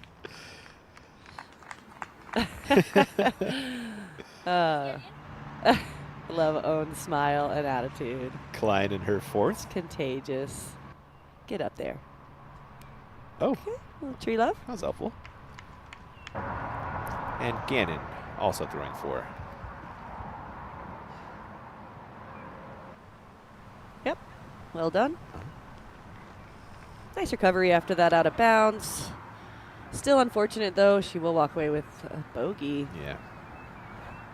Dropping back down to 1, which is where our leaders are at. And it is so tight. It is. We're going to have a 4-way tie at the top. Whew.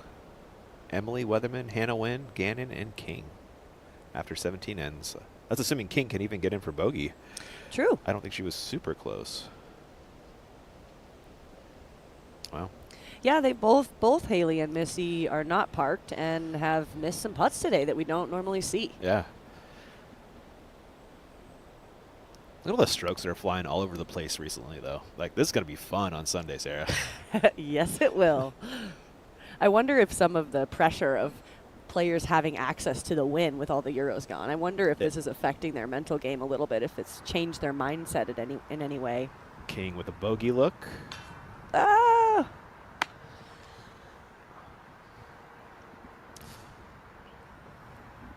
She just wants to get off the course right now without having to putt anymore and go work that putt on the green today after her round. And that's going to drop King.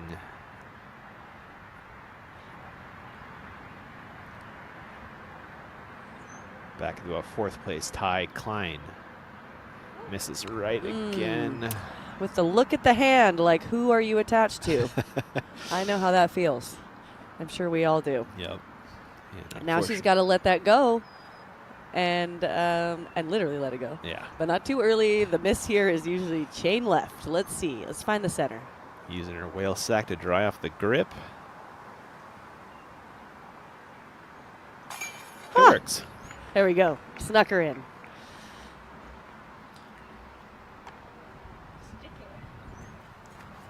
Gannon for bogey and a share of the lead.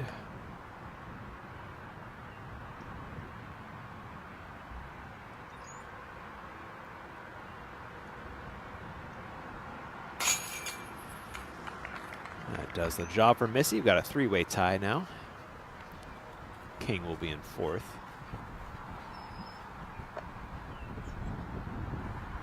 This is a Scoggins par.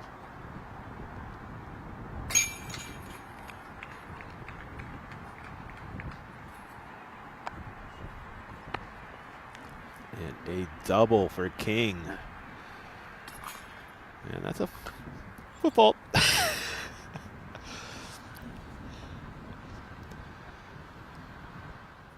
Holland Hanley on 18. You saw the drive, the up and down, and she will have a share of the lead.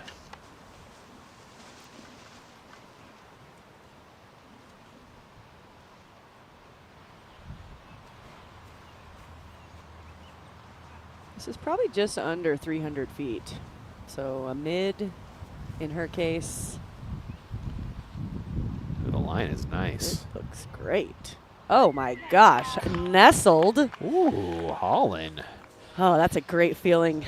Throwing that shot knowing that you have 0 pressure left. Yeah, right? Couple minutes off of no stress. After the day she had, she's going to end it with a share of the lead. Who would have thunk it? And the strokes were flying all over the place at Champions Landing today.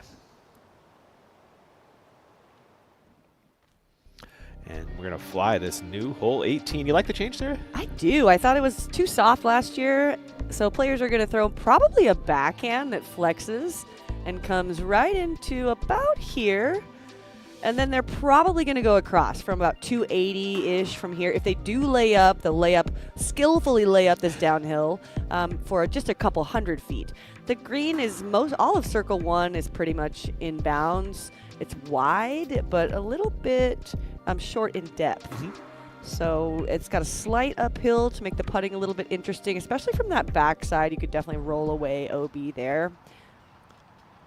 Allen wanting no part of this, lays it up. I must have looked away for 4 seconds. Not even. It was a pretty. That was a birdie putt for Jennifer. She had kind of a rough back 6, as it were, for 3 bogeys and a double between 13 and 17. Allie Smith for birdie.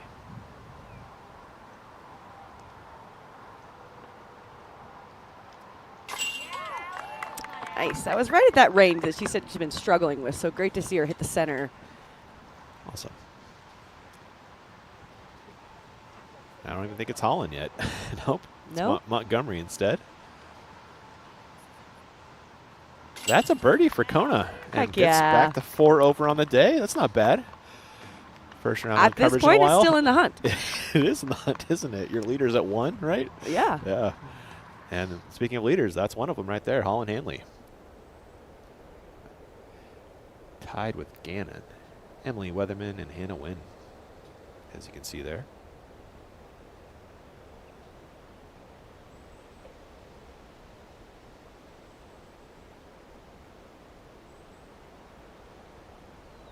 Looks like the gang has reached 18's tee.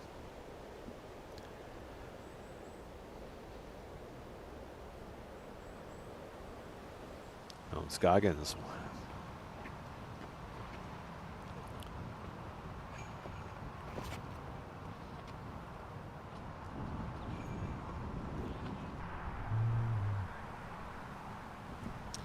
Nice shot there. Stable enough that it's not going to get to the right side and kind of go out of bounds. She pushed that left broccoli tree pretty well. Missy Gannon.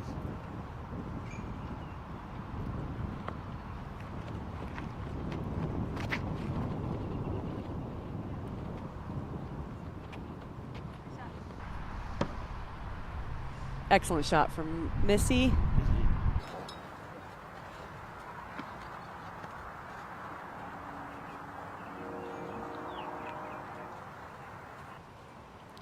Haley King off the lead by 1.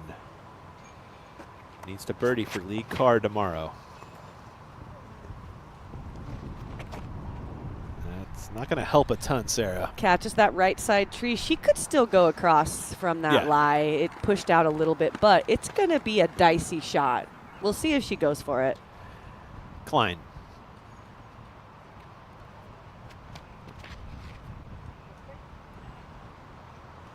A little low, but it is safe for Raven.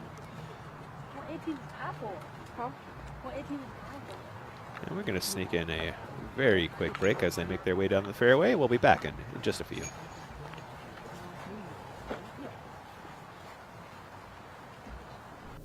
The 2024 Prodigy Signature Series are here. The Signature Series explores the evolution of flight and captures our players' personalities along the journey. From prehistoric to flying machines, the theme for the 2024 Signature Series has some incredible artwork on some amazing pieces of plastic. Get yours March 22nd on ProdigyDisc.com and at your local retailer. Hello, we're Kenna. We're a Dutch growing company. We love plants and we want to tell you some cool things about them. Just like humans, plants can communicate. They can sense when another plant is close. Plants look out for each other too. They warn neighbors about nearby threats by secreting substances. And studies have shown that plants love a good tune. We love and understand plants. Let our passion excite you too.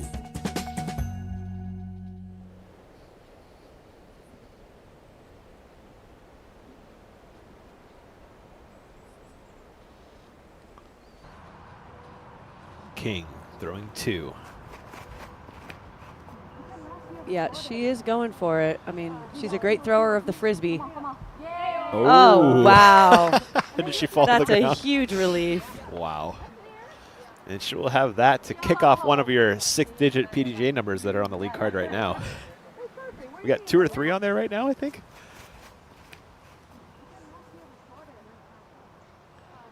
Look at this. Calling for the skip, and she gets it. That's the more emotion I've seen out of her for a while. Yeah, it is. Yes. Praying to the Frisbee gods. They worked that time.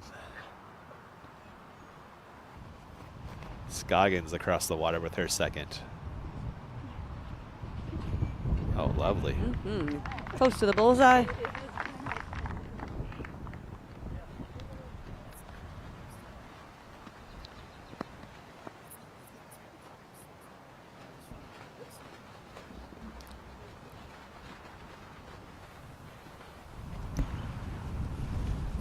Missy Gannon lining up from the middle of the fairway. She's got about 220 to the pin.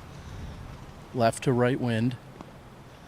It's coming up short. Is it going to get all the way there? She's safe. She'll have an uphill putt with the wind at her back. Thank you, Terry. Not safe by much, Sarah. Sticks the landing, though. That's all that matters, and she's in the good wind. Yeah.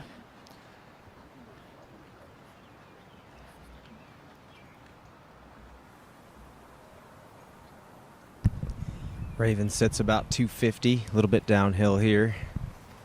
Nice gentle tailwind. Pulls it to the fat side of the green up against the rocks, 40-footer. Not too shabby. Opportunities. All right, she will take it. Thank you, Brian. She'll have the fun wind from there. Yeah. Brian, well, we're going to get some 18 thoughts. We'll go Brian first and then Terry. Fire away, guys. Well, yeah, I think I like this hole. I like that the tee shot requires you to get way up the fairway if you want something comfortable. I also like that the slope in front of the basket is as close to the basket as possible. So we could see some players hit the base of the basket and roll OB. So playing to that fat side of the right is a little bit safer. So we'll see. I'm interested to see what the scoring averages are over the course of the weekend. How about you, Terry? Unfortunately, I didn't get to hear the genius insights that Brian was offering up, but I'm going to probably echo what he says. Actually, I want to echo really what Sarah was talking about earlier. I just love that they changed it up so that you have to make this decision. And we saw Haley King at 330 or so, just knowing to play within your game, and is that a shot you want to take when a high-pressure situation comes along. Haley obviously going after it today, and then you're going to see when players are thinking about laying up, there's still a water's edge that they could creep into even on a layup. So that's going to come into play, I think, throughout the entire weekend. Yeah, way through there, Terry. We saw that earlier from Stacy. She really pushed that OB line. Comes up quickly.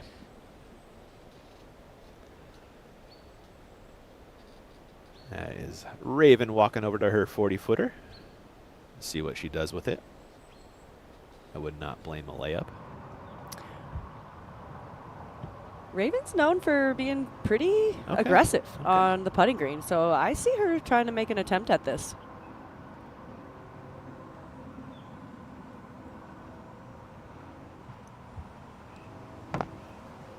Nope. Wrong again. I think she was going for it. You? I do, yeah. You don't throw a layup that hard, right? You know, you give it a little loft. You know, I'm trying to give you this one, Sarah. Just take it. And now Missy with a tailwind putt uphill to take the solo lead.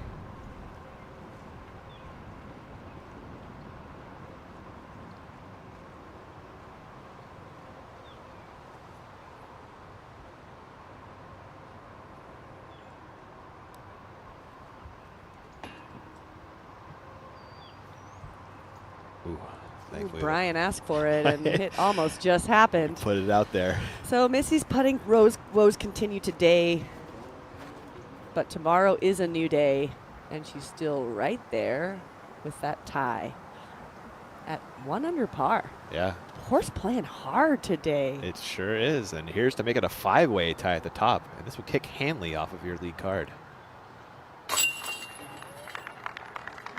There she goes. Confident putt by Haley, bringing that into tomorrow's round. Hopefully she can increase those putting stats a little bit.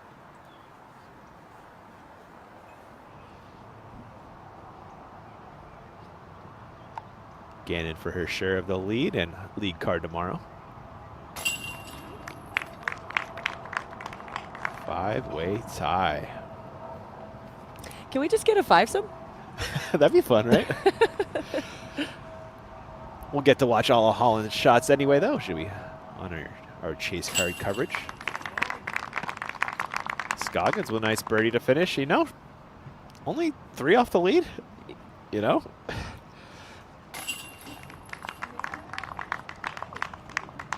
And Klein in. I think it's still fun. Yeah. And it makes like that last shot really crucial. Yeah. So even just being safe isn't like a mountain. Right. I feel like I like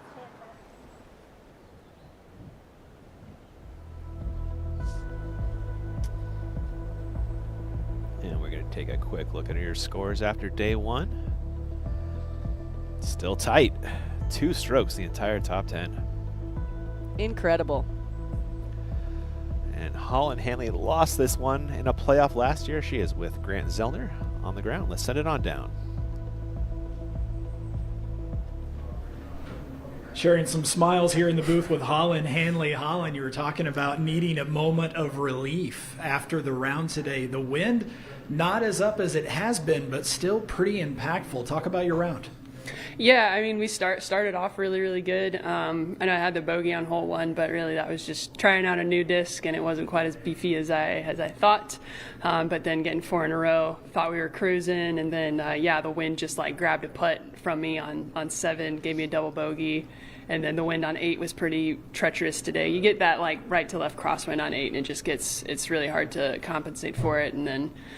Same thing on 9, another just missed putt that wasn't that bad, but it got away from me and cost me another OB stroke. But, for the most part, was able to kind of let go of the frustration and still like kind of wrangle the round and kind of get hold of things again. A lot of rounds I saw today go off the rails there at that 8-9 stretch. Yours could have. You brought it back together, closed with 3 birdies in the final 5 holes, especially that last one. Did you have a sense that last putt would put you onto the lead card? I thought maybe if I got close to even, that might give me lead or chase card. I know midway through the round, the lead at one point was at like 3 or 4 down or something like that. So really my goal after 9 holes was just to get back to even. In fairness, there's actually a 5-way tie right now in first, so we'll see how the tiebreaker goes cool, with the so lead I'll probably card. be on chase card. Either way, you're in great position. A lot of talk, even the marshal there at the end of the round reminding everybody, prepare for the rain tomorrow morning. Yep. So clearly it's in everybody's mind as much as we don't want to talk about it. How's that going to impact things given how difficult the course played today? Mostly when I'm going to probably do like my run-ups and stuff, I'm not going to be throwing it as hard as I can. I'm going to probably treat it more like a woods course where you have to be a little bit more careful about your feet so you don't slip, which honestly that's how I was on some of the occasions. I did have a little bit tighter line today and it was really working for me. So probably treat it a little bit more like woods lines where you need to be cautious about where your feet are, and then, just realize that it's going to be a day. There's going to be frustrating things that happen, but that's going to be happening to everybody, so it doesn't necessarily mean anything bad for your positioning. Players struggled a great deal today trying to hold the island green at 16, maybe some waffling, trying to decide what else to do. Is it ever a thought in your mind that you would lay up on 16, or are you going for the island every time? What's your strategy there? I did practice the layup just to have it kind of in the back pocket, but in my mind, if you do the layup play, you're a 3 or a 5, you go for it, you're a 2 or a 4. And I would I'd just rather not bring the 5 into play. That's kind of what I decided today. And I threw a pretty good shot that got a little drifty on me, which of course it's going to in this wind. And I was lucky enough to land just barely in bounds. So I felt like I kind of got a free stroke today on that one. Inside the mind of Holland Hanley, she's tied for first with 4 others heading into moving day at the Dynamic Disc Open.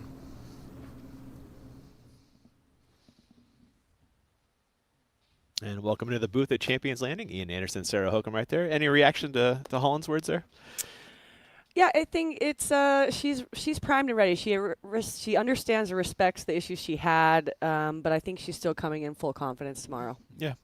Day 1 at this tournament, at this course, got a couple changes. How'd you feel about it? I like the changes. I think they're really good, and I'm surprised that we didn't see any lower scores. With That is the wind surprising. down, the weather great, I think the nerves are coming in, and I'd like to see a lot of resilience in these players because it seems to me if you stick with it, a lot of people have a chance to win this one. Yeah, I'm with you. Everybody had great shots, but also everyone ran into some trouble out there. It's kind of easy to happen at this course. Yep, absolutely. We're going to send it off to the one more quick break. We have the OTB after show on the other side. We will catch you there. Back in just a bit.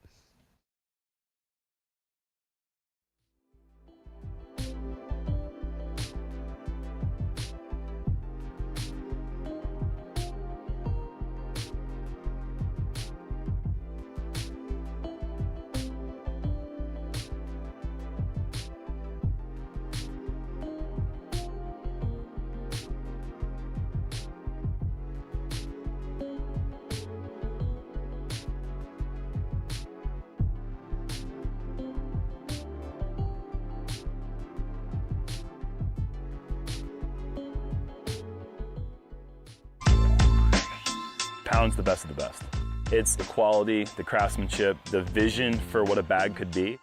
Let's start from the beginning. I didn't choose Pound, I chose Levi. I trusted Levi to make the best bag possible.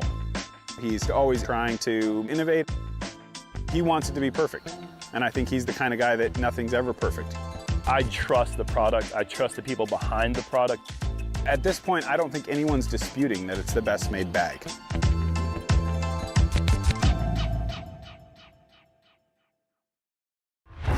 In a backyard kingdom, not so different from your own.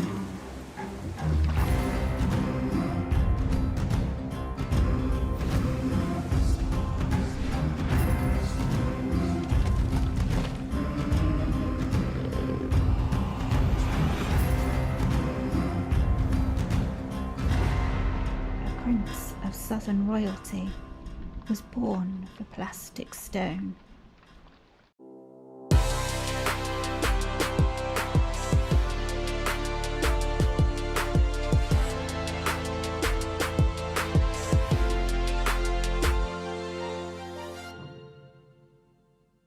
Suga cards are made to fit you. And we have the accessories to prove it. Rainy, umbrella holder, or a rainfly. Got a good grip? So do we. Drink and snacks, pouches and drink holders. Boom! Turn your seat into a sofa. Put your putters in a pouch. And extra room for anything else you need. Make your cards yours. With Zuka accessories. Yeah, baby, yeah! That's what I'm talking about. Your Dynamic Disc Open champion, Parker Wells!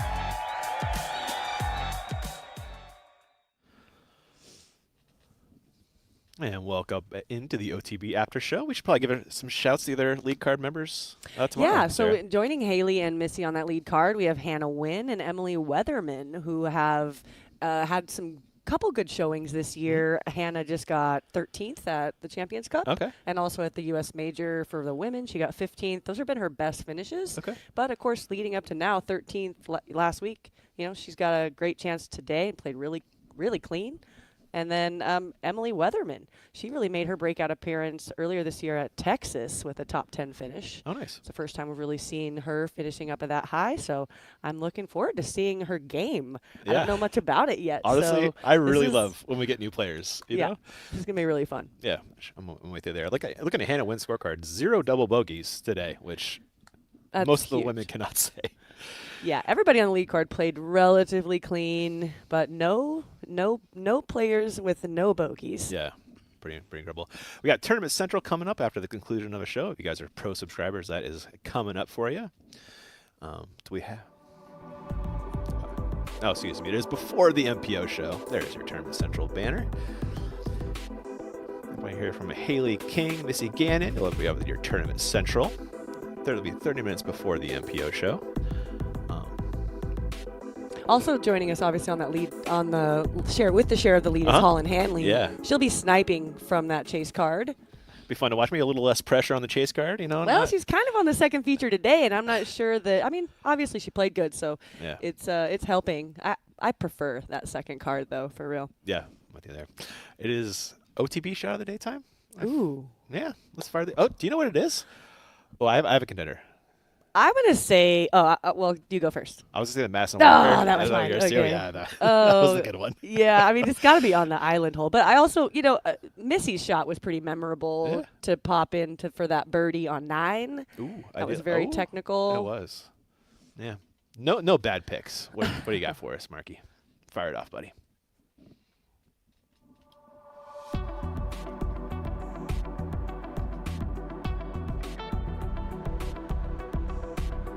Yeah, it was the choice. It was right there. You knew it too. Off the top of the tray. And still got the birdie though, which you love to see, you know. You can see that going the wrong way. Getting some love from the other hot goose. Yeah, did they play on the same card They today? must have, right? Wow. Who'd they pay to do that? Just gotta make friends with Jeremy, right? There are your show times for later today as well as tomorrow, and Tournament Central kicking off there at that 2:30 time. Well, for everybody on the ground, everybody in the booth, for Sarah and myself, thank you guys so much for watching day 1, and we'll catch you in just a bit.